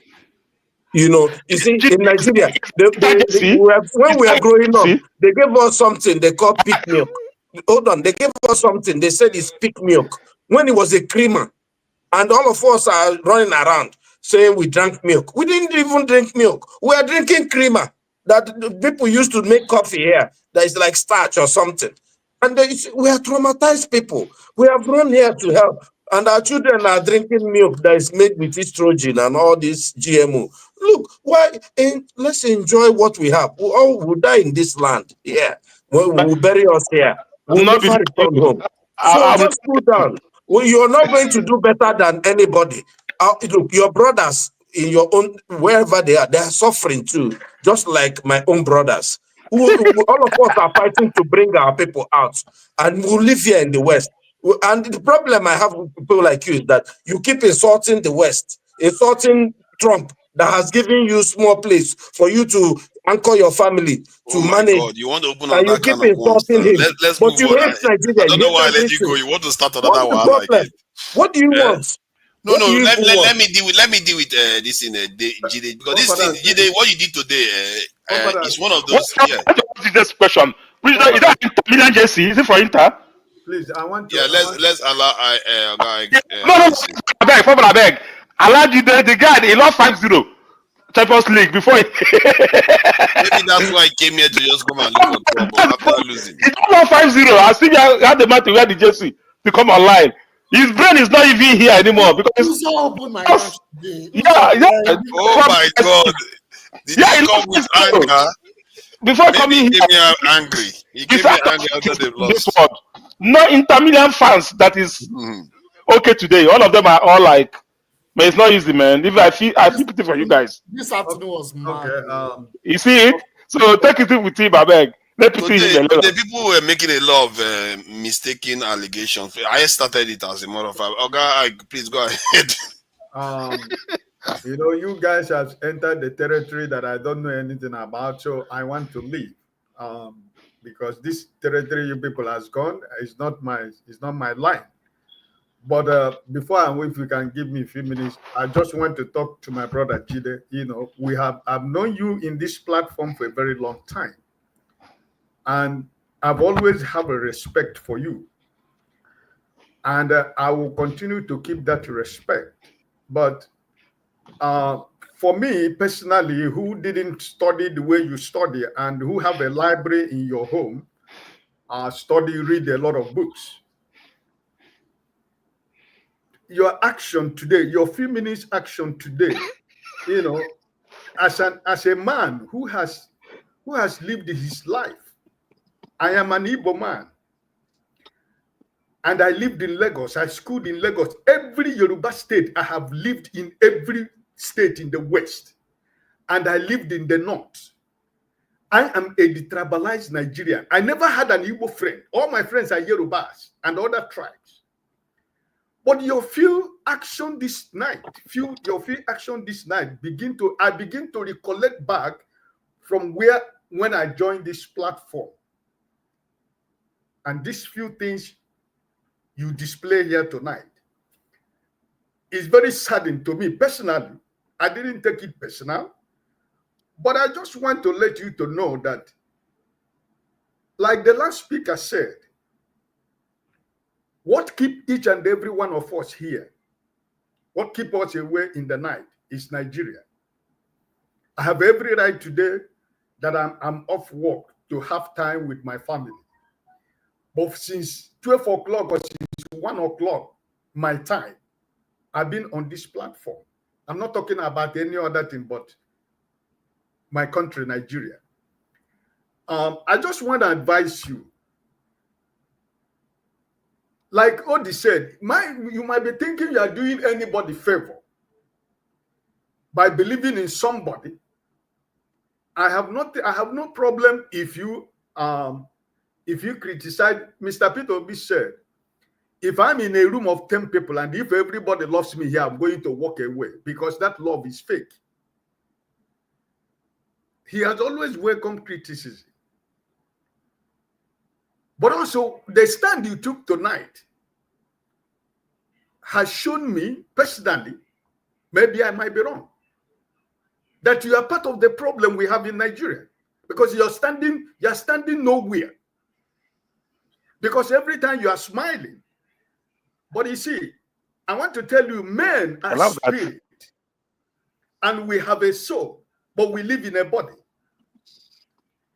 So if what comes out of your mouth is not controlled by the spirit man that is in you, but controlled by your flesh and your soul, there is completely something that is wrong somewhere. So yeah, you lost the match 5-0. That, you know, we are not, nobody is a child here. We are not kids. And Nigeria is for everybody. We are praying for Nigeria to be a better country where we can all go home anytime we want to go home.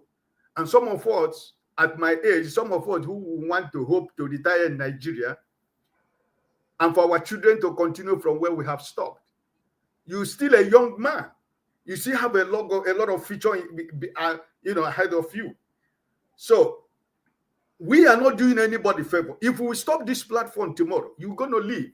Forefather are going to leave. I'm going to leave. Everybody going to survive. We are living our lives. But what of our families over there in Nigeria? What of your friends, the people you went to school with? There are so many things that connected each and every one of us in Nigeria. That's why we come to all this platform to talk about our country. So, but for you to come here to begin to display what you display tonight, I am completely very surprised about you. So, but I just hope that maybe what my brother Uzo said, maybe Inter Milan lost today, probably. Maybe 5-0. 5. Champions League final. If it is not the reason why, if it is what you think, that's what it's part of it. It's part of it. I just hope that you should know that this is his person. He's always been like this. And thousands of people watch this platform and they listen to us. So if people who know you in this platform know what your conversation and your argument and the ideas you bring into this platform, and watch you this few minutes in this platform tonight, the same question that I am asking is what a lot of people are going to ask. So, but I just want to pray that, when you finish this program, go back, rewind it, and watch your action tonight, and see, completely ask yourself, is this really me? Do I really believe in all these things I said or what I displayed here tonight? If it is okay by you, I don't have a problem, because we are here to learn. Okay? So I want to thank you for, for giving me the opportunity to be here since 2 o'clock. I just pray that everybody will have a wonderful weekend and a beautiful new week. Okay? God bless you all. Thank you. We meet again next week or tomorrow. Is there any program tomorrow? I don't think so. Yeah, there should be one tomorrow. I will find something for us to discuss tomorrow, since there's no interview tomorrow. Okay. God bless you. And I'll see you tomorrow, because tomorrow I'm working. Maybe I join you guys from my workplace. God bless you. Thank you. I appreciate you. And yeah, Jide, troublemaker, your team lost a match. You come here to take it out on everybody, all Nigerians that don't have anything to do with it. Maybe you should go and deal with the team that beat you people silly. Instead of come here to start having a go at everybody. Oh, Tinubu. He literally quoted Tinubu and P2B as the same. It's like, do you know, even ChatGPT knows the difference between the two of them. ChatGPT were like, because ChatGPT said, yeah, Tinubu provided more revenue for his state compared to P2B, because we're comparing them on one man the other day, the two characters. They said, okay, let's go to AI to compare both of them. Tinubu brought in more IGR, more money in his state. P2B did similar to his state, but not as much as Tinubu. So Tinubu won that round. But I said that the guy that was saying it is a Tinubu supporter. I said, then ask ChatGPT who ChatGPT, because he thought this thing, because Tinubu won that one. He said, ask ChatGPT who is going to make a better leader. But that question P2B. you asked me, but actually, to be serious, that question you asked me was very general. It's like, it was very, very general. I didn't have any. It's not general. It's very specific, actually. The way you started the answer was wrong. I said if they ask you to choose one of them as leader of the country. Yeah, the way you no, sorry. Hold on. Yeah, because the way it was very straightforward. I said, what do you mean? No, hold on. Let me ask the question. The question I asked was, if they asked to choose among P2B, Atiku, and Tinubu, which one would you choose for leader? You refuse to choose one. I cannot choose a guy. I stand with my principle. But I said, it's not about principle. I'm saying if you have to choose one. It's a thought experiment. I want to know where you are. Already, that's why I didn't choose one. I know you will not choose one in the real world, but it's a thought experiment if you have to choose one. Pardon? You're putting me on the spot. Yes. No, Jide, listen, Jide. You know, there's a thing that I don't want to critique the way you communicate, but I think you should take things a bit lightly. This is a platform. If somebody's asking you A and B, you can answer now without convoluting. Don't let's convolute. It's unnecessary. You know, it's just unnecessary. You're not under. Because the love I have for Peter Obi in 2018. Like I said, Peter Obi. Oh, look at that. He just said that because I don't like him anymore. This is okay, good. If he wins the election, nothing is going to change. Now, after you've answered that, we can go to your arena now. Because I think there was a question I asked today that has there been in history any time any society has been transformed whereby the elites share their resources or transfer their wealth to the masses in a peaceful manner? It turns out that there hasn't been any. Yeah, because in history, you always need there's always an upheaval that gets that to happen. And I think the next question that I will ask is: has there been any time in history where these elites that are in power has changed their ideology on their own and transformed their nation without being forced? And if it turns out that it doesn't happen, then we are in trouble here. We are in trouble. That these leaders have to go. But you know my But we'll concern, see. Papadas, you know my concern about what you just said. What my concern is that's why I keep saying it. But people don't understand. They are insulting me. Your concern. My concern is that eventually, when we still vote for one of these people that is a lesser evil, and still this ideology they are talking about does not change. Well, you see, this is why I always begin by saying that speaking about Nigeria the way we do is pointless as far as I'm concerned. Following the news every week, you know, it may be a good way to communicate and chat, but it's pointless because without the system changing, nothing will change. Hence, we need a revolution in that country. Now, a revolution, that word seems to spook Nigerians, especially. They find it a violent word, but it's not necessarily violent. Revolution begins in the mind. That's where it begins, and it can end with good communication, protest, and things like that are non-violent. However, with anybody who has a revolutionary mind, you shouldn't discount violence, because what you're trying to do with any revolution is to change things.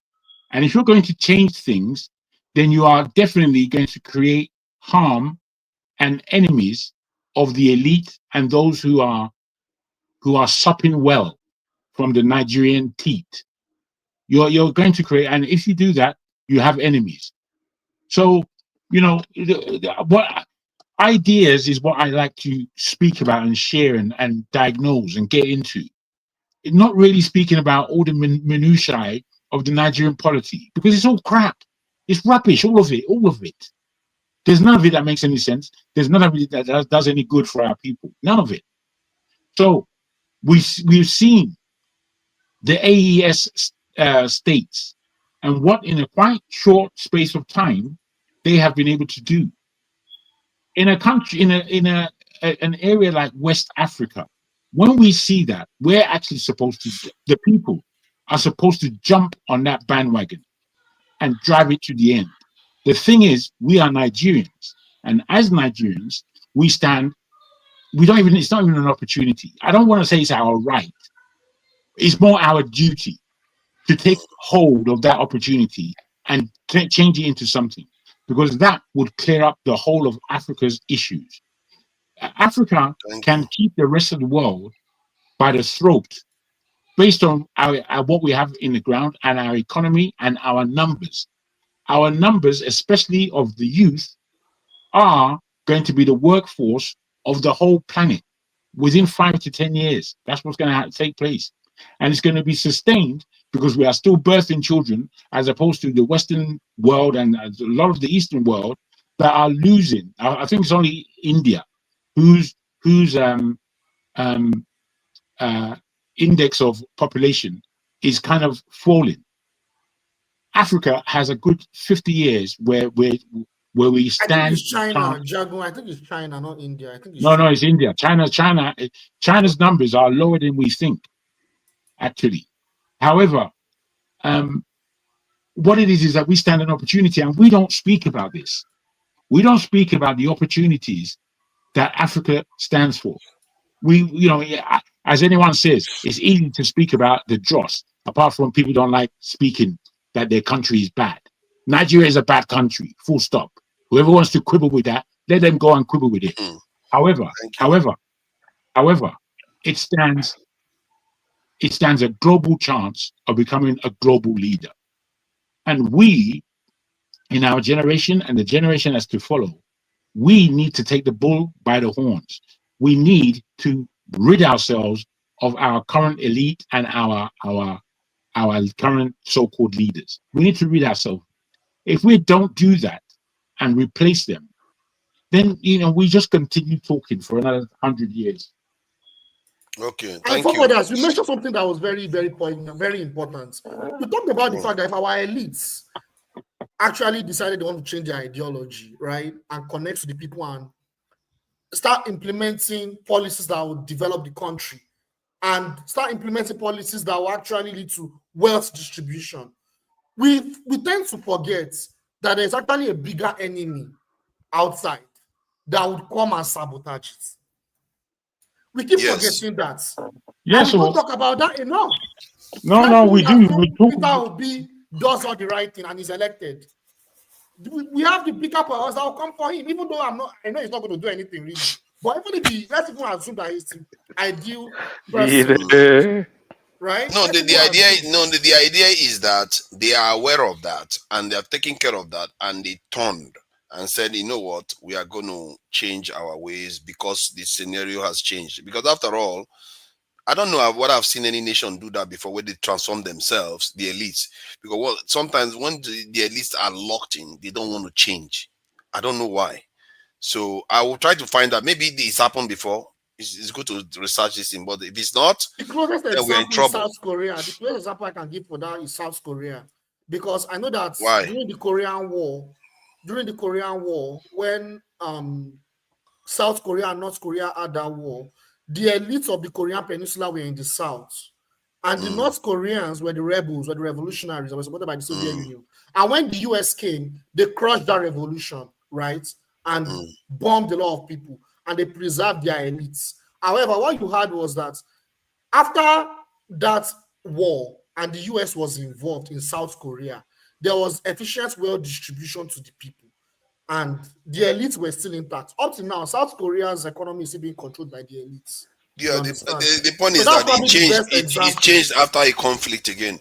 And yes, there was a conflict. Yes, it changed after a massive conflict, and you can even argue that the entire scenario changed. Even some of the rebels probably were not just, they are also part of the elite, because often rebels, elites are part of the rebels too sometimes, because you always need people that have insight into what the elites are doing.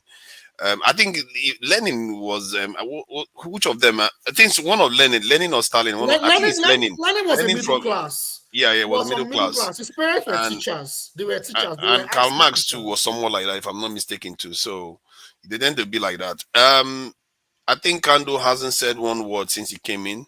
Kando, welcome. Been a while. Thank you for joining us today. As you can see, the whole thing went ruffle very quickly when this guy joined. What do you make of the conversation so far? We were talking about Nigeria, or how the permutation was going to go. Because in my mind, I think it's closer to Peter Obi being blessed by Atiku, because chances of Atiku running for presidency now is reducing by the day, given all the dynamics in PDP, and there's fatigue with that guy. Enough is enough. So I think it's about 30% chance that he's going to run. So if he's that low and he doesn't run, the only option is to anoint somebody to work with P2B, because no other person has got 6 million votes. So what do you make of that permutation? Or if you want to talk about something else, or you can score the current government in office, how well they are doing. Maybe they are doing so well, I don't know. Maybe they got an A or something. Yeah, good evening, everyone. I've listened for a number of hours back and forth. And on the day that the courts decided that Tinubu was going to be the president, I think anyone with half a brain, and I know anybody that knows me on this platform, knows that I said these people have absolutely nothing to offer you. Good evening, Mr. Jagan. Long time. Indeed, sir. Thank you. Good evening. So I don't really care how many kilometers of roads they put together. Like I said, granted, Tinubu was not the president of Nigeria during Buhari's time, 2 terms. At the end of Buhari's second year during the first term, I concluded that he needed to hand over the presidency of Nigeria to Sanusi, Lamido Sanusi, because that guy had absolutely nothing to offer you. And for the next 6 years, another 6, 8 wasted lives of the Nigerian child.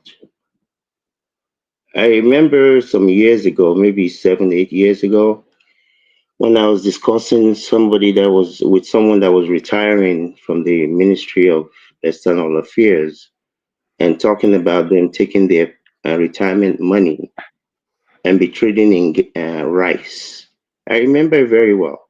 A bag of rice was 18,000 naira. 18,000. I talk to people in Nigeria every day, sometimes several times a day. I had a conversation with my dad yesterday, and he said, you know, it got to a point where he mentioned that his cook actually went to the market to go and buy meat for some reason. Because usually, we kill a goat or whatever and have it in freezer and stuff like that. So in any event, he said the thing was like 9,600. And when the person came back, he said, you actually went to the market and bought this for 9,600. This. If my father, who has been blessed for God knows how many decades, who has properties, who has rental income, who has income coming from his children from from abroad, if he can even think about such a thing, what does somebody who is a bank teller or who is a teacher or even a lecturer at the University of Lagos or Benin, how are those people making it? How is this going to work? And I align with what Mr. Jagun surmised, because we've had these conversations, and we'll continue to have them. I think we just like to talk. The only thing that I know that is going to save that country is a bloody revolution, bloody one. Kill 10,000 of them, kill 20,000 of them. That's what's going to take. If you think that well, you can't say that now. This is not the view of Dr. Damages, clearly, and oh very no, far not removed from the view of Dr. absolutely not the view of anybody else but myself. What I'm saying though is, if you think a democracy is what is going to bring this thing about, I remember how many 2 decades ago, more than 2 decades ago, when they said Professor Odili, governor, stole like 4 billion naira. 1980, Umaru Diko stole like 2 billion naira. You name it. And it will just continue to be like that. I'm not surprised as to what Tinubu and his people are doing. They don't, I don't even think they have a clue of what to do. I think they're just clueless. They will just continue to paddle this boat the same way they've been paddling it. People will complain, price of things will rise. I don't look at people as Tinubu or Atiku as humans. I don't even consider them to be human beings, honestly. I don't listen to anything they say. I don't care who they're talking to. I don't listen to foolish people. And they're foolish people. If the Nigerian people, like Fela said many decades ago, if they're too afraid to die because they don't want to die, they don't want to fight the powers, then let us continue to suffer. We just it's not a matter of whether I want it. It's cause and effect. If you don't do what you're supposed to do, you continue to be where you are. And that's where we are. And that's what it looks like it will continue to be. There are no miracles. There's nobody coming to save you. If you're not willing, or we cannot have a Oka coup or whatever coup to come and take these people. I said that the day they said Tinubu was president. People say, you don't understand military. You know all the bad things that the military can do. What these people are doing is worse. They're killing you softly by the day. And it's one thing to be in a bad situation and have an idea of a sense of direction. These people are directional, they don't have any direction, they don't have a clue. It's all about what I have. Let them see me. That's not leadership. These are people that have never had anything. The second they have $2, nobody else can hear a word. That's not leadership. Leadership is about how you help to direct your people to the future that you want to be in. I don't care if somebody else was worse than Tinubu and Tinubu has done this and done that. He's clueless. He was clueless before. Because he ran Lagos State, they were able to borrow a bunch of money. He was able to raise taxes, a good percentage of which that went to his pocket. You think this is running a country? These are useless, clueless. Like I've said, if Tinubu was my father, I would have disowned him. I don't care how many trillions he has. Money doesn't run me. I run money. Thank you, gentlemen. I think we have to round up now so that the other people can get on with it. And I really appreciate the conversation, and it's been quite enlightening, especially in parts. I appreciate you, Jago, for coming in. Uzo, I appreciate you for coming in. Uzo is now clearly a Jagaban supporter. That should be noted. I always knew he was going to turn to the dark side. It's always been clear.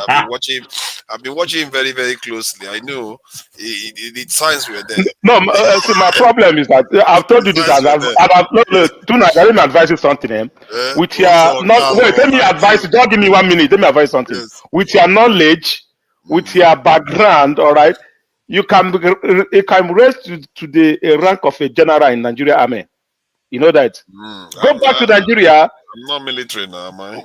Yeah, go back and enter the military. Take over. What are you talking about? I don't mind. I don't mind. They give it to me. I will take it. I'm not military. Clear the book around. Clear insecurity in Nigeria. Don't sit that place and sit like a king. Look at your back. Like all this king. Look at that. All this rough. You want to come from here? What did I do now? You are the one that is supporting Jagaban, and you are making it about me. I'm not said it's our Atiku, what's the aerofire to gather together to take over the country, not to like the same type of people. Let Jagaban continue. What I said. It's not those guys to take over. Then Jagaban continue. What I said. Okay, I hear you. You know, I accept your apology. You're welcome. I'm still watching you. I thank you for coming in there, Kando, as always. I appreciate you, Kando. Thank you for coming in. And Jide, as always, I speak the truth. I see you there. Let me just thank Kolata. You know, you say whatever you like about Kolata. Kolata puts his money where his mouth is, even if it's $2. $2. I was shocking up, but it's $2. $2 each time. Kolata, I have to thank Kolata. Kolata donated like crazy today.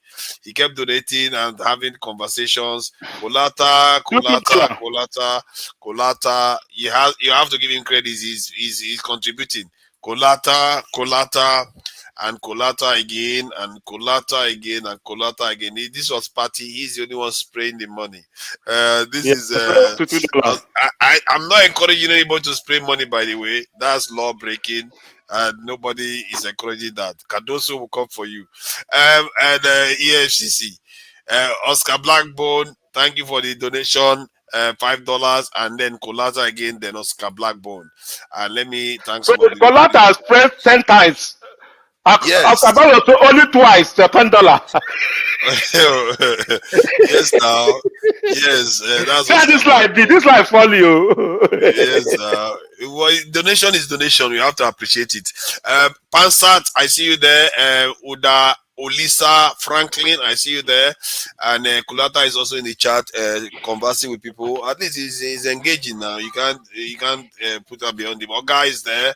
Light is also there. Thank you for joining us. Baba Jide Ofolabi, I see you there. Thank you for joining us. That's Jide here. And Randy Timothy, I see you there. Tracy Jacobin.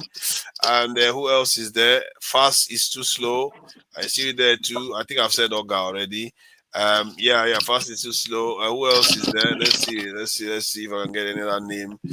Equity, fairness, and justice. I see you there too. Equity, fairness, and justice. I'm sure there are others that I have not called. I think Fumi was here earlier on. African pyramid. I see you there. Thank you for joining us.